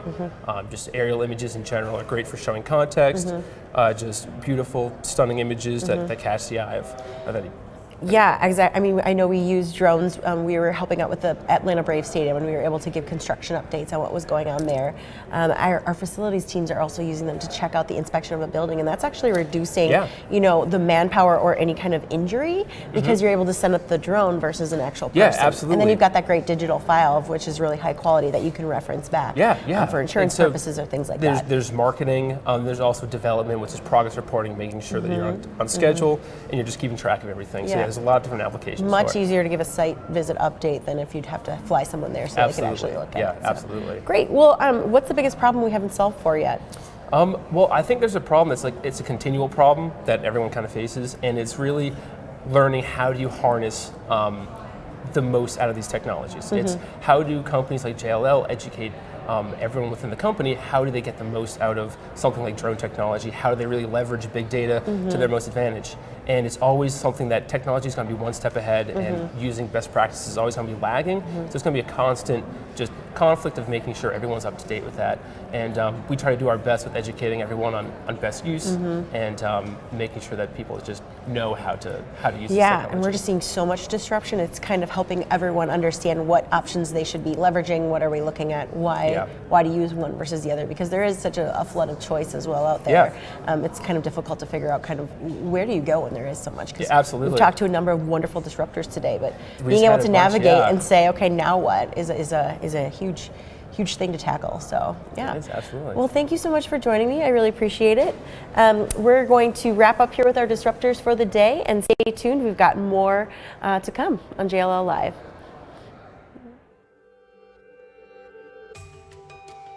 In today's ever-changing environment, you need a maintenance program that can keep pace with your business.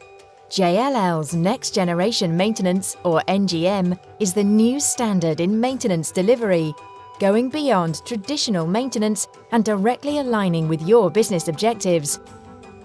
So, how does NGM work? Let's take a look at how NGM helped Jack transform his maintenance program. Jack wanted a maintenance program that was consistent across his global portfolio. Enter Jane, Jack's NGM expert. On day one, Jack and Jane sat down to discuss Jack's current maintenance program and his vision for the future. Jane used Jack's insights to configure a maintenance solution that aligned with his business priorities. Next, Jane and her team reviewed Jack's asset register and identified areas where asset data was incomplete, inaccurate, or out of date. Jane's team then collected the missing information, including data on each asset's condition, and compiled it in a comprehensive asset register. Jack had no idea so much information was missing. Then, Jane and her team standardized the data in the asset register. Previously, Jack used 10 different names for similar AC units across one building. With NGM, his assets were named according to a standard set of conventions that align with our online maintenance and job plan database. Jane and Jack also sat down to discuss which assets were most critical to his business operations. By assigning a criticality score to each asset, Jane was able to recommend appropriate maintenance plans for different assets, rather than treating all assets the same. Once the maintenance plans were in place, Jane and her team executed the plans using NGM's vast job plan library and a range of technologies and cutting-edge tools.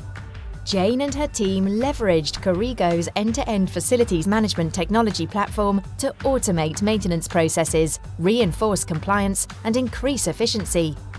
Through Corrigo's advanced mobile technology, each technician had access to the asset data and resources that they needed to consistently and efficiently deliver services. Jack was also impressed with the amount of real-time maintenance data that was captured through Corrigo and was able to use this data to make smarter decisions about his portfolio. Jane worked closely with NGM's Global Knowledge Center to continually improve maintenance delivery.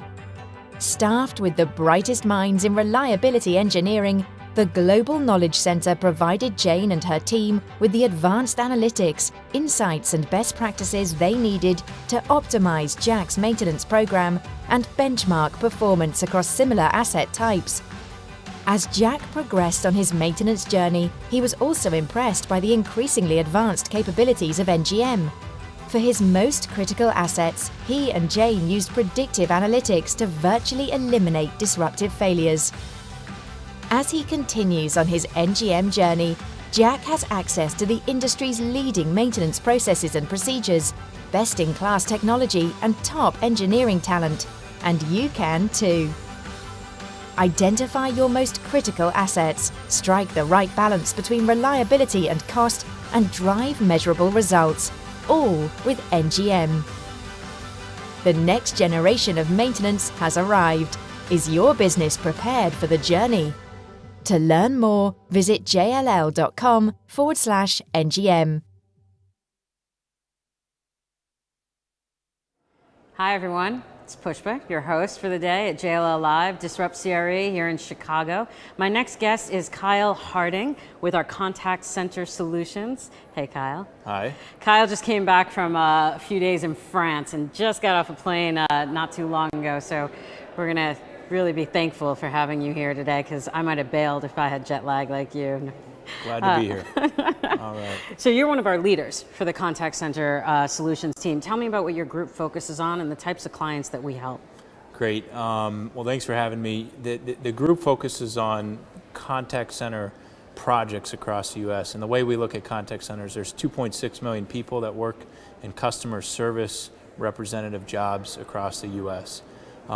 Contrary to popular belief, even though some of this work is outsourced, it is a growing industry in the U.S.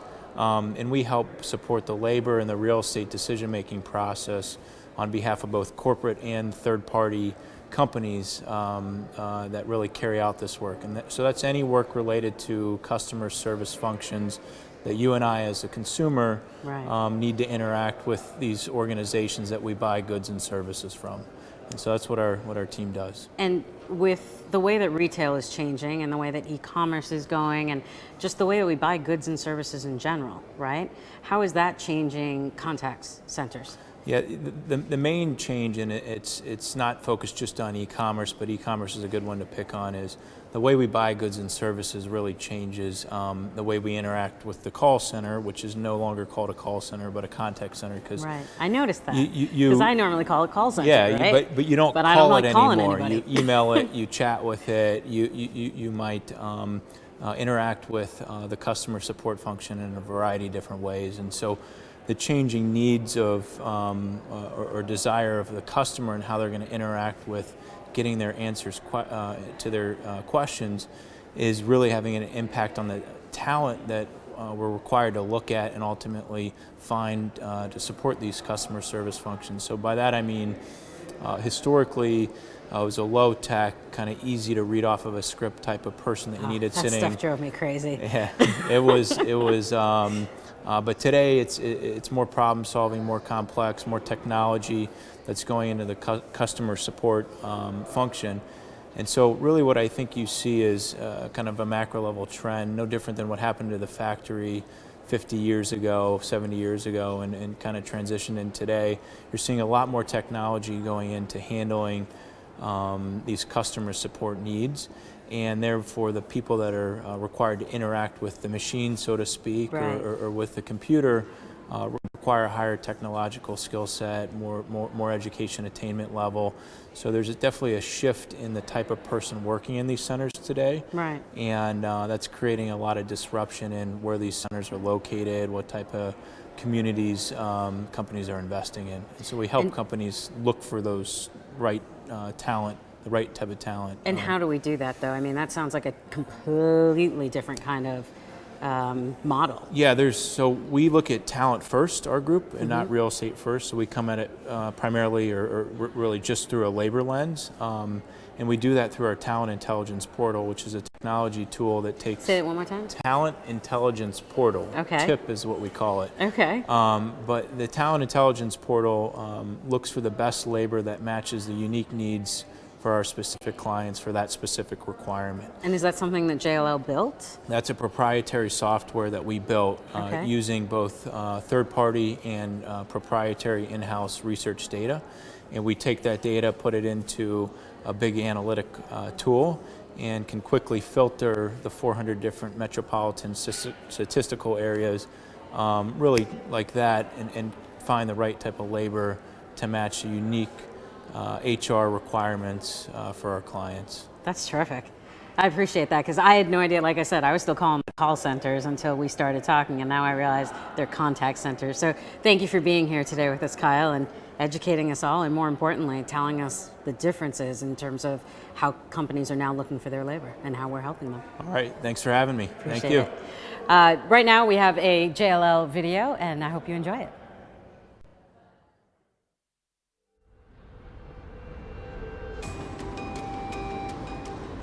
我觉得上海是一个还蛮多元化的城市，所以它包容。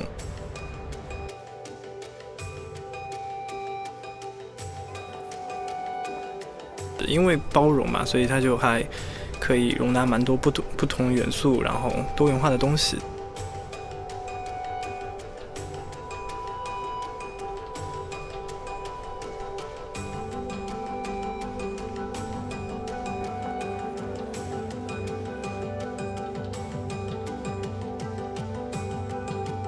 It's the biggest deal in Shanghai's history to date. It's very much seen as an advertising media hub now. Having all those different brands who offer different services across the advertising world really makes it a destination choice for people to come to. I love the fact that the Occupancy logo is in my face when I walk into the reception area. I think a space like this pretty much tells you what kind of culture this company is, right? And then that collaborative and free atmosphere will attract the kind of talents that we want. That's most important.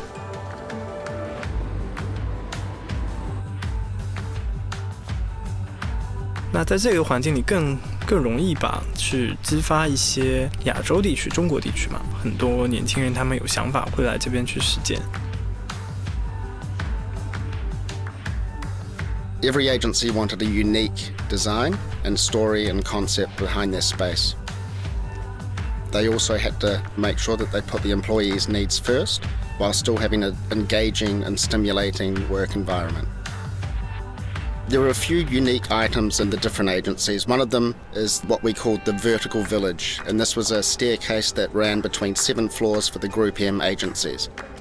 The purpose of this was to foster creativity between departments. When I go into the quiet place, I'll have my music on. I feel this is my space. I just feel this is a moment on my own, and a precious moment. I can easily go to JWT, I can go to Mindshare, I can talk to the Millwood Brown guys, ask them to come over to brainstorm about a campaign, or invite the client over to come for a drink.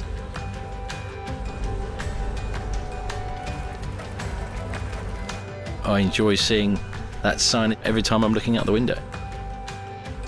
When we bring a lot of other companies over here, they all go, oh, that's the WPP campus area. There's a real sense of achievement from that.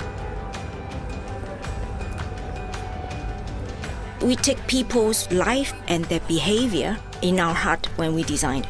So when you come to the office, you feel this is your neighborhood. You feel comfortable and you can sit down and feel yourself. And this is what it is about. I think office space is part of life. It's so important.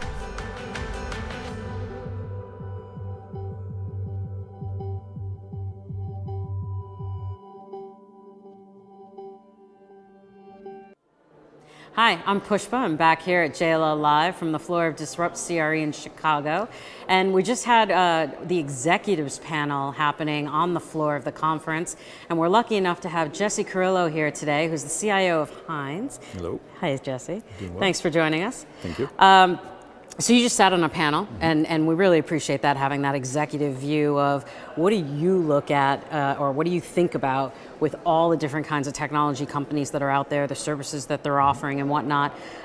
First, let's start with how is technology changing the way your tenants control their space? Because Hines is a very big owner, right? Like almost 200 cities in a lot of different countries. Yes, ma'am. So how is technology changing the way your tenants use their space or control it?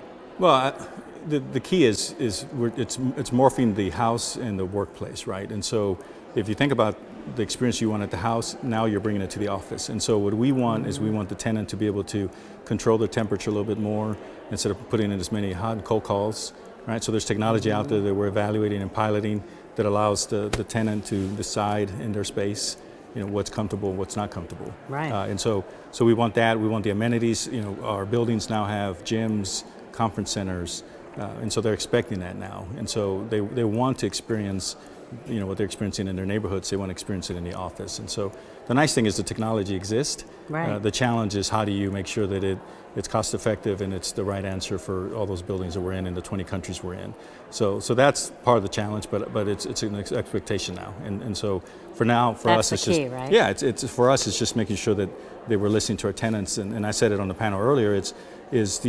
You know, as owners and landlords, we have to be our own tenants. And so, you know, what we're trying to do is create a culture where Hines employees try to put themselves through the lens of the tenant and say, if I'm not happy as a tenant, then the real tenants aren't happy. And so make yourself a tenant, right? It's so easy to walk into our Hines office and just be a Hines employee, but we're also tenants.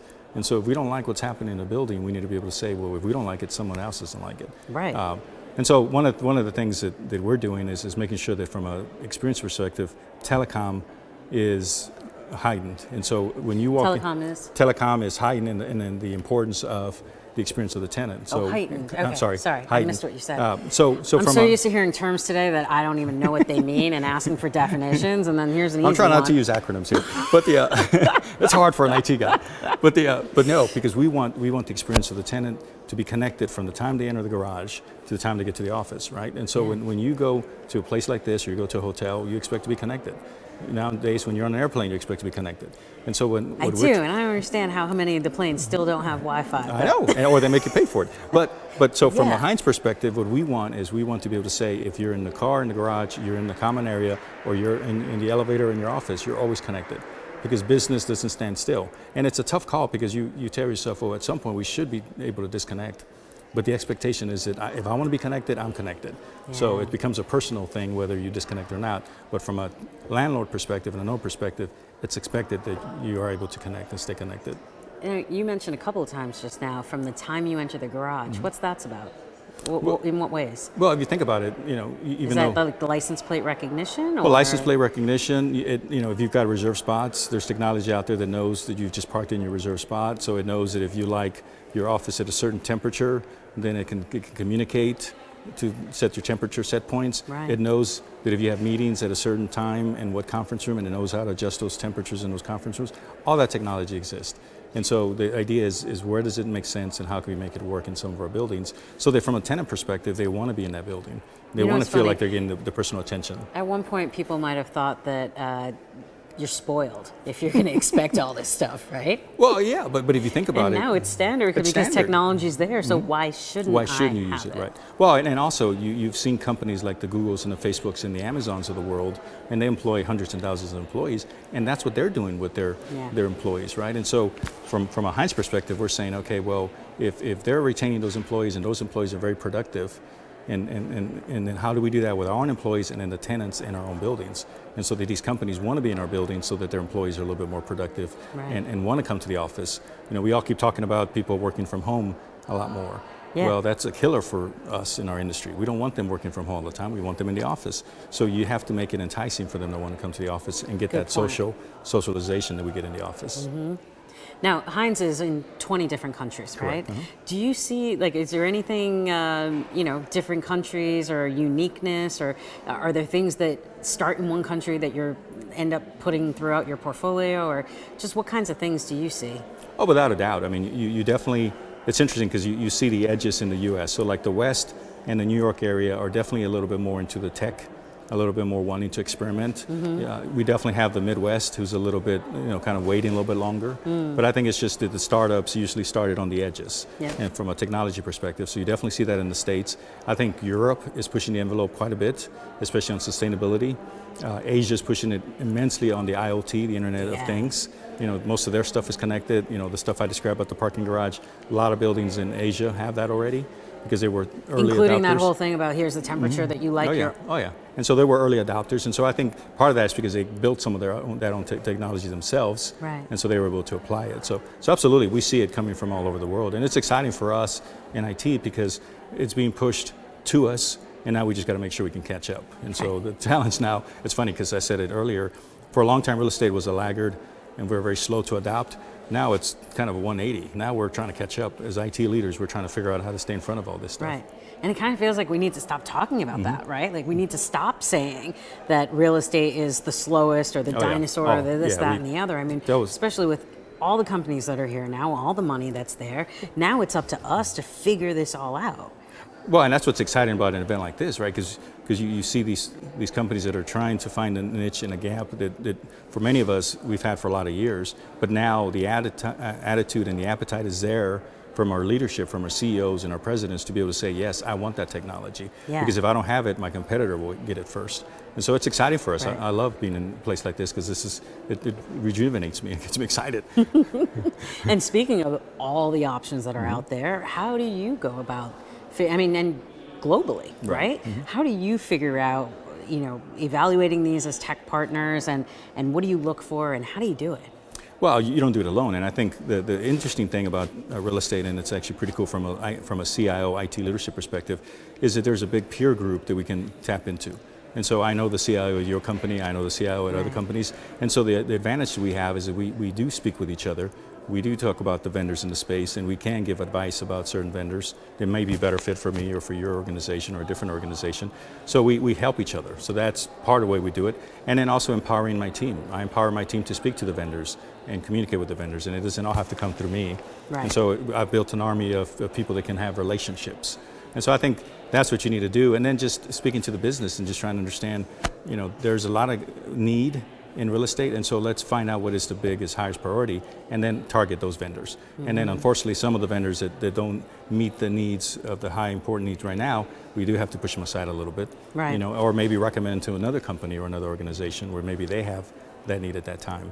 But yeah, it is a challenge with as much as happening right now, but I wouldn't change a thing. I mean, I'd rather have a lot more activity than, when I've been in this industry over 20 years, and trust me, the way it was 20 years ago, it's nothing compared to today. Give me today, I'll take it. Give me all these vendors, I want to talk to them. What are some of the most exciting, coolest things? Because, obviously this is your world, right? Right. So what are some of the coolest ones that you've seen out there?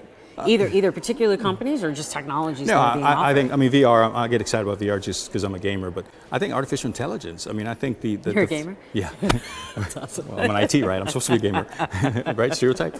But no, but I think the exciting part is AI. Because a lot of the stuff that we do, whether it's on the financial accounting side, whether it's on lease abstracting or administration, a lot of this is very repetitive, very, you can repeat a lot of that with reasonable processes and procedures. Right. And so to be able to have technology and machine learning that can do that for you and kind of take you away from all that back of the house stuff and makes you be more strategic, right? And you're spending your time on vision and strategy and how do I grow the revenue stream instead of all these processes. Right. So yes, we've had some automation in the past and we've created Excel macros and all that.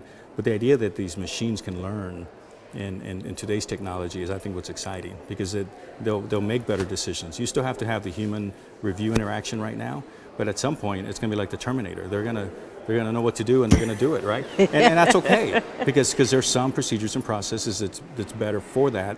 Again, while we free ourselves up for the other stuff. Right. So AI, I think, is going to be the big game changer over the next 3 to 5 years. And one last question for you is around all of these things that you're talking about, with computers, it means that people could hack in and all that kind of thing, right? So security is more important than ever, but where's that line, and how do you address that, and how does that, how does that affect how you make decisions in terms of cybersecurity? Well, I think hopefully what these startups and these companies are doing is they're not taking cybersecurity as something they got to worry about later. I think what I try to tell folks is it has to be part of your original plan now. Yeah. Because I used to be a programmer, many of the systems we wrote 15, 20 years ago, we were not thinking about cybersecurity, we were not thinking about hackers or insider threat or anything. And so we wrote them, and now some of those are the ones that are most susceptible. Right. And so in today's world, you have to be thinking about cybersecurity from day one as you start developing your applications or your systems or your technologies, because it has to be secure. And I think there's so much compliance and regulatory needs right now, especially internationally. We're getting a lot of audits, a lot of regulators coming in and saying, where's your cybersecurity program? Where's your cybersecurity plan? So it used to be audit, just to audit the numbers. Now it's audit your cybersecurity plan. Investors and board members. We have clients coming all the time with audit, security audits that they're asking us to do for all of our stuff. From a startup standpoint, it has to be part of your DNA from day one. You cannot look at it as an afterthought. That's because all it takes is one big incident or one big hack, and you lose your reputation and your credibility, and you could be out of business. Right. And so you have to take a look at it up front. One of the things I said in the panel that concerns us a little bit is, with all this extra layer of work that you have to do around cybersecurity, the question is, will some of these startups just decide that it's not worth starting up or being innovative? Right. And I think that's what concerns me a little bit more is if all of a sudden there's the next startup potential out there, and they're getting so much regulation and compliance and all these other bureaucracy. That'd be a shame. That all of a sudden they can't innovate. Right. And so to me that would be a shame. So I think we need to find the right balance between being secure but also being innovative. You have to take a little bit of risk, but mitigate that risk. Well, thank you for being with us here today, Jesse. Appreciate it. Always a pleasure. Always great to hang out with you. You too. All right. We'll talk to you soon. Jesse mentioned really early on at the beginning of our interview about how bringing the home to work. Right now we have a video for you that shows you exactly that. Check it out.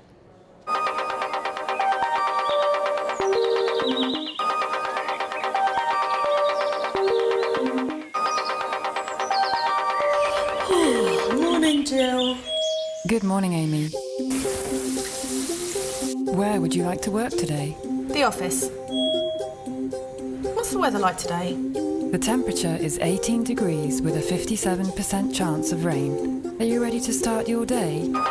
Give me 10 minutes. Okay. How would you like to get there? I'll walk. Do you want to ride? No, I'm good. Thank you. Careful, Amy. Obstacle ahead. Nearly there. Good time, Amy. Good morning, Amy. Welcome to JLL. You have one message from William Douglas. Okay, thanks. Thank you. Your first meeting is at 10:30. Please proceed to the elevators. Have a good day. And you. Lisa is in today. Lunch? Good for me. Invite sent. Have you seen the latest report? No. Your coffee will be ready in 5, 4, 3, 2, 1. Thank you. Tip sent. This building uses sensors to make your day more productive.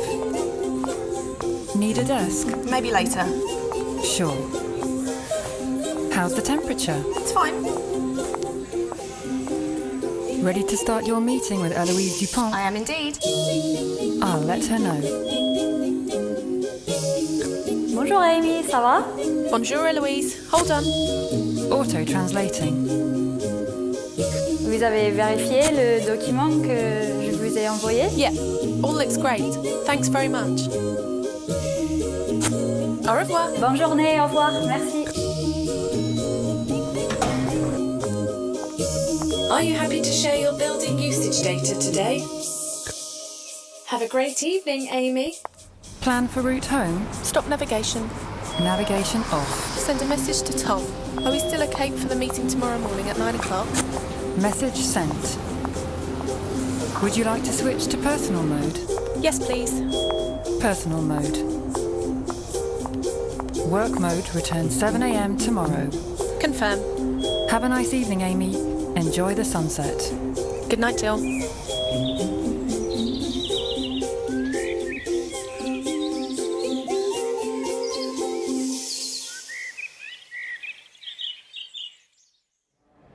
Welcome back, everyone. I'm your host, Pushpa. JLL Live here at Disrupt CRE in Chicago. And you might notice I have my co-host, Stephen Hopkins, back with me. But this time, we're not going to do as much banter about everybody else. We're going to talk about you and your company. That's awesome. You're the Chief Marketing Officer for Real Liquidity. That's right. Tell me about Real Liquidity. What do you guys do? Yeah, so our team at Real Liquidity, we are a team of real estate, finance, and security professionals, and we have come together to solve the problem, which we think it is the biggest problem in all of commercial real estate in its entirety, which is the lack of liquidity, which for a long time it's held it back as an asset class on the larger investment community. So what we do is we've built a platform called Syndex. Okay. And what Syndex is, for technology people out there, think of Syndex as the second market, what second market is for private companies in trading their shares, which was bought up by NASDAQ Private Market. That is what we do with buildings. For those not in real estate, we'll use the NASDAQ and the NYSE as a stock market as an example. We work with the owners of investment real estate, and we look at the owners in their individual building or their portfolio the same way that the NASDAQ or the NYSE looks at a private company looking to bring public. Right? So most recently, NYSE just brought Snapchat, which I think you either use it or you're familiar with it. People's kids use it. They were a recent company that went public. We look at, let's say, the building that we're sitting in here today, the Rookery, we look at them as a private company like NASDAQ or NYSE would look at them, and we look to onboard the building onto our exchange to trade the equity, the ownership shares as a stock. Right? Yeah. So on one side, we're providing those owners liquidity, whereas the only liquidity options they have classically is to sell the building in its entirety or recapitalize to take on debt, which at that point they can exit some of their partners. That sounds pretty transformational. It's very transformational to us. To us, it's the real key in this industry, right? On one side, it's the democratization of commercial real estate because, we're talking about liquidity for the owners, but on the other side, for investors, it is the democratization of commercial real estate ownership. Who has a chance to buy a building like the Rookery, right? How many people or groups have that kind of money? They don't, right? It's few and far between, right? But so what we do is we provide, again, and we'll bring the real estate assets onto our exchange, and then we allow the investors to come in and buy them like you would buy a stock. Yeah. Right? So it's very transformational in that aspect, and we're really excited. And what markets do you operate in? We're all over the United States. We look at every property class, asset, property type, office, retail, mixed use. Right now we're working with single tenant, triple net properties. Those are properties that if you're not a real estate person, you're driving to the mall and you see a Dunkin' Donuts or a Starbucks that has their own little building inside of a shopping mall. Yeah. So, we're working with all kinds of real estate because, and typically the deal size that we look at is between a total asset of 5 to 50 million, right? Okay. Total value. Yep. And then those type people come to us and say, hey, we're looking to exit a partner, we're looking to take equity out of our deal, so how can you help us, right? And that's where the whole thing starts, right? And we start doing, again, very much like the NYSE and NASDAQ, you have to check a lot of boxes as a private company to even be invited to be onto their exchange. Very similar to us, you have to check a lot of boxes, financially, who the sponsor, the ownership is. They have to have a track record, very important for us, because as we're bringing new investors in, they need to be able to see this is this as a sponsor or a real estate owner that knows what they're doing as a manager. They typically have either a management company like a JLL or a very reputable company in there, something that an investor can come in and see all the details of the deal, feel comfortable with the really high profile people that are involved, and feel comfortable enough to buy a share. So when you were talking about options, right? So what kinds of options does this give people that they didn't have before? One was that everybody would have to sell just to get one partner out. Sure. Or I would imagine it would go through a legal nightmare. Right now, across right? the country, throughout families and partnerships, in every real estate type that I mentioned, office, it doesn't matter. It doesn't matter if you're a $2 to $5 million piece of real estate in Toledo, Ohio, or you're a $1 billion office skyscraper, the Willis Tower in Chicago. If it's a private piece of real estate, at some point in the life cycle of that deal, one or more of the investors in that deal are going to want to have liquidity. They're going to want to take money out. And right now, the two major mechanisms, that's a fact. That's everywhere. And it doesn't matter, right? It doesn't matter if it's a $100 million building, a $1 billion building, or a $5 million building. They all have the same problems. I'll give you a great example, and this will resonate with a lot of people. Real estate ownership, a lot of it is done through families, where either an individual building or portfolio. So what happens when a patriarch or matriarch passes away? They leave their proportional share to a lot of family members, of which aren't in real estate, right? So they get it and they, oh, this is great, I own a piece of this building, it pays me a check every month or every quarter, every year, but how can I actualize my proportional ownership, which may be $1 million plus, right? Rather than getting those checks. And so they go to their family members who are running the real estate and they go, hey Pushpa, let's sell the entire building or let's sell the portfolio so I can extract my money.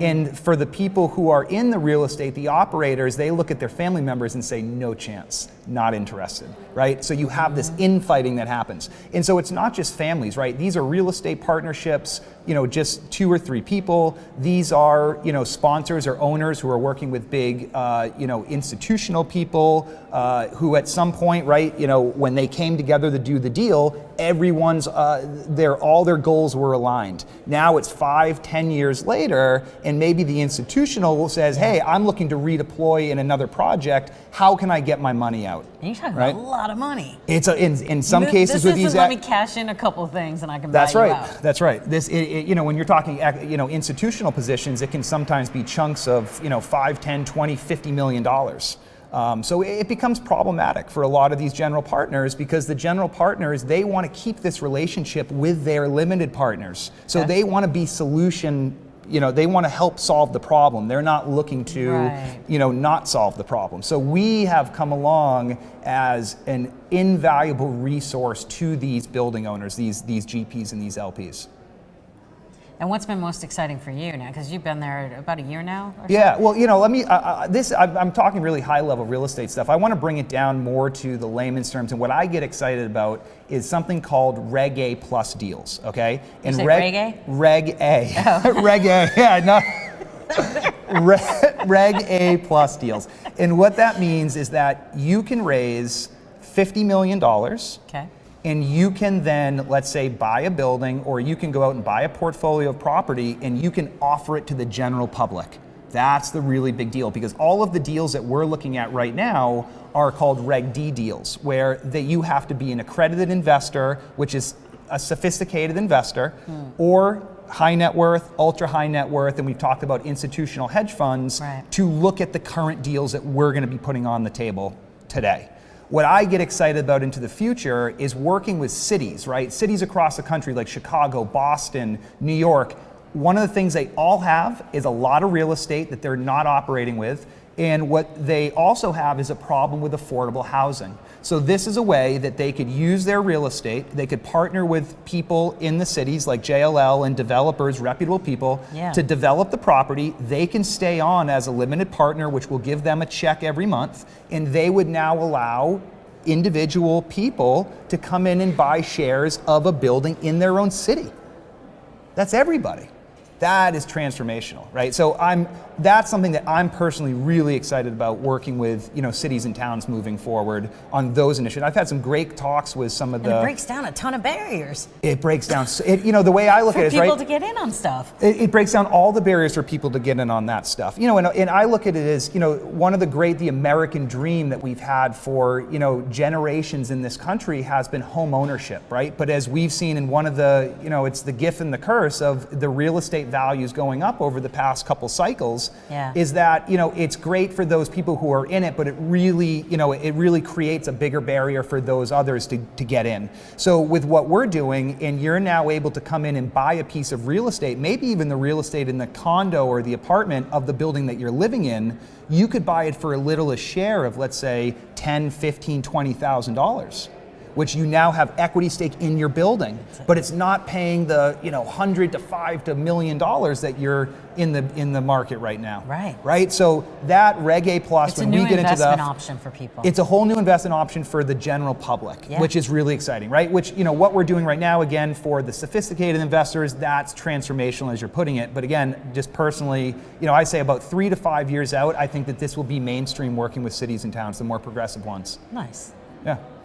So thank you, by the way, Stephen. Absolutely. That was a great breakdown too, by the way. I hope I did a good enough job breaking it down, because it can get pretty sticky and complicated. Yeah, no, you simplified it in a big way, so thank you for that. Yeah, of course. We've got a quick video for you, and then we've got another panel coming back. And speaking of disruption and owners of buildings, we're going to talk about what do owners of buildings do with their buildings in terms of technology and all the new stuff that's coming out. So we'll be right back. You know your office costs money to run. And you also know your employees are your most valuable asset. So why do so many organizations make real estate decisions that prioritize real estate savings ahead of people?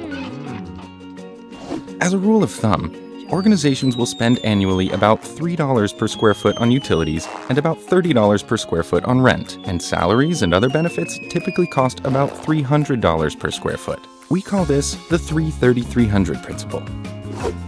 Think of it this way. You spend 10 times your utility costs on rent and 10 times your rent costs on people. Sustainability and energy efficiency programs can reduce utility costs by 10% or 30 cents per square foot. Good start. A less expensive office location can save another 10% or $3 per square foot. Savings goal achieved, right? Sure, if you don't mind leaving money on the table. What if a real estate decision could make your employees more productive? Just a 10% improvement in productivity could save $30 per square foot per year. And don't forget, you're making employees happier and healthier too. There is overwhelming evidence that a move to a better office can have a significant impact on employee productivity. Discover how investing where it matters most, in your people, changes the conversation from reducing rent to increasing employee productivity. What is your 330-300?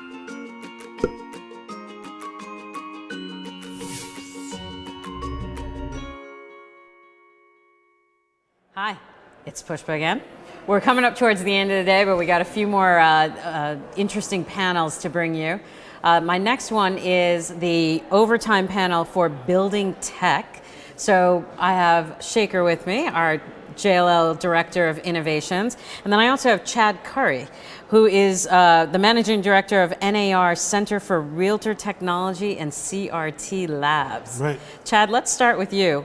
What does all that mean? NAR Center for Realtor Technology and CRT Labs, because I think I want to visit. Yeah, so we actually have an innovation lab, quite like Shaker does. It's at our headquarters at 430 North Michigan. We're looking at renewable energy, IoT, blockchain, aquaponics, community gardening. Aquaponics are when the waste from the fish go up into a little bed of plants, feed the plants, the water's filtered by the plants. Oh, I still want a field trip here. You're more than welcome to. We love having people. But we also design boards like this. This is an environmental quality sensor I was talking to Tim about earlier. We're doing about 9 different metrics with this. May I? Yeah, please. I mean, that's a prototype. You're not going to break anything, right? Yeah, it's totally fine. Okay. But it's radio frequency, so it can communicate with a little hub, like a Raspberry Pi right now. But it's There's meant. so many tiny. Yeah. I don't know if we can't show that, but there's so many tiny little bits in Yeah. there. But there's 9 sensors on here. We can do a total of 10 different things with it. And so, what does your center do? So we're looking at where emerging technologies are coming into real estate for commercial and residential, and what they mean for the future of our industry. So just a very simple goal. Exactly what we're here today about. So I mean, we have 3 engineers. We have a hardware engineer, software engineer, and an engineer that's between both of those. and we have a project manager and a user experience person and myself. We're looking at things like creating plant books, what plants can actually mitigate VOCs. Plant books? Yeah. So a book on what plants mitigate VOCs and how to... And what's a VOC? Volatile organic compounds, I'm sorry. So we identify the problem with this, and then we figure out a way to take care of it. Let's go back. Volatile what? Organic compounds. Okay. Formaldehyde, benzene, trichloroethylene. These are things that come from press board, particle board, our furniture, our carpets, So because other people where I talked to when they were talking about air quality, they were like, if someone complains about air quality and it's because there's a certain perfume that's too strong. This is a lot heavier stuff. Yeah, but this is also volatile what affects organic compounds. It affects our health. It affects the way we perform. So we want to be able to find that, but also take care of it. Love it. All right, we're going to have to come back to that topic. Awesome. Let's talk about the panel that you were both just on. What were you talking about for building tech, right?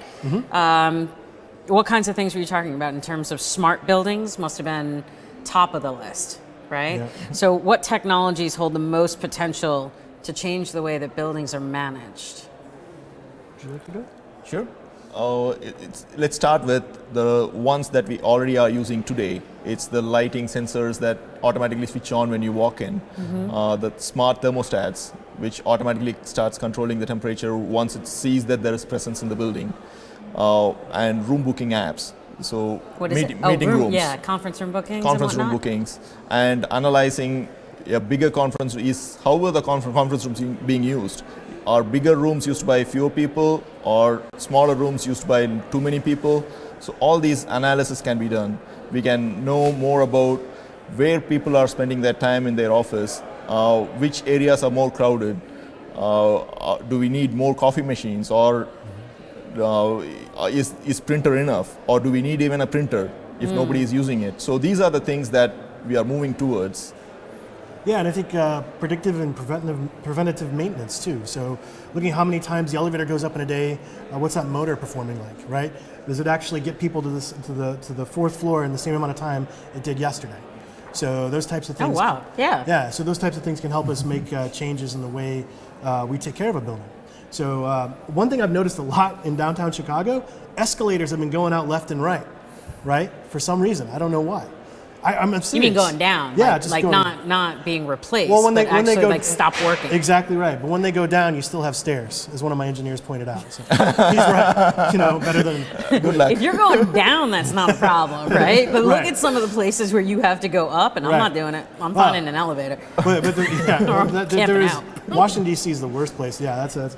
But anyway, my point is, you're taking the train to another station. I know. But my point is, you know, rather than us just having to deal with that, we can start to know this is the life expectancy for that motor, you know, so that can be taken care of based on the data we're harvesting, just like he was talking about, from watching the performance. And that's today, though, right? Yeah, you can do that today. Through some of the machine learning and then coming up with it. What do you think is coming up? Well, I think, we're working on the sensor here, but I think the best sensor is the human. And I think we talk about ingesting data into one central point right now, where one person, a building manager, can look at that and the building can respond. But I think at some point, it's going to be like social media for the building, where each person in the building is able to control their comfort levels in a way that doesn't affect, him. And I mean, I'm talking about us sitting this close together, He would stay comfortable in a way that... You think that can happen? Oh, yeah. Absolutely, and actually, there's a company called Hyperchair. Hyperchair. Chair. They make a chair that heats at the bottom and the back, or cools at the bottom and the back, depending on what you want. So kind of like in your car. No, I'm talking about exactly like the one in your car, but I'm talking about in the office. Yeah, they're a company that exists right now. They came out of the Center for the Built Environment out in Berkeley, but that's that type of comfort will save tons of money in the future. Because you don't have to worry about heating and cooling an entire space. Right. They're finding you can go from 66 to 78 and still keep the comfort level good for everybody. I'm talking about Fahrenheit, 66 degrees to 78 degrees. Whereas right now, if you do temperature control, it's 68 to 72 with traditional methods. Yeah, right. It is. So imagine the energy savings with that. I'm the one who's mostly cold. Well, imagine. Then she needs to be a beta tester for the Hyperchair. Happy to do it. You're welcome. Although in fairness, I live in Miami and work from home, so I do control quite a bit of my own. That's right. But happy to test out anything you want to send my way. Yeah. And Shaker, what about you? What do you think still has potential to be touched here, or next thing to be impacted in terms of the buildings? It's about using the data that we already collected with the sensors. So we have the data, now we need to analyze the data and find out ways to save. It could be based on are the building being heated before even the people are coming in an hour before. So if we can find out at what times in what days, what time the people arrive, we can start the HVAC unit right before. So there is cost savings there. Right. And hoteling. So right now, offices, the newer offices, they don't have resort spots anymore. We are all going with hoteling spots. Right. And when it comes to hoteling, and we know that few days there is not going to be much occupancy. Let's say in a building like 1,000 people, like Friday afternoon. Yeah, Friday. We know nobody's going to be there. Well, if you're Fridays lucky. itself, people prefer work from home, Right. so probably 40% of the building is occupied. In that scenario, do we have to light up all the floors? Right. We can shut off few floors and have people go to the right floor. Oh, right. Yep. If you don't have assigned seating, then that means that you can Yes. go anywhere we tell you to go. The marketing department and IT department are together because people arrive at the same different times. Yeah. So, but also with that, you're talking about the internal effects of people arriving at the building, right? But then also, if you talk about the external effects of when does the sun arrive, right? So The sun? Yeah. Okay. So knowing when the sun is hitting your building at what time of day, that could also affect the way you're heating and cooling the building. Absolutely. And cause the HVAC system to react with light detection or the glass to go darker, almost like the transitional lenses. Yeah. And the photochromatic, right? And then harvest that sunlight and store some of that energy. And a lot of what you're talking about will all impact employee satisfaction. People will be, absolutely. they wouldn't mind as much being in a building, Yeah. or companies might stick around longer, right? Let's talk a little bit more about the panel. Now, mind you, I've been here, so I wasn't there. I would have been if I could, right? Definitely wanted to hear what you all had to say, and that's why I'm glad you're here with me now. But Chad, I believe you mentioned gamification. Oh yeah. How does that play into workplaces? I mean here? that. Because now you're giving me even more reason to maybe want to go to an office. Good. Okay. Well, so I'm not sold yet, though. Remember, I live in Miami. You got a good deal. Part of it is the way the person interacts with the building. Like there might be someone who is, using a lot of devices, who's charging stuff. That's a terrible example, but people who use less energy or actually walk rather than take the elevator, they walk the stairs up to their office. And if you track those exactly kinds of right. activities Exactly right. by person and give them points for it and badges and all that kind of stuff. Absolutely. And also there's days off. Yeah, that's right. They can earn days off. Bonuses. You walk a certain amount of miles. Absolutely. That I see is coming in as an amenity. I mean, I think HR departments now are taking advantage of wearable data and holding step contests for their buildings. So I think that's a way to promote a healthy work environment. You've got things like the WELL certification coming online. The what? The WELL certification, which is about the health of the people in the building. Okay. So LEED is about the health of the build. I'm simplifying here. Thank you. LEED is about no. I mean only to make the point, but LEED is about the health of the building, the greening of the building. WELL is about the health of the people in the building. So the light actually supporting your circadian rhythm, having things like the plants in the building to have some green space for people to go to, not offering sugary drinks. That's part of the WELL standard. Having a place to do fitness, all that stuff. So, interesting. Yeah. Okay. So, we've talked a lot about more of the employee satisfaction side of it. How about in terms of cost savings? How can some of these things, in particular the Internet of Things, and that's gathering all the data and whatnot, how does that translate to cost savings? Let's take simple examples of, we capture data from equipments that are in the buildings, and we know when there is an equipment failure, where there is a call coming in, and we know that the equipment went wrong, we will be able to determine the surroundings or attributed factors which made that equipment go off or not work. So if we find the similar matching scenario in a different building on a different equipment, similar equipment, we can prevent that failure to happen again here in the other building. So that's cost savings. So similar to what we were talking about with equipment like elevator, escalator, and Yes. that kind of thing, but it could also be the HVAC system or a refrigerator, anything, right? Yes. And also when it comes to lighting or HVAC or controlling based on the occupancy instead of... So you have energy savings as well Yes. then. Now, what about, Shaker, I heard you talked a lot about the big potential of tiny sensors. What was that about? So we did a IoT POC in our Lombard office. We played with several different sensors. We used roughly around 55 different sensors. Okay.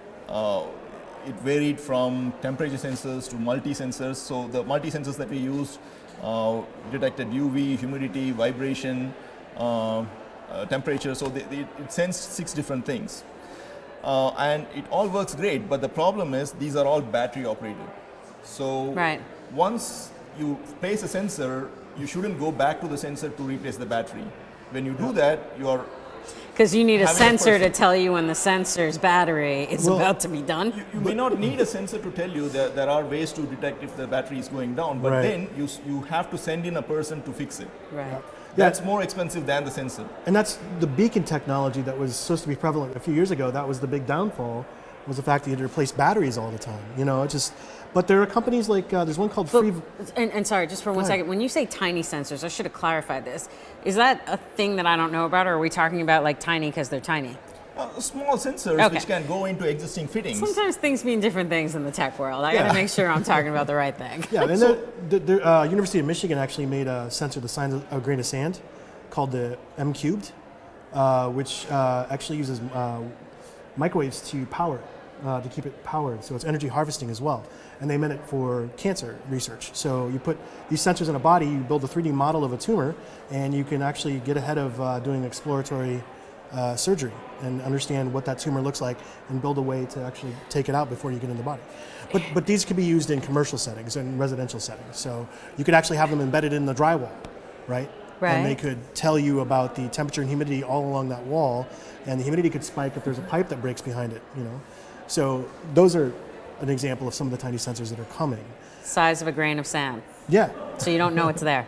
Right. It's really the actually, point. yeah. If they drop one on the floor. I mean, you could have them all over here, and how would I know? If they drop one on the floor, they let it go because gone. they don't know where. Yeah, they don't know where it went.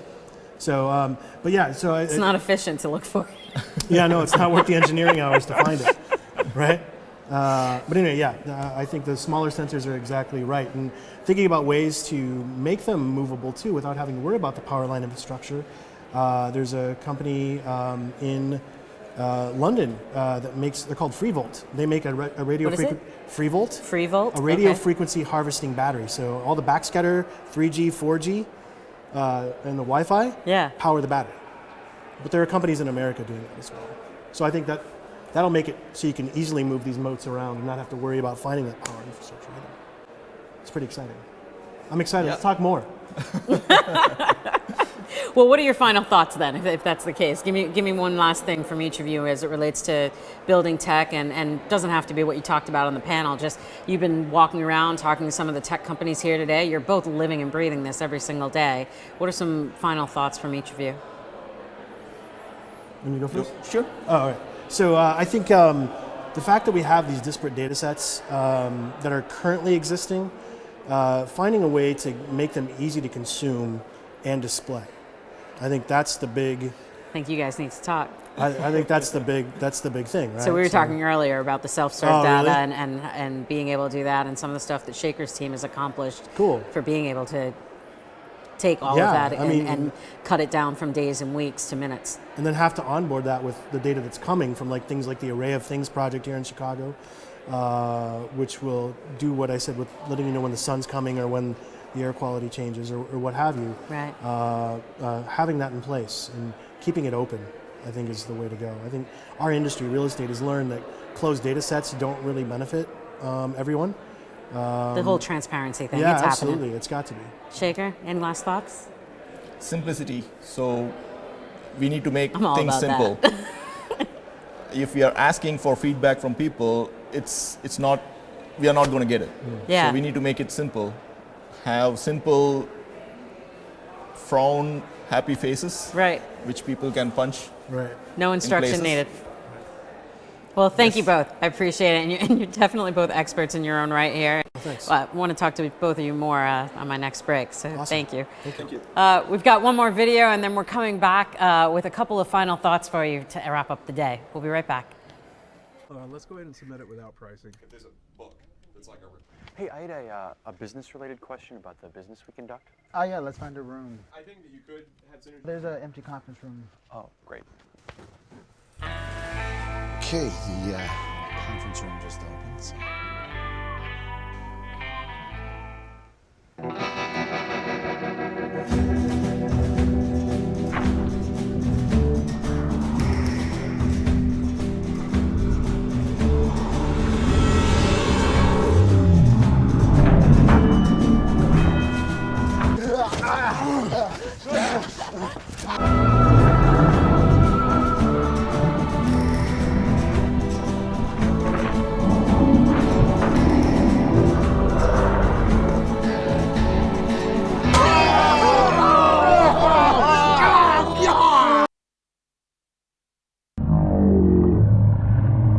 Oh, did you guys need this? No. No. No. You're fine. I'm gonna work from home. I'm good.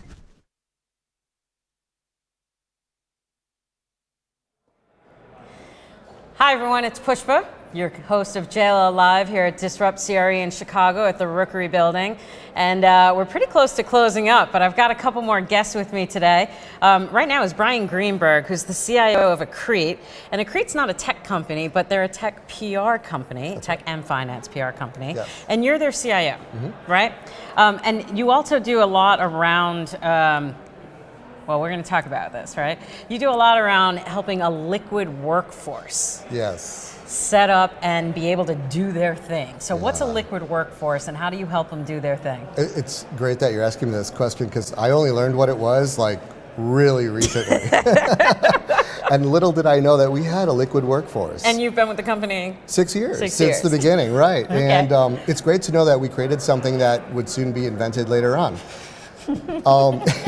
It's really interesting, and I was actually just at an event the other day at Accenture, which apparently I think coined the term liquid workforce, and they were talking about it. I'm like, wow, I hadn't heard of this before, but we have that. But the definition, yeah. So what is it? So what it is, I learned after the fact of creating one for us, is that it's this ability. I knew that in the beginning when Accrete started that we would have a very diverse workforce. We'd have people working in different cities, in different states, all over the country, even in other countries as well. And that we needed to be able to provide a platform for everybody to engage as a team together effectively to serve our customers. And the traditional model without having offices necessarily, right? Right. So the traditional model is you've got an office, you've got everybody working in the office, you've got your data centers, and you build your applications and install your computers. We weren't going to do any of that. Right. Yeah. We decided, well, we're going to... And you were just starting. That's right. And the cloud is a fantastic solution for that. So we were born in the cloud to accommodate this liquid workforce, to be able to say, okay, no matter where you are, no matter what you're doing, our team composed of all of our full-time employees and our contractors would be able to engage together virtually in the cloud and be able to provide the solutions that we need for our customers. I love it. So you mentioned the cloud a few times here, and we've talked about all the latest and greatest tech trends, but let's talk about the basics. You had written a blog post at runtime saying there is no cloud, it's just someone else's computer. Yeah. What do you mean by that? Well, I wish I could Or did claim... you mean exactly that? I did. And I wish I could claim ownership of inventing that term. I did not. Maybe in parallel thought to whoever did. But yeah, that's the thing. There's also a famous Sun Microsystems research scientist named John Grimes, I believe is his name, who coined the phrase, the network is the computer. And I thought that was a very apropos and poetic way of describing what the internet is, what the cloud is. And there are all sorts of different clouds. If you want to listen to music, you've got the streaming, Spotify, iTunes, Google Play, that's your music cloud. Yep. You need document storage, you've got Dropbox, Box.com, Google Drive. You need to back up your computers. You've got Carbonite, Code42, Mozy, their cloud. Right. Office platforms, you've got Office 365 from Microsoft, Google Apps. And I could go on and on and on. I was going to say, I get the point. There's a zillion clouds, and they all make up the kind of meta cloud, right? The cloud that we all use. And the thing is that companies of any size, a kid in their parent's basement who wants to start a company now have access to the technologies that the Fortune 500 companies have access to. You need a customer... Affordably, too. Affordably, absolutely, yeah. So there's all sorts of solutions available to anybody. The barrier to entry has been brought down tremendously by the cloud. And all you need now is a computer and a network connection, and you're good to go. In minutes. Yeah, exactly. So you have a unique perspective coming here today to a conference that is focused around real estate and technology, and yet you're focused on technology, but not so much on real estate. Right. So what's caught your attention here today, and what's really either opened your eyes or maybe just surprised you at, where you are compared to where things are here today? Well, there's a lot of great technologies that I've seen out there already, and I've seen most of them before already. But the Internet of Things enabling smart buildings, smart controllers for HVAC systems, energy efficient lighting with the switches, the network and mesh of lights where they're all individual, like microcomputers talking to one another, sensing when somebody's in the room and they'll turn on, or they'll adjust their brightness by the time of day and where you are in latitude. I think all of those technologies and many more to come are fascinating. But what I see it as a technologist and a security expert as well is that every single one of those light bulbs and plugs in the wall for the network and wireless hotspots are vectors into the network. And that's what hackers are looking for. Oh. So it becomes a really big security thing. But the great part is that these It's a big companies, thing. Yeah. And these companies are learning a tremendous amount through their implementation, and what you read about in the news today with various companies getting security breaches from various reasons.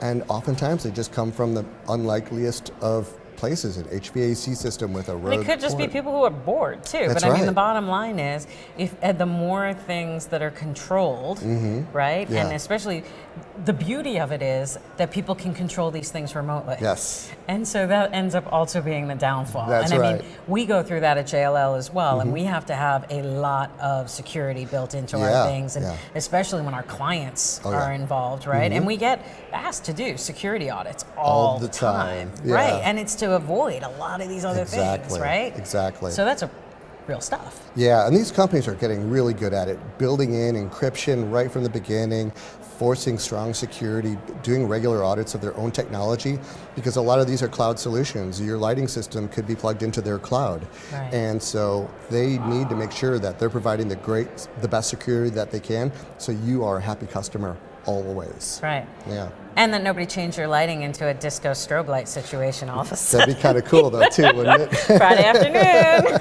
5 o'clock, it's time to turn on the lights, yeah. Well, Brian, thank you for being here, and especially with your perspective here, a little bit different than everybody else's, so we Yeah. appreciate that. Thanks for having me. For everybody else, we're coming up on the end of our day here, so we're going to talk about what are the key takeaways, what has everybody seen, and we're going to bring my co-host Stephen Hopkins back and the co-founder and CEO of Disrupt CRE, Mariel Ibrahimi, back right after this short break.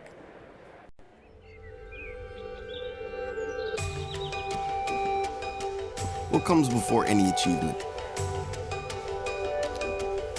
Ambitions. Always. That's why we put ambitions at the center of everything we do. And why we always expect more. More for our clients. More from each other. More out of every single day. And we don't just recognize ambitions, we thrive on them. We are 75,000 people from every corner of the globe, united in our passion to ask the biggest questions, to go further, dig deeper, to find answers, and to always deliver. Achieving ambitions powers us through our day, and that makes us different to other firms. It makes us speak up, reach out, and above all, stand out. It makes us each who we are. And it makes us all JLL. everyone. Welcome back to JLL Live at Disrupt CRE. I am here with my co-host, Pushpa Gowda, and the CEO of Disrupt CRE, Mariel Ebrahimi. We're here to wrap up this fantastic day of not only in-person conference, but also what a great JLL Live experience again, I can't Push. stop smiling. It's been a great day, but also just coming to a wrap up, I mean, that's just a beautiful word altogether. Yeah, had a great day. So Mariel, why don't you tell us and everybody about the day, what we saw, how this was like, and because maybe we heard lots of applause, by the way. Yeah, from other Disrupt CREs. Tell us a little bit about it in your experience. It was a really monumental day for Chicago commercial real estate community. Out of the 3 conferences we've done in Chicago over the last few years, this is by far the most energy I've seen from this crowd. It's the most fun that everybody's having. Everybody's having a lot of fun. And I think we're all exhausted from having so much fun today, which is amazing. I mean, that's the goal. It's the goal, right? To run us all out. Yeah. So it's been a tremendously successful day. I mean, I couldn't be happier. It looks like you guys from across the venue watching here have been doing an amazing job, and everybody says it's a lot of fun to be on here with you. So success all around. Thanks. We didn't even have to play that many games to get people to say that. We didn't pay anybody. I know we didn't pay anybody.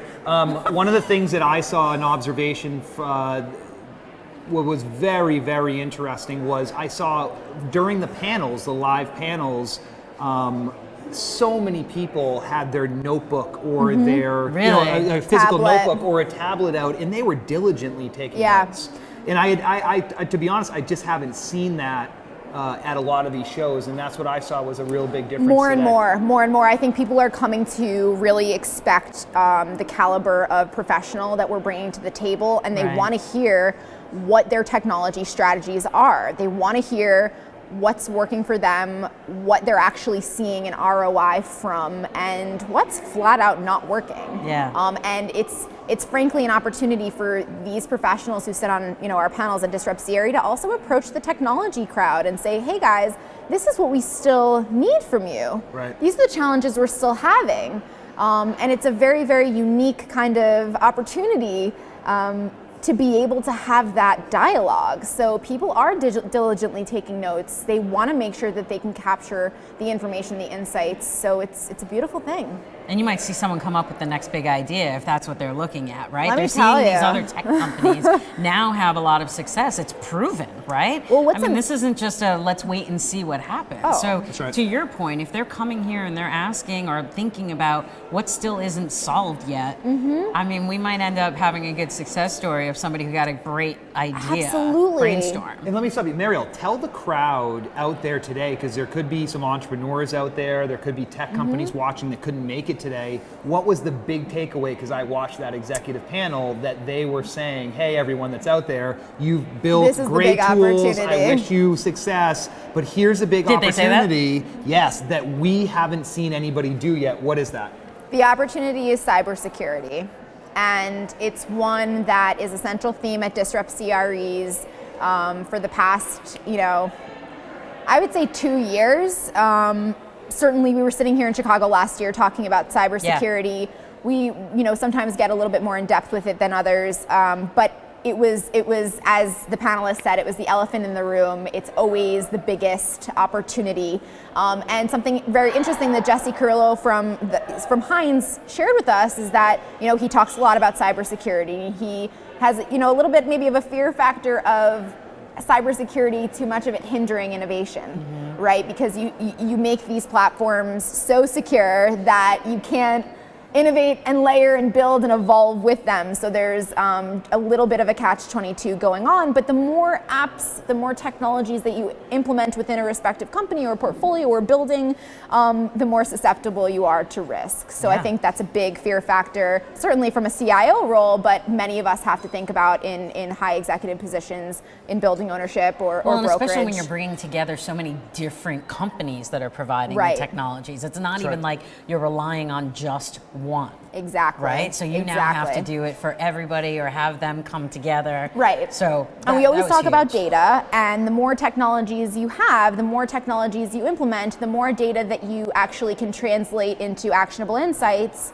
But then again, therein lies the question, how do I make sure that those apps, those technologies, those systems are secure? Yeah. So one has to really go hand in hand, but there have been, dozens and dozens and hundreds now actually of technology companies in this space, and I have no doubt, as the panelists agreed, that the trajectory of growth is there, and it's growing, and it's going to continue to grow. We're going to see a lot of mergers and acquisitions, which I think is no new prediction, but was reiterated quite a bit in this segment. We saw a big one in the industry. We saw VTS and Hightower, which was pretty significant. Right, exactly, very recently. And we saw those guys at the very first Disrupt CRE in Boston in 2014 with Brandon Weber and Nick Ramito actually sitting on the same panel. So it is really fun to see how things evolve, how things change, but there are a few themes that ring true for the past many years and that I can't imagine are going to go away anytime soon. The partnerships is a big deal. And kind of what we were talking about on the panel is 3 years ago, I saw a lot of siloed solutions in the space. And I think a lot of you guys as JLL, as brokerages, as building owners, you saw a lot of siloed solutions, which makes it very difficult to adopt. Yep. You want one user interface to tell you what's going on. Right. You don't need to log into every single application every day to have that snapshot, or you shouldn't. Too much time. But today, ain't nobody got time for that. Nobody got time for I that. hear champagne popping, by the way. Did anybody hear that champagne bottle popping? Wow. Everybody but us has champagne popping right now. Let's replace these and let's get some glasses here. That's fantastic. Hey, Mariel, before we leave, and tell us a little bit about San Francisco coming up. And it's obviously really exciting because this is the tech capital of the world, and we're bringing this really cool technology from an industry that has not been open to technology into the tech capital of the world. Absolutely. So is it a little something special more than the other ones? And it's September 14th, by the way. It's September 14th. We'll be back here with JLL Live all day. Please tune in with us. We'll have some spectacular technologies. I think many technologies in San Francisco that are not industry related, which is a little bit interesting, a little bit intriguing to see how they intersect, if you will, at the outskirts of commercial real estate and are just trying to, start to penetrate our industry. Things like IoT that maybe aren't concentrated on commercial real estate, but really should be thinking about commercial real estate first. I mean, real estate is the bedrock of any smart city. So all of the gadgets and tools and sensors and enablements that we see out in San Francisco for every other industry should really start in real estate. So that's the message we're driving home. And I do think we'll see many, many industry verticals kind of come and intersect, like I said, with us in commercial real estate in San Francisco in particular. So it's going to be a lot of fun. That's great. Really excited. So thank you all for being with us, all of our guests, everybody at home. I know my mom stuck through this all, so thanks, Mom. I know my mom watched it too. I actually got a phone call about 10 minutes ago, and she was super proud. And Mariel's mom is here, so we're gonna party right now. Thank you, everyone. September 14th in San Fran. If you can be there in person, love to see you there and spend the afternoon with you. And if not, three of us will be back. That's again. right, and please look forward to, if nothing else, when Pushpa and I come on, we will have our special handshake that we will be the first in commercial real estate tech to have a unique handshake between the two of us. It's never been done before, so really excited. Wild and crazy. Thank you, everyone. Have a good day. Take care.